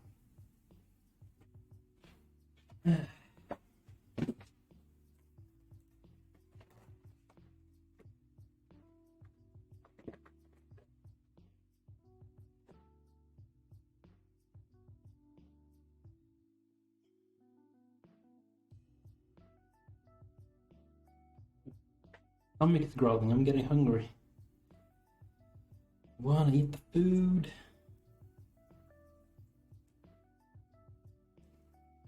Okay, so this is the other PCI Express power cable. So let's just see if this one...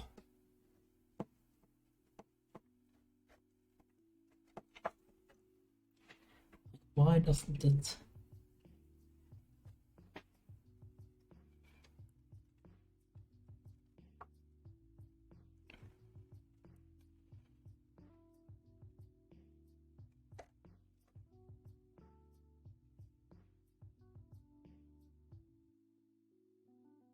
Why doesn't it go in properly? Like it goes in, but it feels like it doesn't go in like the last like millimeter.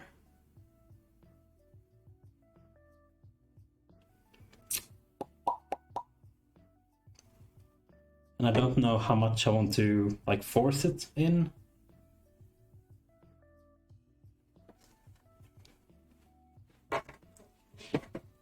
Does the other one work as intended? Yeah, that one just snaps in, no issues whatsoever. So why is this other one being a...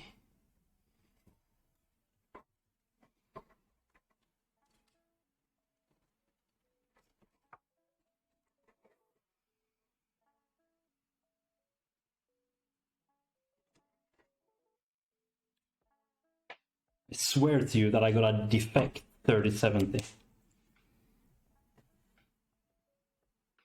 Oh, one of the pins is not aligned.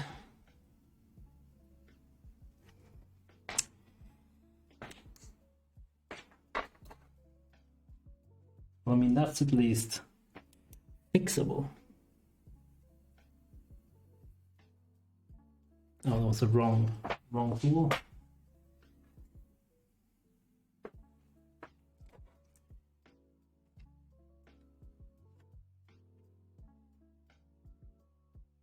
There. And it's not... No, it's the same the same height as the others, so that didn't go pop.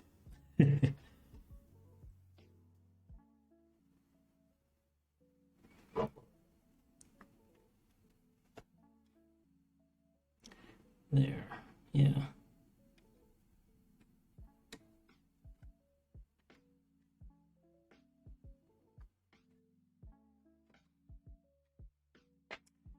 Okay, so if you now slide this in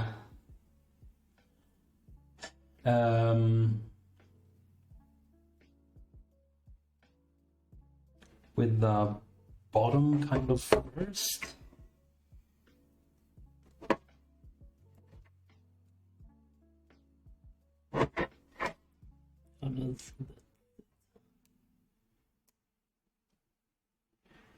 There. So then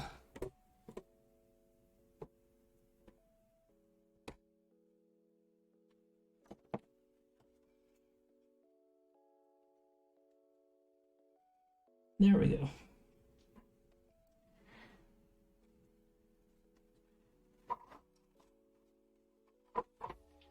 Now it went in.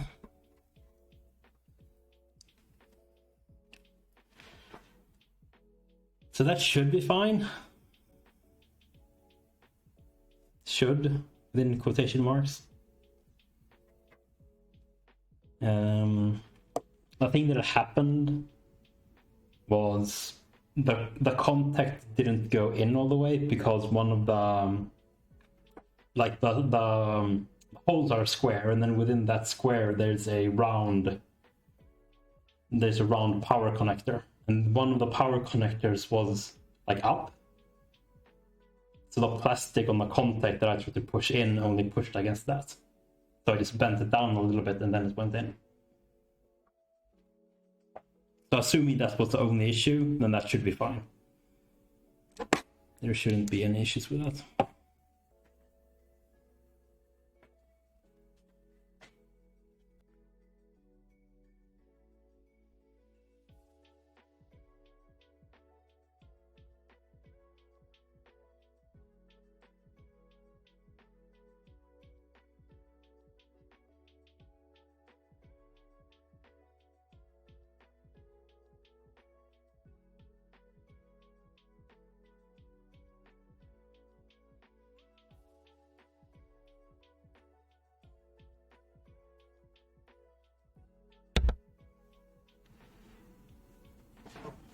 Okay.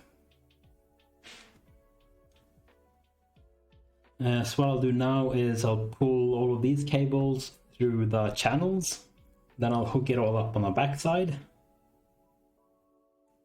And then the only thing that is left is putting on the heatsink with thermal paste, of course, and then plugging in the 4 fans. And then it's done. Oh, I have the 2 SATA drives as well to plug in. Yeah, exactly. So that's like the size of your thumb, right? So like that much? That's what I've heard.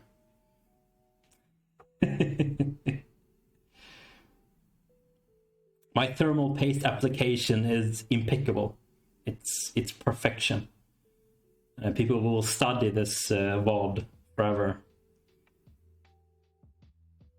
And it will never be replicated.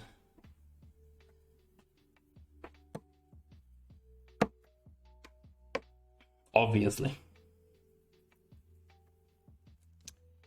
So, do I put this one? No, I'll put that one in here, right?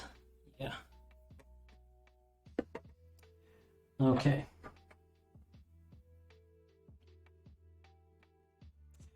Right. So I guess I'll need to... Actually, it can lay on that side.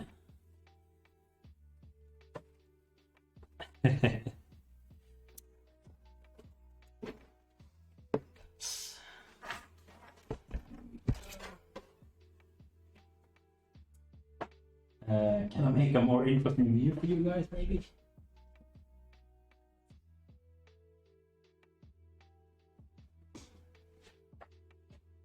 Maybe we can go in with this one. Just put that there.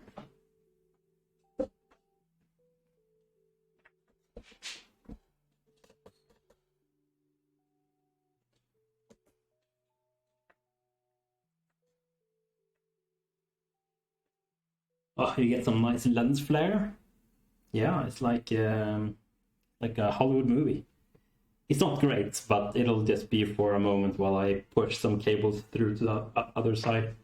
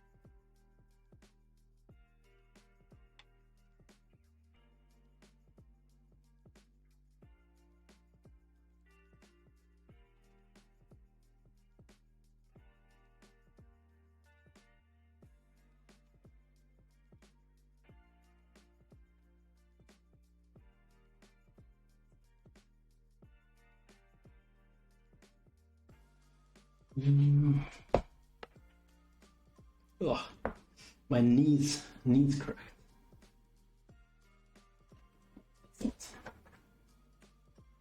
Yeah, it's not great. Sorry about that. Where do I want this cable to go? Let's put it there, I guess.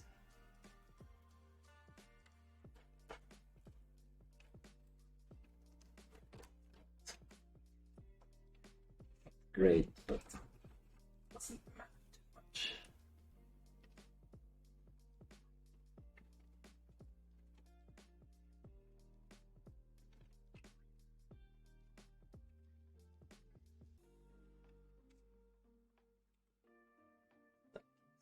There.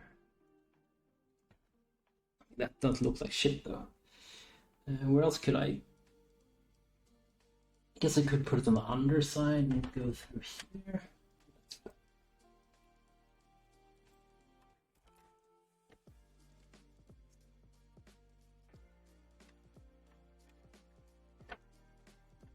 So where? Some room here.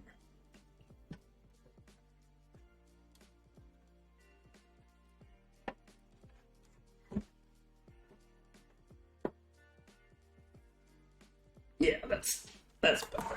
That's a little bit cleaner. Okay. And then we had all at the top there.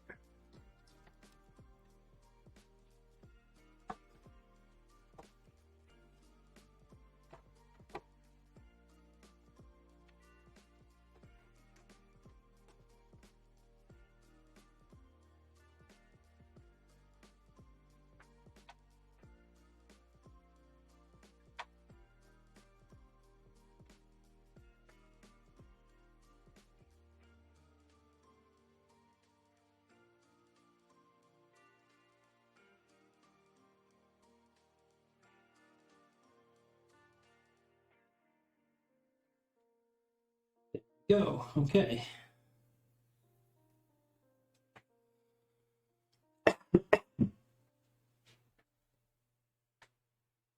So now we have all the power cables pulled through to the back, and we have the two SATA cables also pulled through to the back. So that's that. Then we can flip it over, do the last management on the back side, then getting there.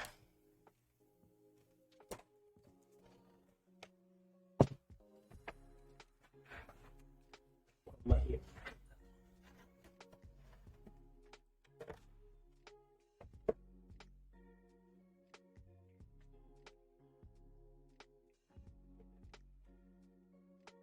Oops.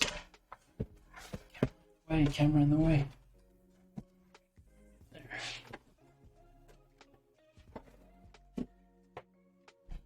Then we can switch back to view. Here we go.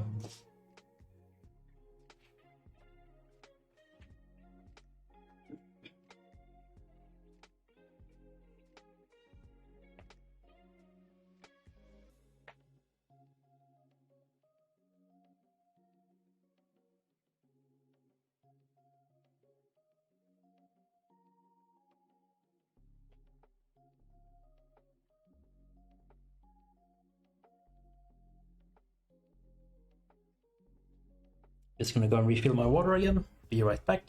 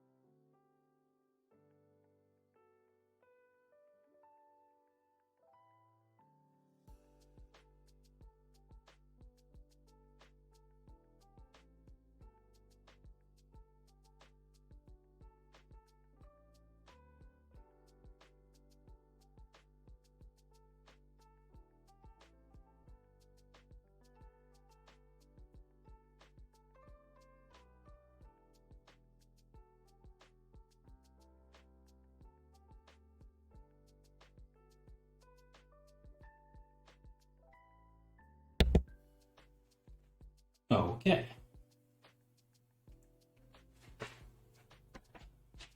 Right, so then we have this beautiful mess to figure out. I think I knocked my cam a little bit. There we go. So I can put in the two SSDs, we can do that. We have these two Samsung 860 QVO, 1 terabyte.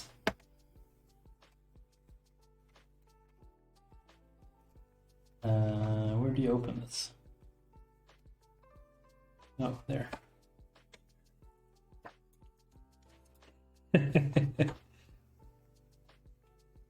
Well, that's good. I'm still going, so that's fine.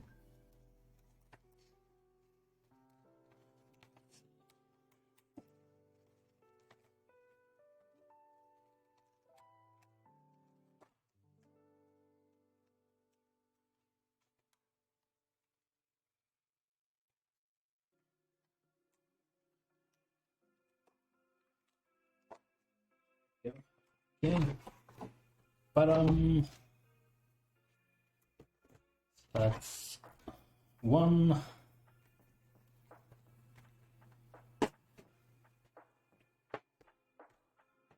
We have the other. Oh, I guess it's easier to open on this side. Yep.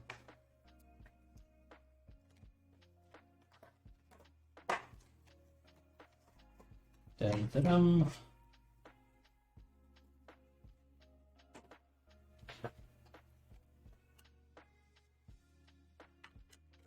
Perfect.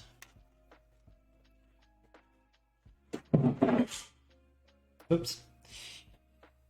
Okay.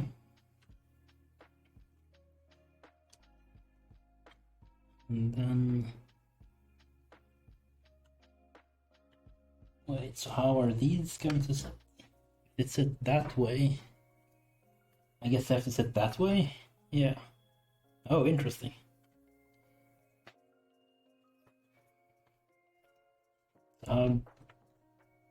These work.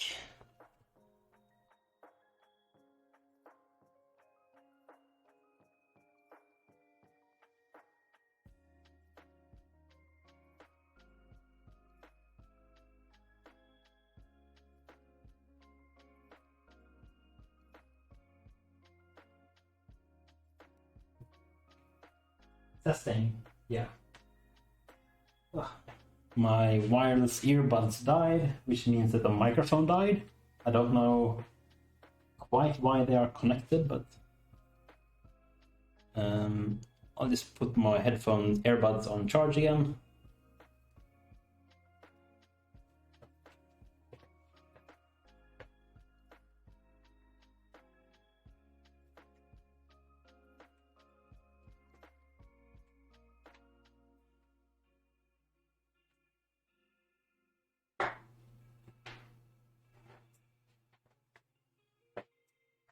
Okay. Yeah, because I when my headphones died, I knew that my mic would die, so I didn't talk, and then I just quickly fixed it. Okay, so you just fold these up, fold it up, and then you slide the drive in, I guess. That's how it works.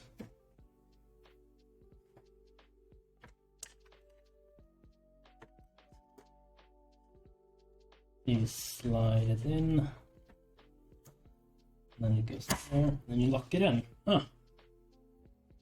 That's easy enough.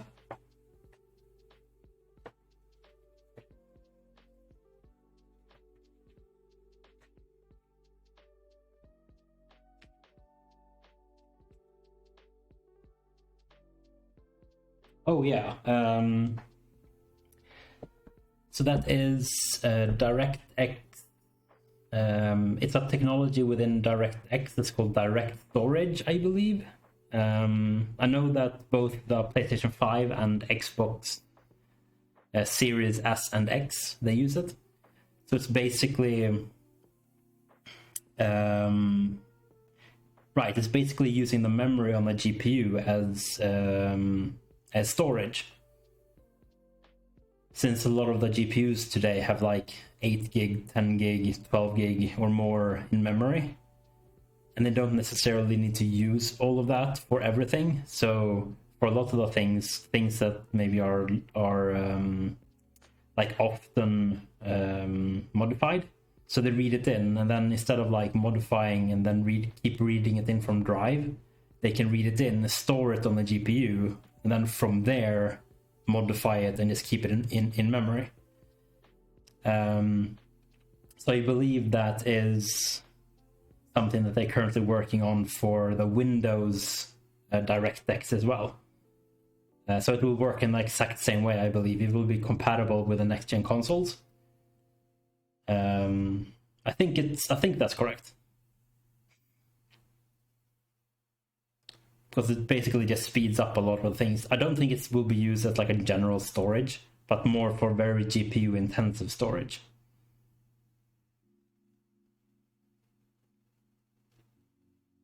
Or CPU intensive storage, I guess. I'm not 100% sure because I didn't read super details around it, but it's something in those lines. I think you can probably Google Microsoft Direct Storage.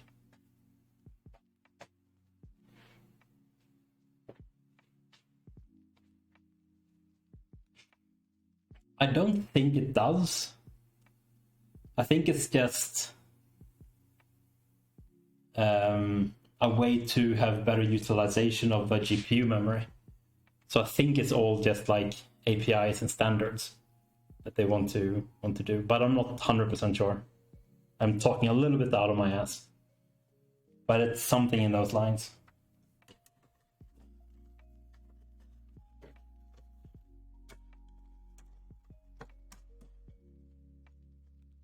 Okay, both drives installed. Here are the SATA cables that's coming through.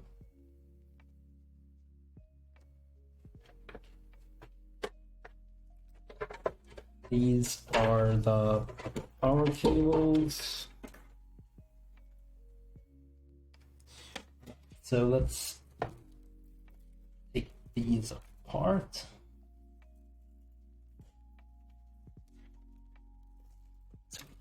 Maybe change this configuration a little bit.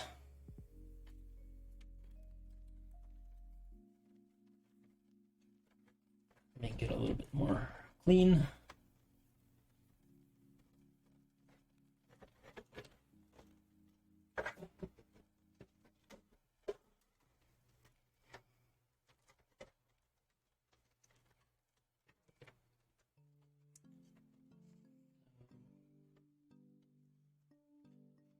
bit like that. Here I feel there's a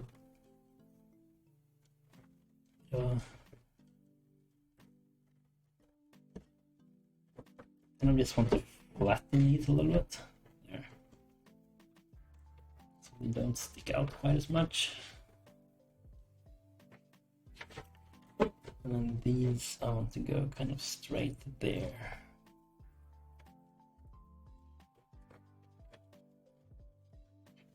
Now let's see, can we go here? And these should go straight down there. This thick boy go under there.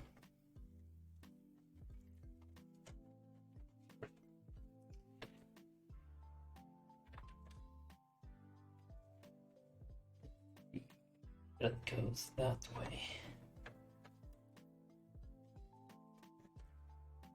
It's a very tight connection there, but that should be fine.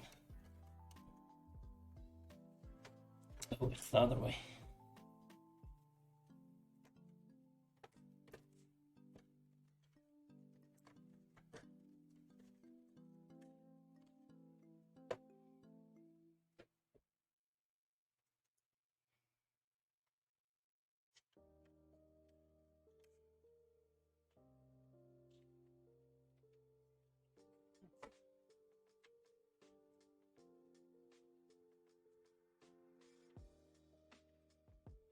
I think I just want those cables, right? Maybe put that in there as well.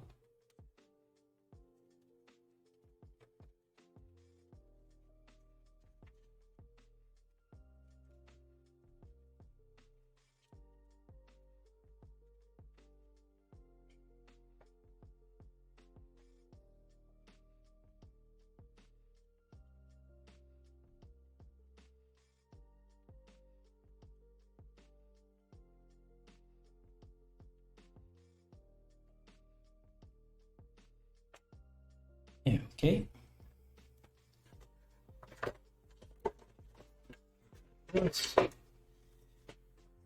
This cable where I wish doesn't quite work. So this one will have to stay here.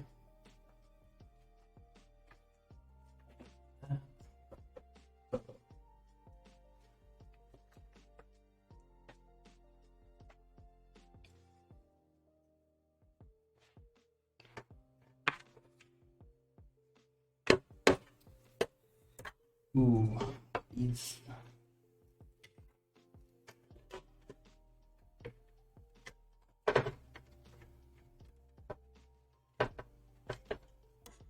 Maybe I should. Yeah, it is that way.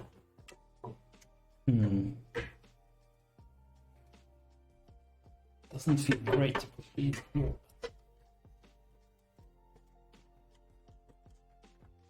I guess it's fine.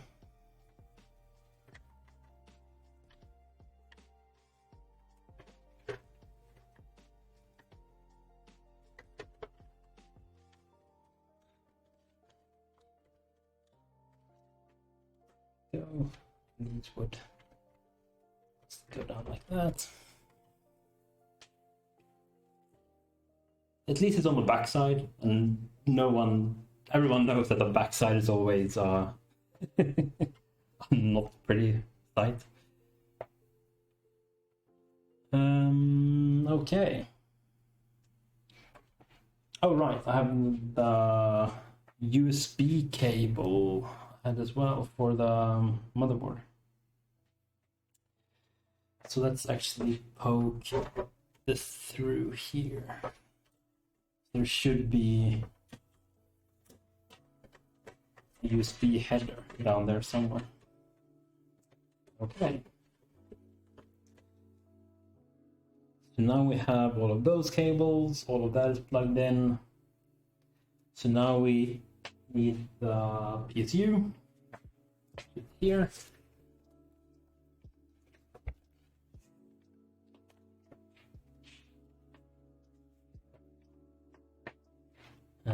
Fan downward, connection there.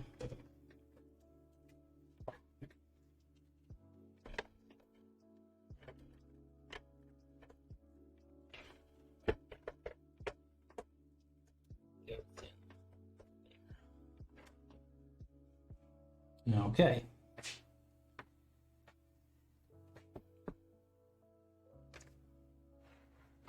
That is the frustrating part with this case, which I wish that I kind of knew earlier. There's only like these 3-4 centimeters from, well, to plug everything in, and then from there they have to take like a very sharp turn and go wherever they need to go. And I think the thing was there that I can't plug them in and then put in the power supply. I need to put the power supply in and then plug the things in. And that's a bit of a hassle.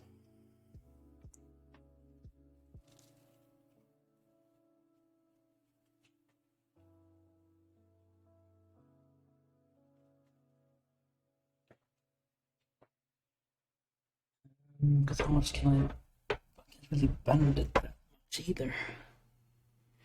And you can't remove the back plate, which is a very shame.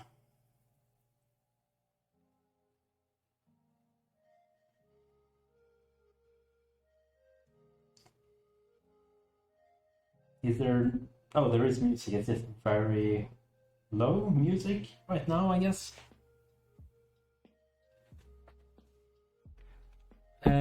I mean, I'll probably go until it's built.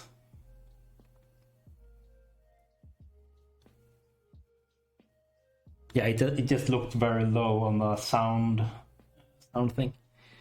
Yeah, I'll keep going until it's built, which is probably I would guess another hour to plug in the cables to the PSU, plug in the fans, put on the thermal paste and cooler, and then it's post time to post, where I hope that the BIOS will be visible on my capture card, because it would be fun to see that live. Yeah, if it doesn't work, I will rage quit and I'll fix it tomorrow.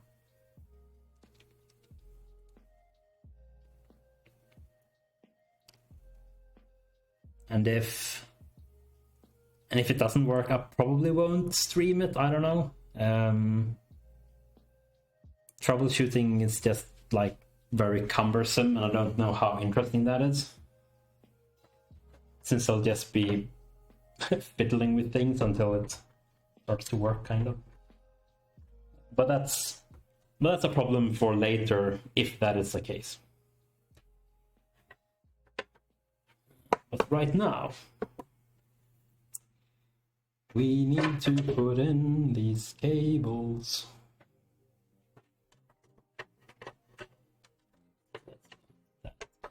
There.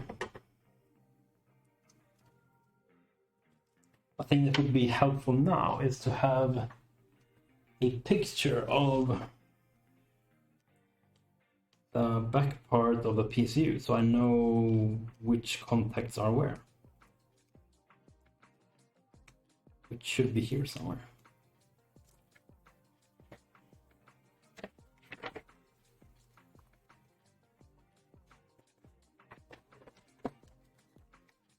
Not soon.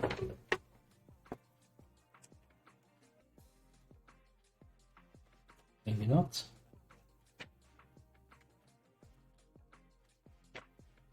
No. Okay. Good job, Manuel. Good job.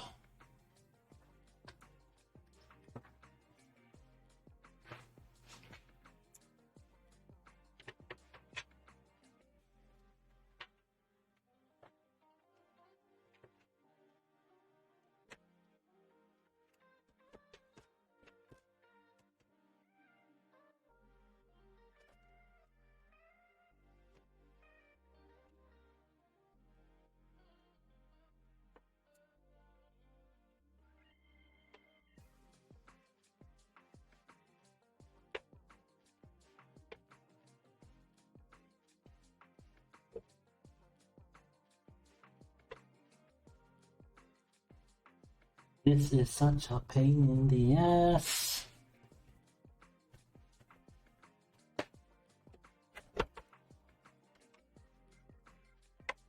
Let's take it out.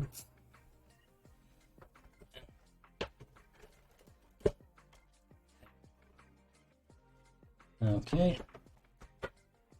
So let's just take a quick photo with my phone.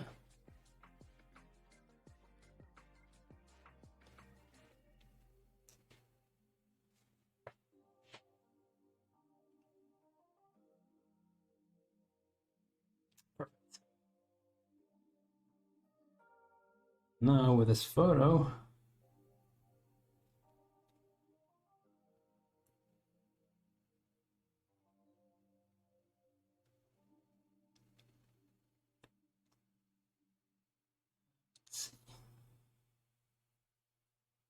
there we go.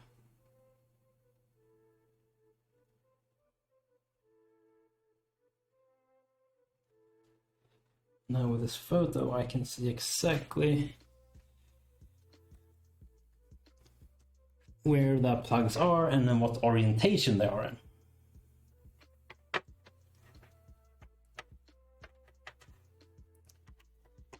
Which is what I want.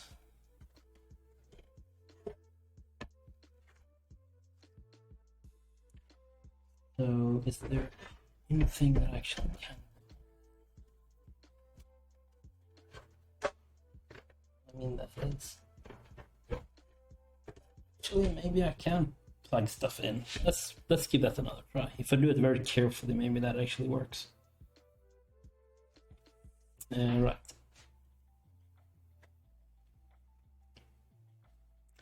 That will go to a USB header on the motherboard. So just like a normal pin, a USB pin header. I know there are some at the bottom of the motherboard, so it will go to one of those.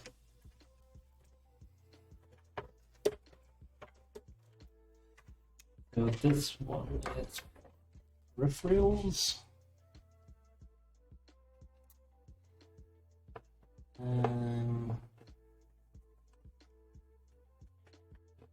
So let's put that there.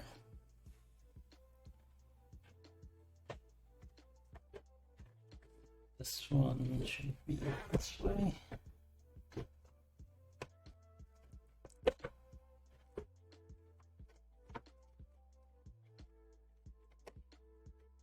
Okay. That's that. Those. This one needs to plug in for the hard drives. Needs to go into this one.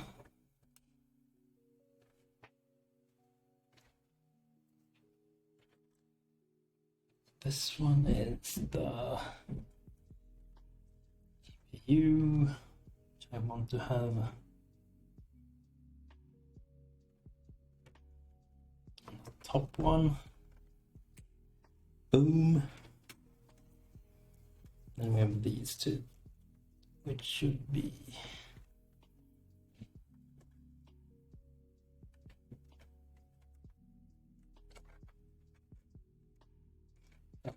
that way. Okay. Be there. And this last cable there. Done. And that is all, right? I believe so. So now let's gently and forcefully try to lower it down.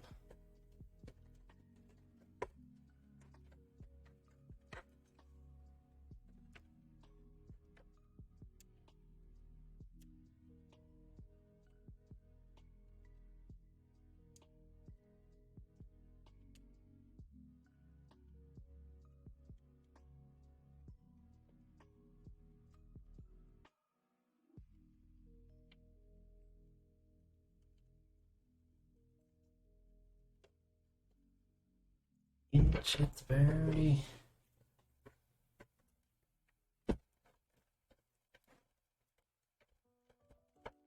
Here we go. Ooh. Success.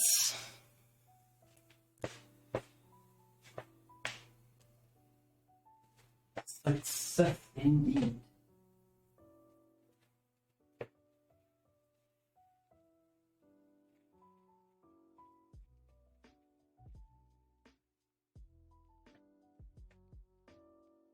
So with that, I just need to screw it in place, and then of course make the cables fit and flow a little bit better.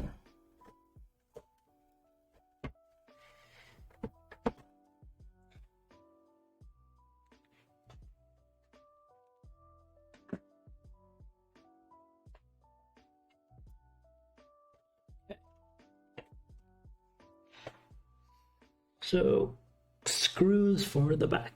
I guess these are just the normal screws.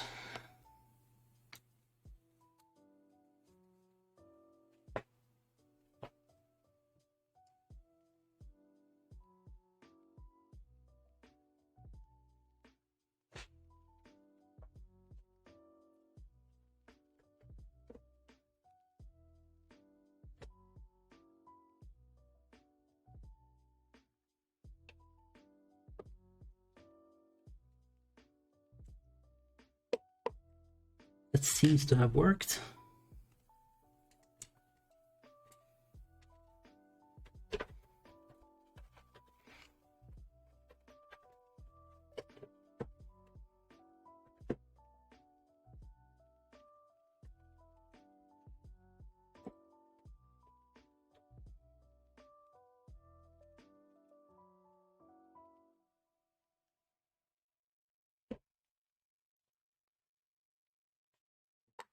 Screws going in.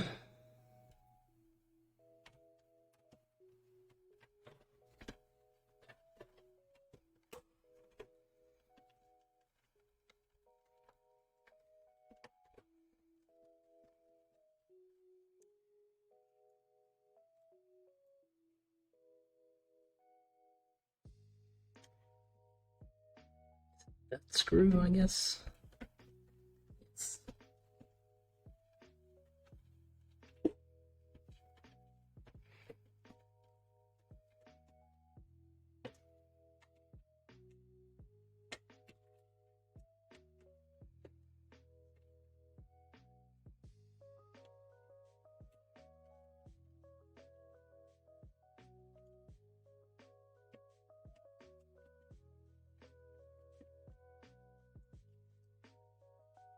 Okay, power supply screwed in.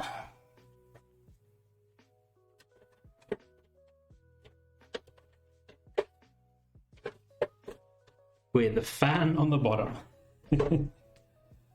I would have been so frustrated if the fan was the wrong way.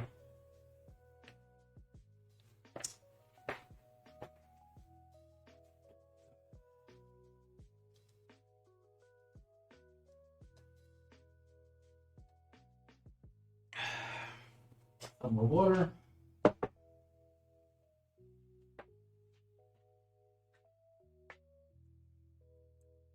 Okay, so now... Yes, exactly. Yeah, it's not on screen.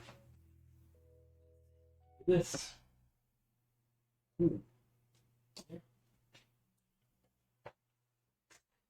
So, it's very dark, but there is here. And there's a filter thing for it as well. So the PSU fan is directly here, sucking in air.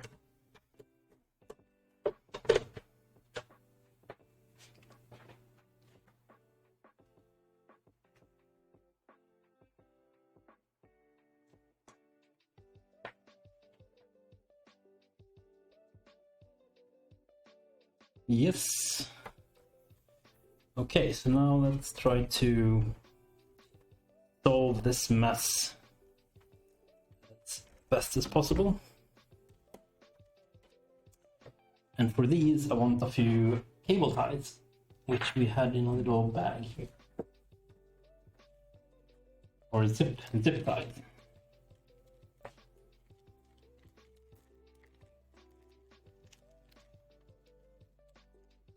Oh, sure, the screws for the... Actually, let's switch to these screws instead.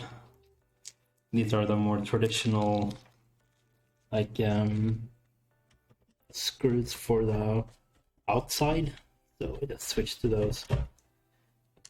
Doesn't matter at all, but still. Might as well. These are a little bit bigger and easier to deal with.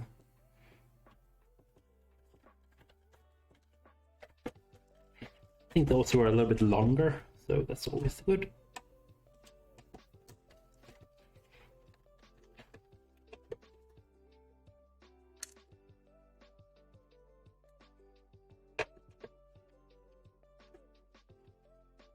It was the same threading though, so it doesn't make too much of a difference.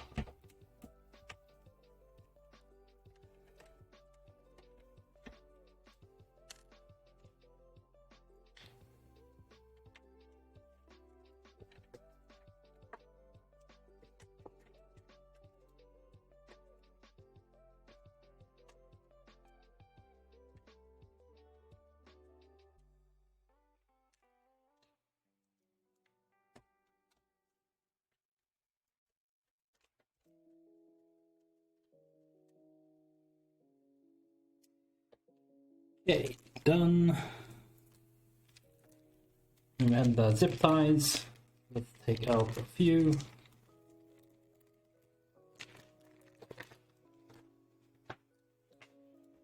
Right, so we have... Guess we can put all here. So it kind of goes in with this one.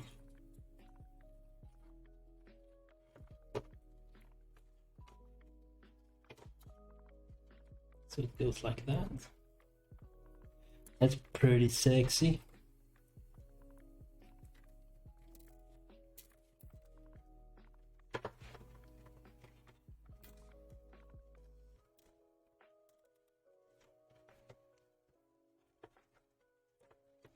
Okay.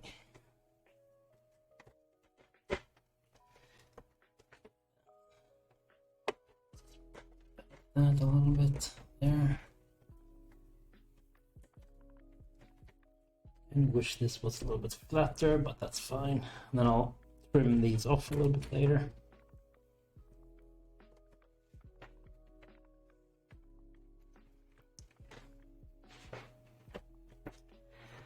Then you have this.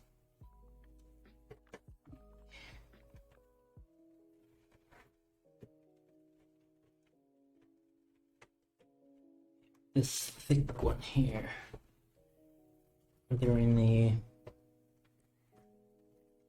That one I can use. This one here. That could tie down all of these.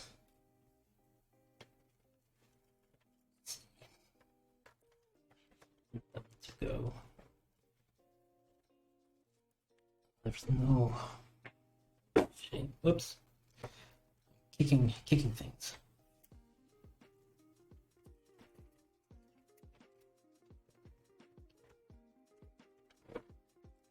So that to go there.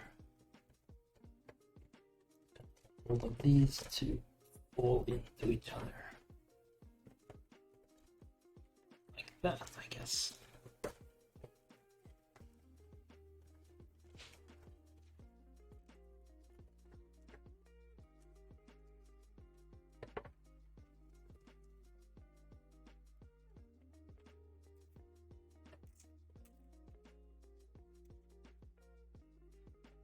There.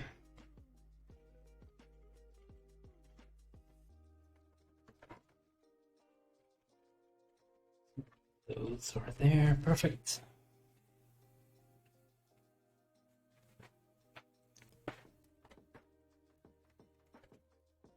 Guess I could also put another one around those, but that's a little bit overkill.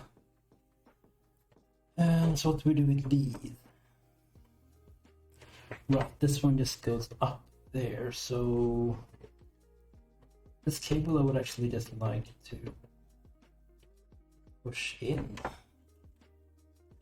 Oh, it goes up there. That's a shame. Push it all through. Push it real good. And,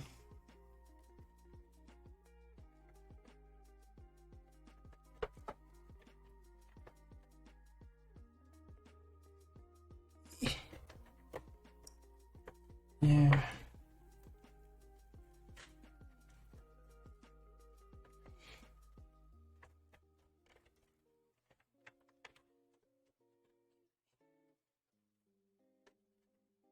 Well,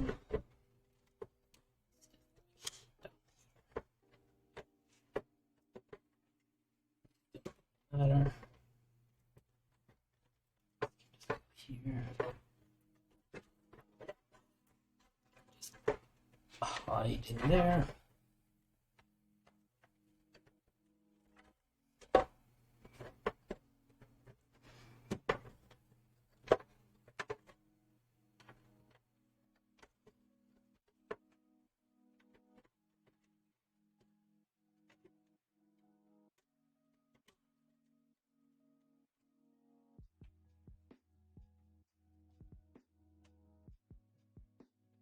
And that's almost fine. Oh, I should have put that cable on that cable tie. Oh no. I guess I can put another cable tie that's around all 5 of these.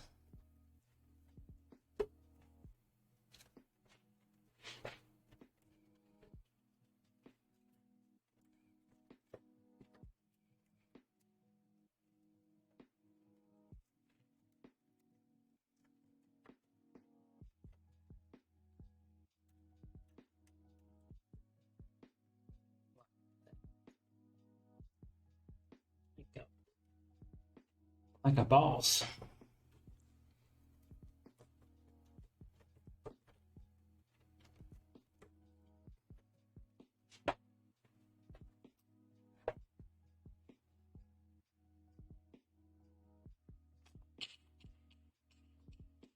I think that's kind of it for now.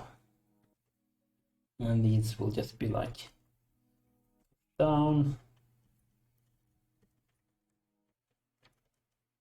I guess that one needs to kind of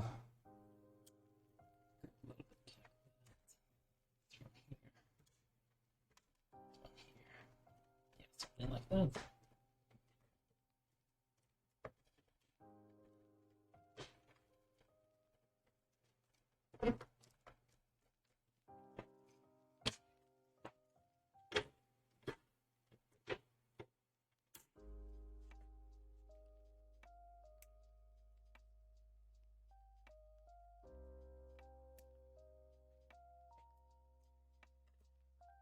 Those off.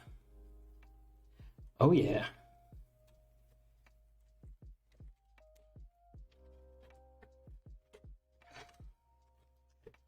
Can bend that a little bit, that would be nice, but yeah.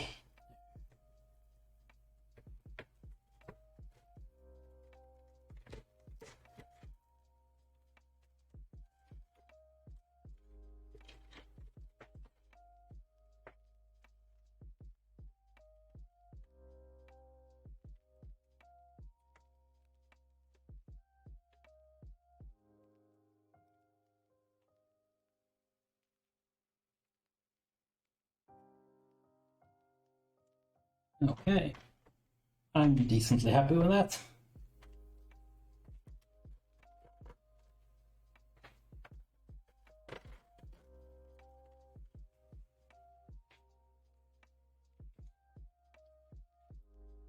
Yeah. Thanks, Psyche. It was fun having you here. Goodbye.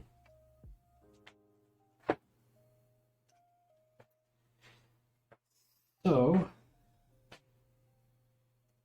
since it's laying down and I have all the cables pressed down and everything, I think I'll actually put on the side panel. Because I shouldn't have to do anything more on this side. If things work, of course.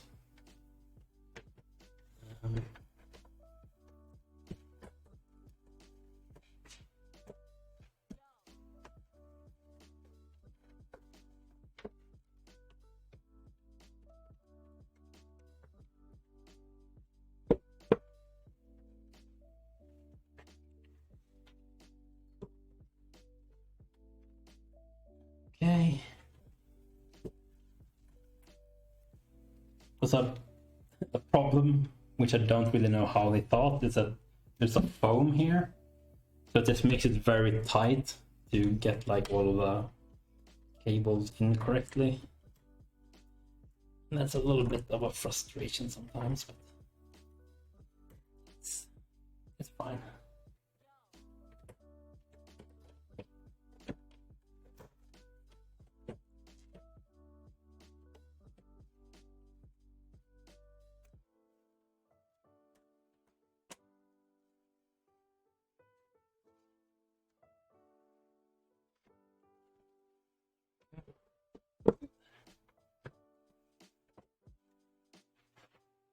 Where did I put those screws? There we are. Okay.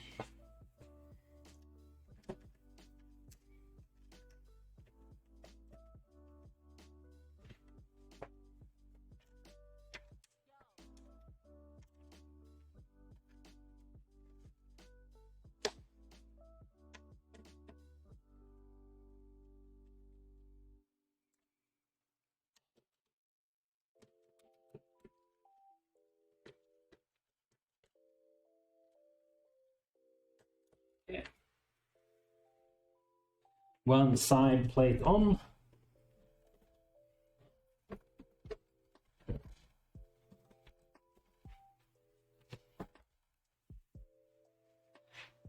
And now this side.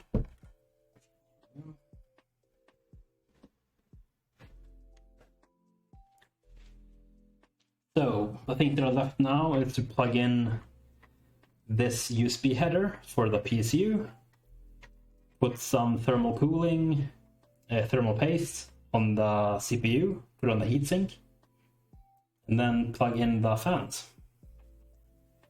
And then it's theoretically good to go.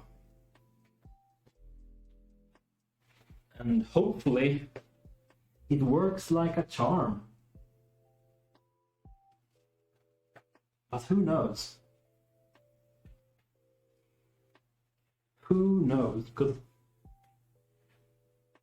this year hasn't been the best, so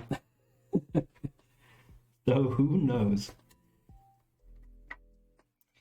Okay, so which USB header is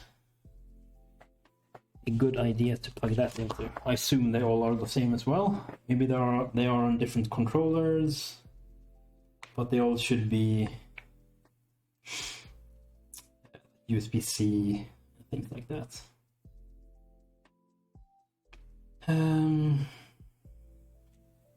8, not right. To USB 2.0 connectors. 14. That's those. I mean, that should be enough. USB 2.0. What does it say in this one? In the manual for the PSU, it should say the USB requirement, I guess. USB cable. Cable configuration.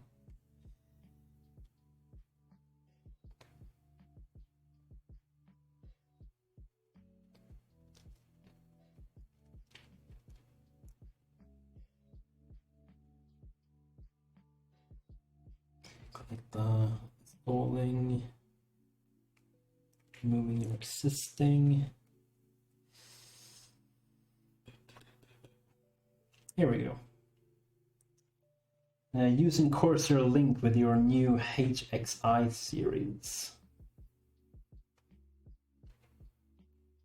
Before you're able to monitor your new PC with the Corsair Link, you must connect the power supply to an internal USB header using the included USB cable. Plug one end into the included USB cable into the USB port of the HXI series in here, and plug the other end of the USB cable into a standard USB header on your motherboard. Check your motherboard manual for locations and compatibility. So it doesn't say at all a USB type, but I have very hard to believe that USB 2.0 would not be enough. So let's go with that. And that means,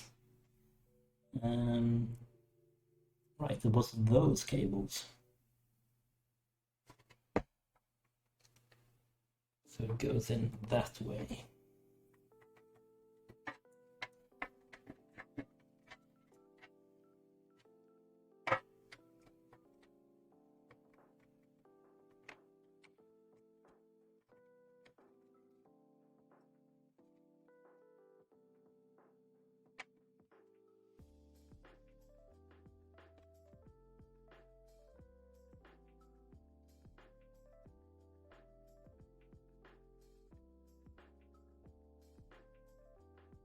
I feel like that was correct, but yeah, it is. Okay.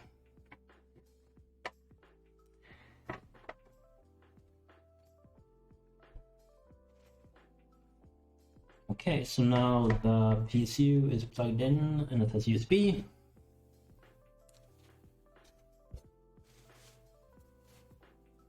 So now let's apply some thermal paste. Where did I put that? This one? Yes. So I'm using the Noctua NTH1 drum roll. Oh yes.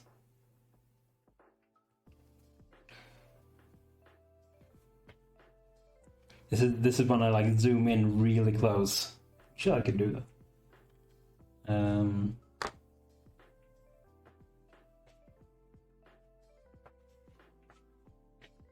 then I have to.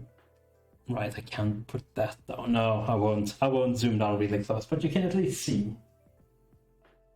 It's visible. So what I usually do is I put on about the amount of a large grain of rice.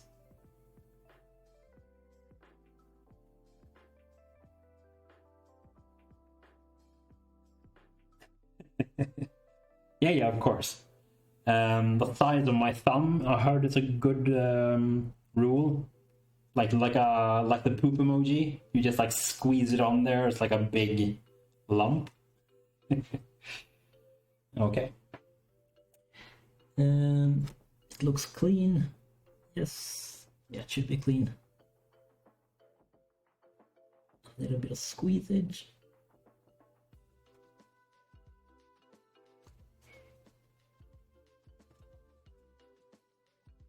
Scrape off a little bit. That's pretty much the amount that I usually put on. So as I said, like a large grain of rice.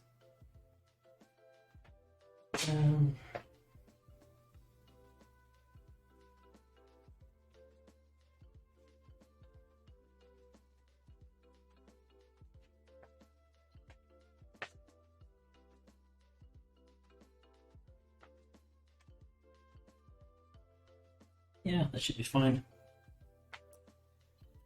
And then we have this bad boy. So we take off the plastic. Yeah. Well, it has never failed for me before, so it should be fine. Let's see, and what direction does the fan blow? Doesn't stay. I believe it's right that way. So yes, interesting. Oh, it's on underneath. So where's the power cable? There. Good. Okay. Right, so it blows that way. So we're gonna put it on this direction here. Oh right, I need to take off the middle fan, because else I cannot screw it on. That's how you get ants. Is that a joke there that I don't understand?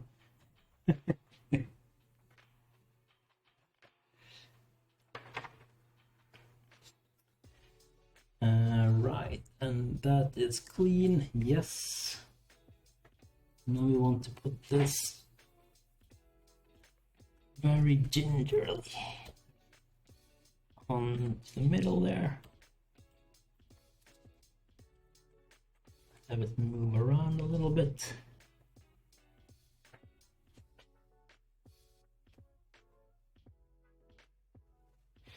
Yeah. That's fine. Yeah, these base colors are a little bit not great, but I also think that has made them stand out. Like everyone knows when they see these colors of fans, they know, oh, it's Noctua. You have the right fan. So it's kind of worked in their benefit, I would say. And they have released black fans now, so you can buy them in complete jet black, which definitely looks nice. So as you can see here, there's a few millimeters of space between the CPU and the heatsinks. So that's fine. And then now, of course, we screw it on, which is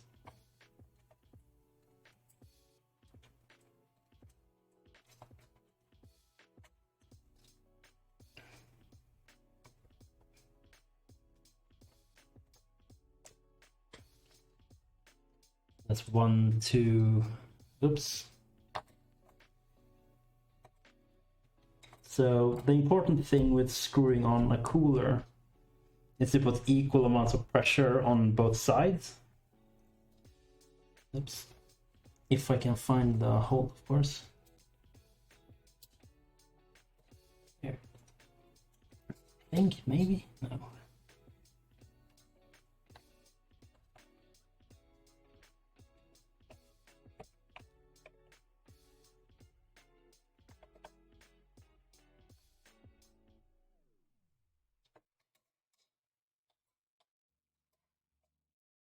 There, now both are in.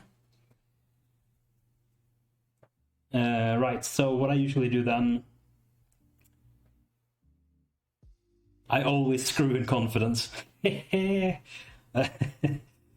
what I usually do is I take like 3 turns, 3 or 5 turns each time on each of the sides. So first I just make sure that the what's it called? It's just got in contact with the I've forgotten the name. The thread, right? So it's in the thread, and then from there I take like 3 or 5 turns on each side just to get it like evenly good. Then at some point on this one, I believe it just completely stops, so you can't like overdo it.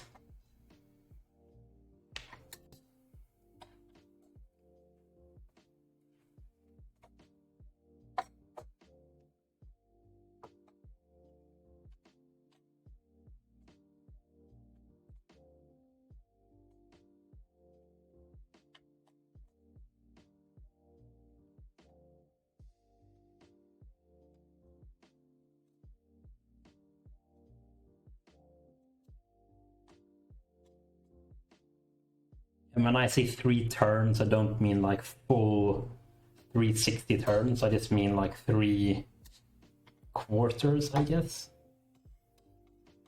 Or however far my hand kind of goes.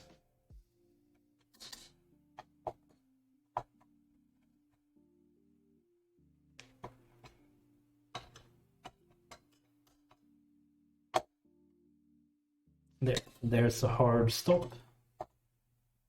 On this side, there's a little bit more there. That's perfect. I was like one turn off to get them both completely in sync there. Perfect.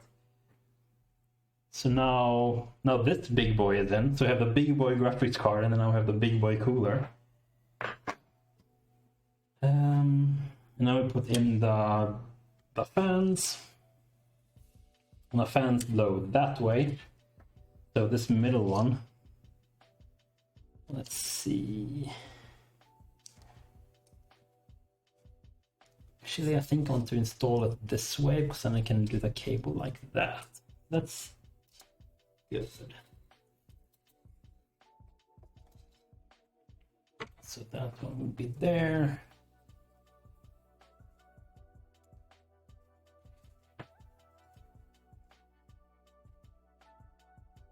Yeah. Yeah. It it definitely is. And that's always the case with this cooler. This is the third PC, I think, third or fourth PC that I build with this cooler. And it's always like 5 millimeters way between them. It's never been an issue, but it does make you like, ooh, yeah, that's a thing.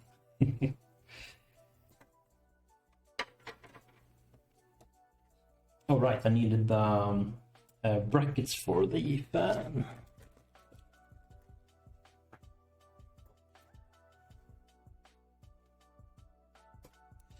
So you put these on.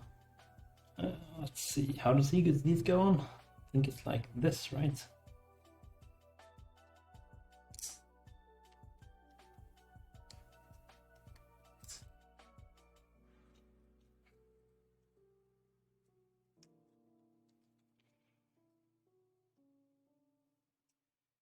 I think that's correct. Yes. Then you put these on, and then you basically just like snap it onto the fins. We do the same on the other side.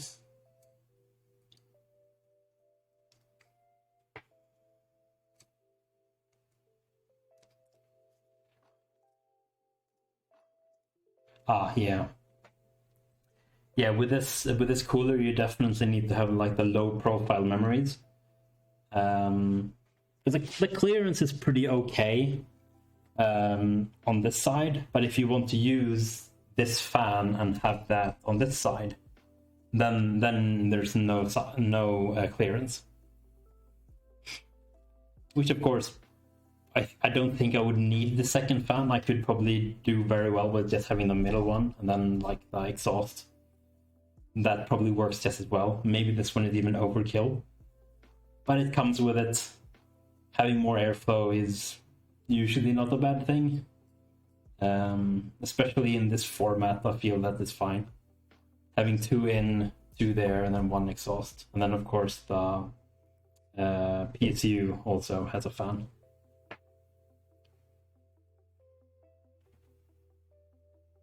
Yeah.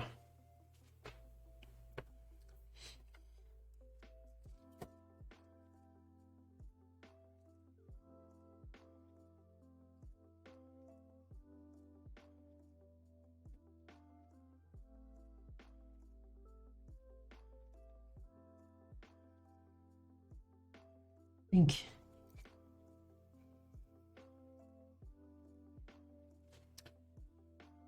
I feel that these are almost like bigger than previously or something.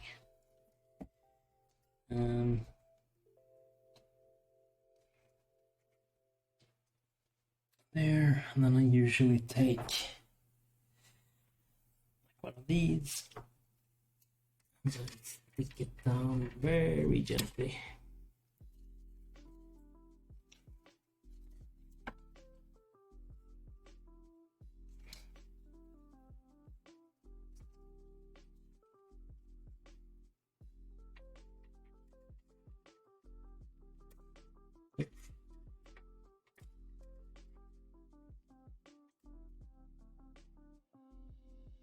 That's not right.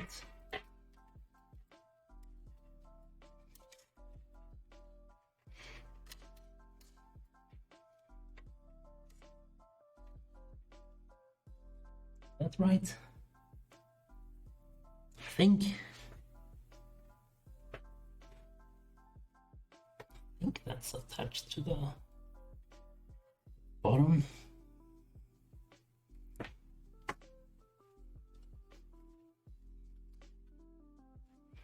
There, and then I'm gonna cover the cam a little bit. Sorry about that. Go there. Okay. Then we do the same thing for this middle one.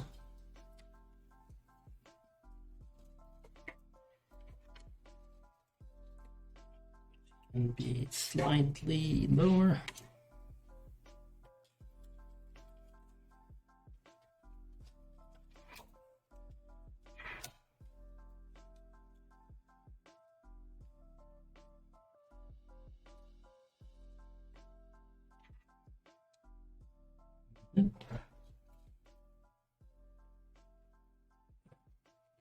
Of course, want to get it even on both sides because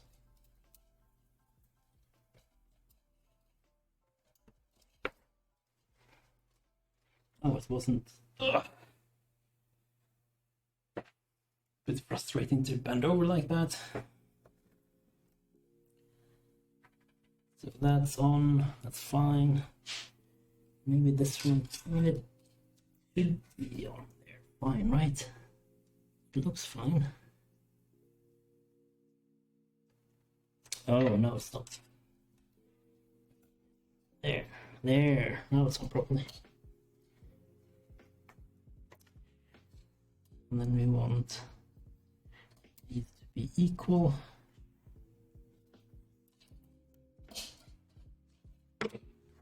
There we go. Okay.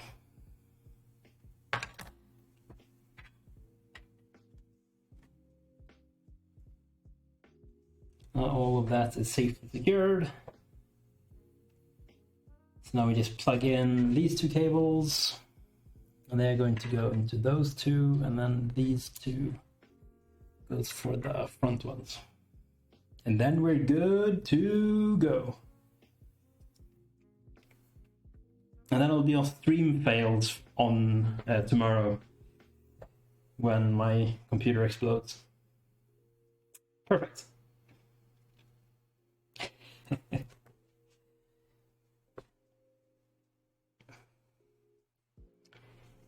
I?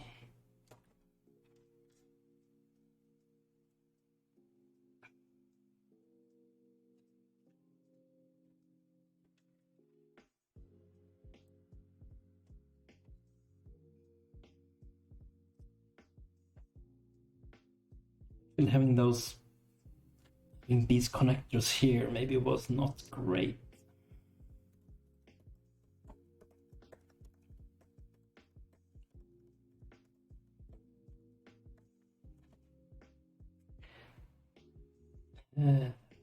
But yeah, I'm not going to change that now. Nope, I'm not changing that now. That is good. I can always open it up later and make a couple of adjustments if I need to.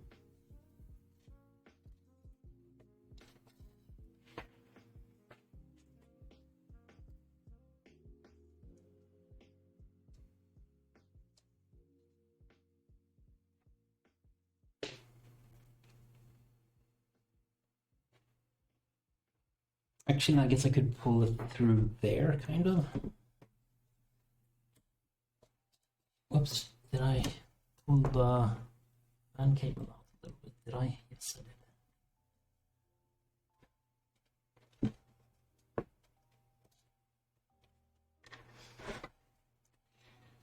So this is the one I want to see. And that. I was thinking that I could put it through here, maybe. Let's have it. I want it to go kind of like that.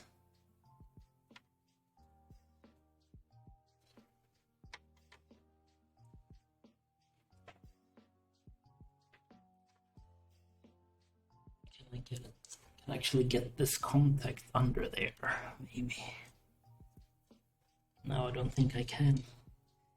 I don't think I can.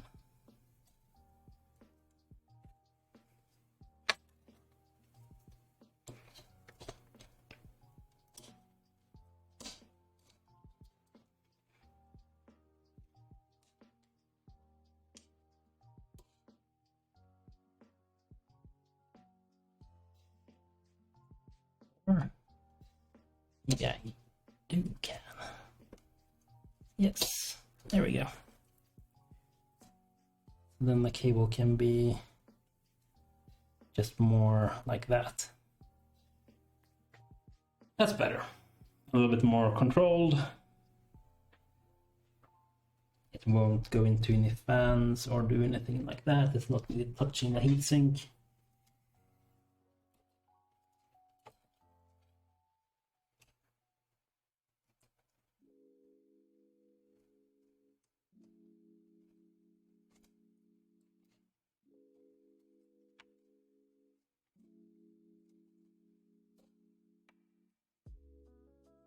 The second one, okay.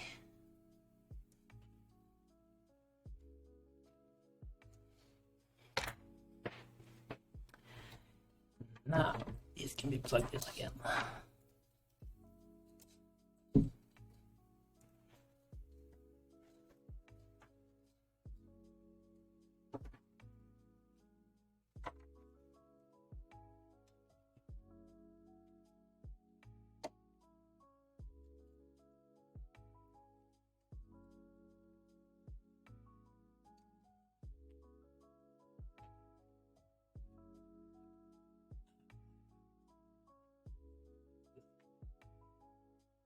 Hunching over.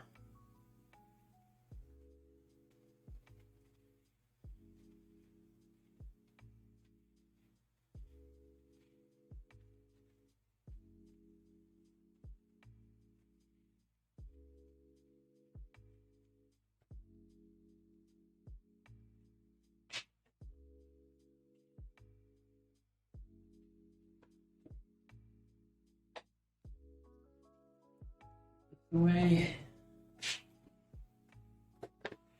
One of these cables away. All nice and neat.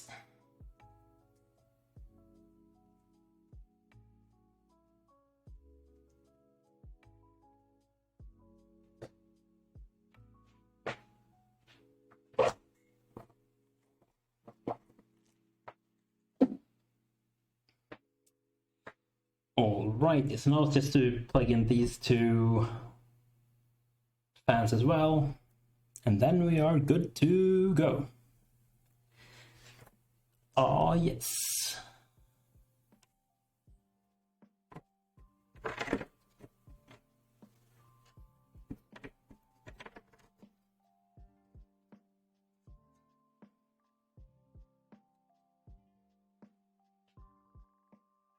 Hopefully everything will work just fine.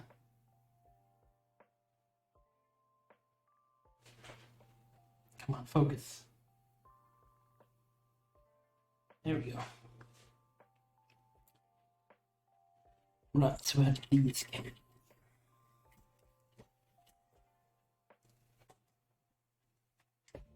So that these could go. This one doesn't need anything really. Let's put it up that cable there.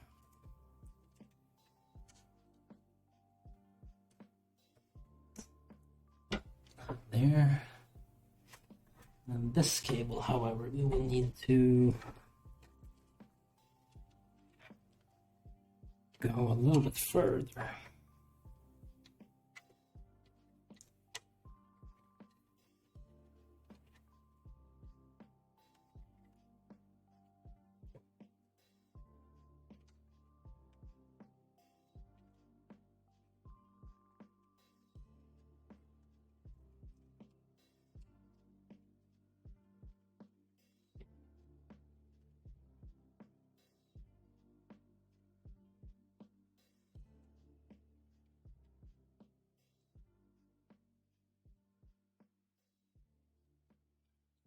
these together. Oops.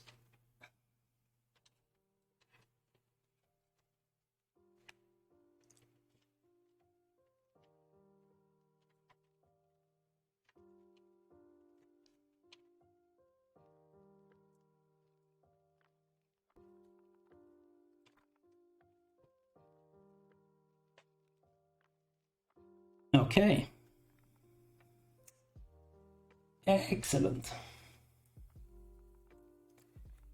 The moment of truth. The moment of truth. Ooh, it's a heavy boy with a cooler.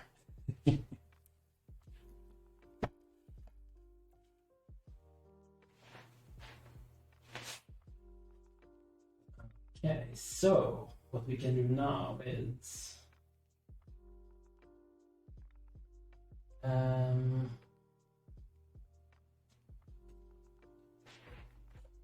switch to this.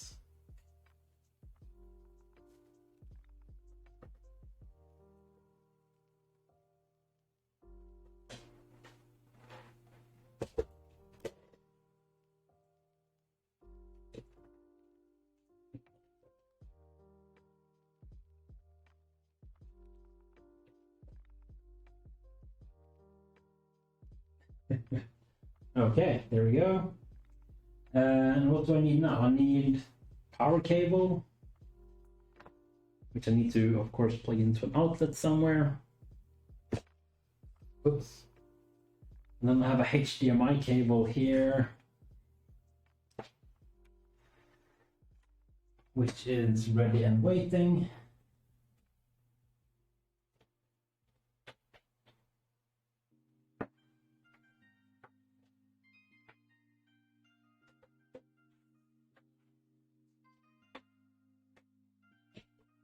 HDMI.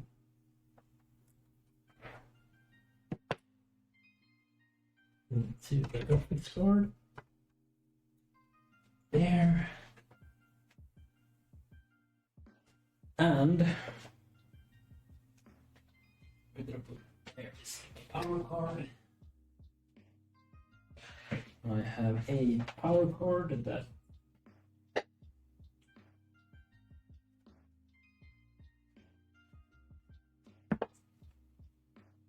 there.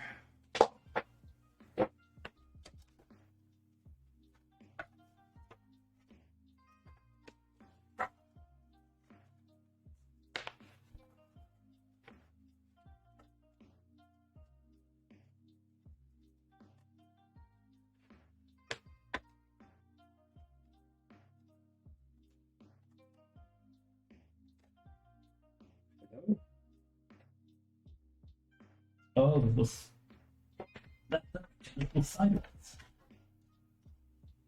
Okay. I think I need to take power from somewhere else, so I'll be back in a few seconds.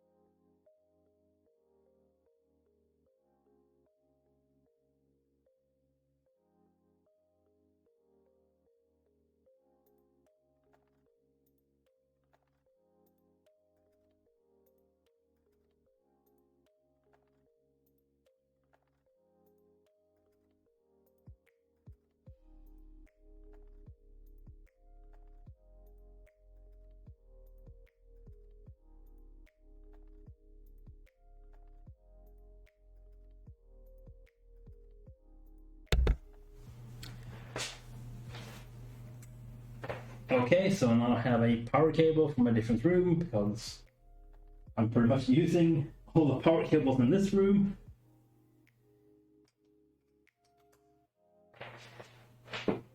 The PSU is plugged in. Moments of truth. So we turn the PSU on. I see a couple of LEDs. There's a little bit of blue light in there that you can see, I guess. Let's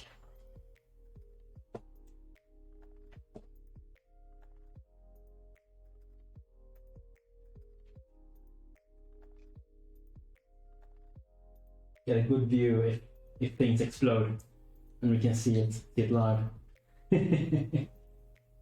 Okay. Okay, and then before I turn it on, so I do have a capture card. So the PC is now connected to a capture card. So I will make a scene where we can see both of these things. So let me. Okay, let me just make a new scene.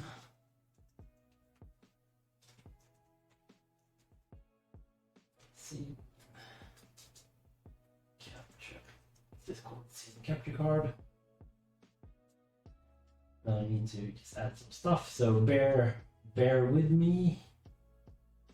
You can probably hear me a little bit worse right now because the microphone is, well, it's not near me. So I apologize about that, but I will try to speak a little bit louder. Right, so I was adding, let's add that. Okay, and then I need to add this there, and then we also need to add video capture source and new source. And this is I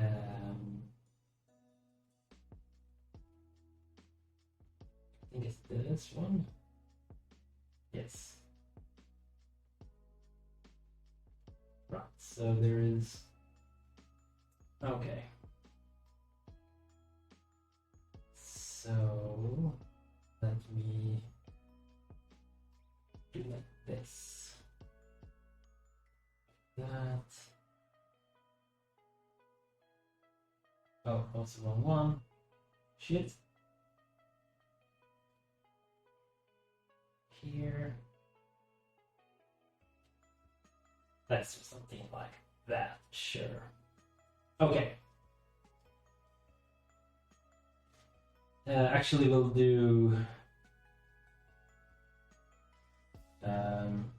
the capture card larger, so we can actually maybe read what it says there. I'm gonna put that there. Sorry if I'm mumbling. Right, then we take the cam. Let's just put it here. And we scale that down. So there's probably nothing of interest in the bottom right corner of like the post screen and BIOS. Is my assumption.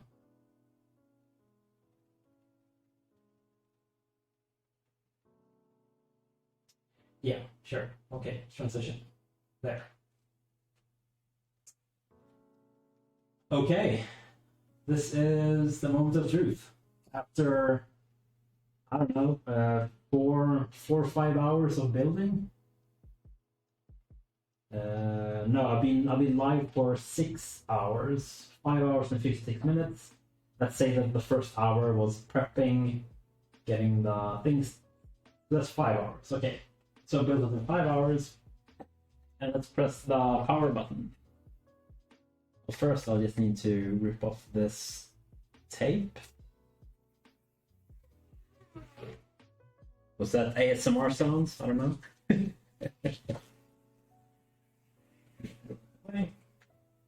Okay. Power. On. Gigabyte is lighting up. Fans are spinning. It still says no signal. I haven't tested this though. That's the issue. I don't know if the capture card will see the BIOS. But it disappeared, so yes. Okay. So let's see, what does it say?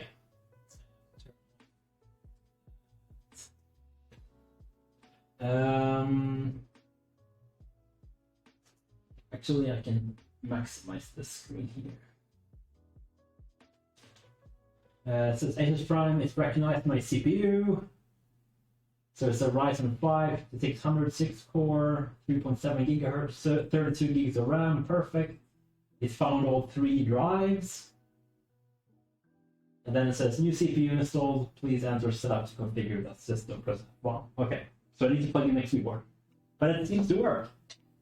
I have a picture, so the GPU works. It found 32 gigs of memory, so all of that. All 3 drives are there, and it has identified the correct CPU. So that is a fucking win.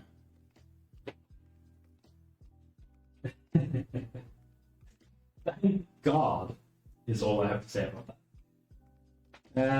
Right, so let's remove the tape up top here so I can plug in a keyboard.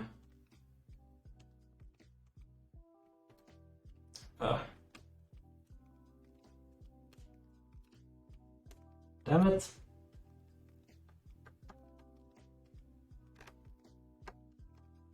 Come on, why you do this to me?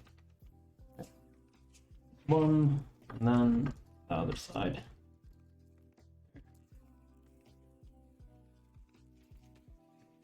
Okay. Then I can plug in a mouse in the top here. And I should be able to press F1.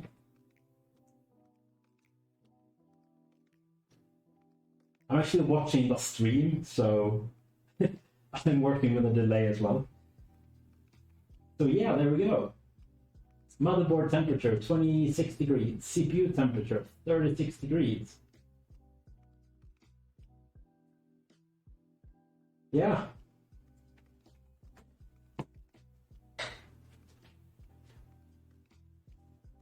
It worked. I don't have much more to say than that. So this is a shitty cam, but hello.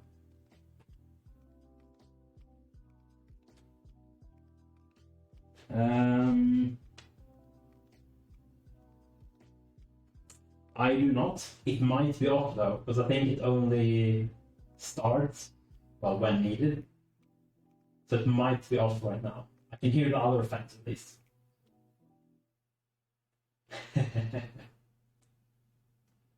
Yeah, I might order some food if anything's still open. So yeah, this is awesome. I'm obviously super happy with this.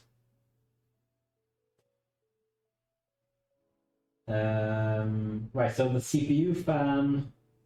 So that's both of the Noctua fans. What the fuck was that sound? Hello? I don't know if you heard that, but it was a bit of a weird sound. It didn't sound bad, it was just weird, and I don't know if it was a computer or something else. Oh, it's definitely something else. It's my neighbor or something. Right, so the CPU fans are 2 fans, so I guess they are both running on 650 RPM. The SHA-2 fan. Oh, there is a SHA-1 and SHA-3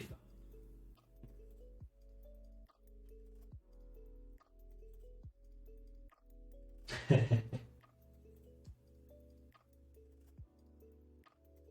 But that's interesting though, because here it says SHA-1 and SHA-3 fans, like they're not plugged in. I mean. Yes, it's posted, and it worked, and it's now visible. The capture card took it up, so it looks like everything is there. All the RAM is there. It identified the correct CPU, so my BIOS upgrade worked. So that should be fine. We have all 3 hard drives are there. And yeah, it all looks good. So I have a Windows license, so I'll install that. I obviously won't do that on stream because no one wants to see me install Windows. Yeah, and then I'll get that up, and then I'll do some gaming, some game streams later, whenever everything is set up in a couple of days or so. Or tomorrow, I don't know. It's at some point soon. But something that I will check up, however, is that there is the CHA 1 and CHA 3 fan, so they're listed here as not available. And I wonder if those are just not plugged in, but they exist, or if it's just like a default BIOS. But that's weird, right? So maybe I do have more fan headers. Maybe I do have more fan headers, and if I do, then I can remove the splitters and just plug it in as usual. So I'll have a look at that probably tomorrow, because yeah, I think I'm done for today. For at least for now, I'll eat, relax for a little bit. My back is killing me a little bit after leaning over the PC so much. So yeah, that's awesome. I'm super happy about that. Anything could have happened, and with my year so far, things haven't gone that well, so who knows? Yeah, everything seems awesome. So I'll install Windows today, tomorrow, sometime soon. Do some benchmarks, yada yada yada, and I'll be back streaming in a day or 2 or something. We'll see. I won't promise anything because who knows? Yeah, exactly. Benchmark stream. Well, I do have both of my gaming PCs, so I literally could, and I have 2 capture cards, so I could do a split screen, run the same benchmark, and have half of the screen on my old PC and half of the screen on my new PC. And I guess you could see the performance difference. I don't know. Who knows? That might be something interesting. Yeah, well, now I also do want to stream because I do want to play other games as well. Streaming Overwatch isn't the most secret, but we'll see. So yeah, thank you all for keeping me company. This was a lot of fun. It was super interesting. Some chill tunes, some hardware, some new fancy hardware, and everything. So with that, I want to thank everyone for hanging out with me and chilling. And I'll see you soon. And I'll end the stream now. I'll leave some beats going for a couple of minutes. And yeah, that's all. Thanks everyone. Bye.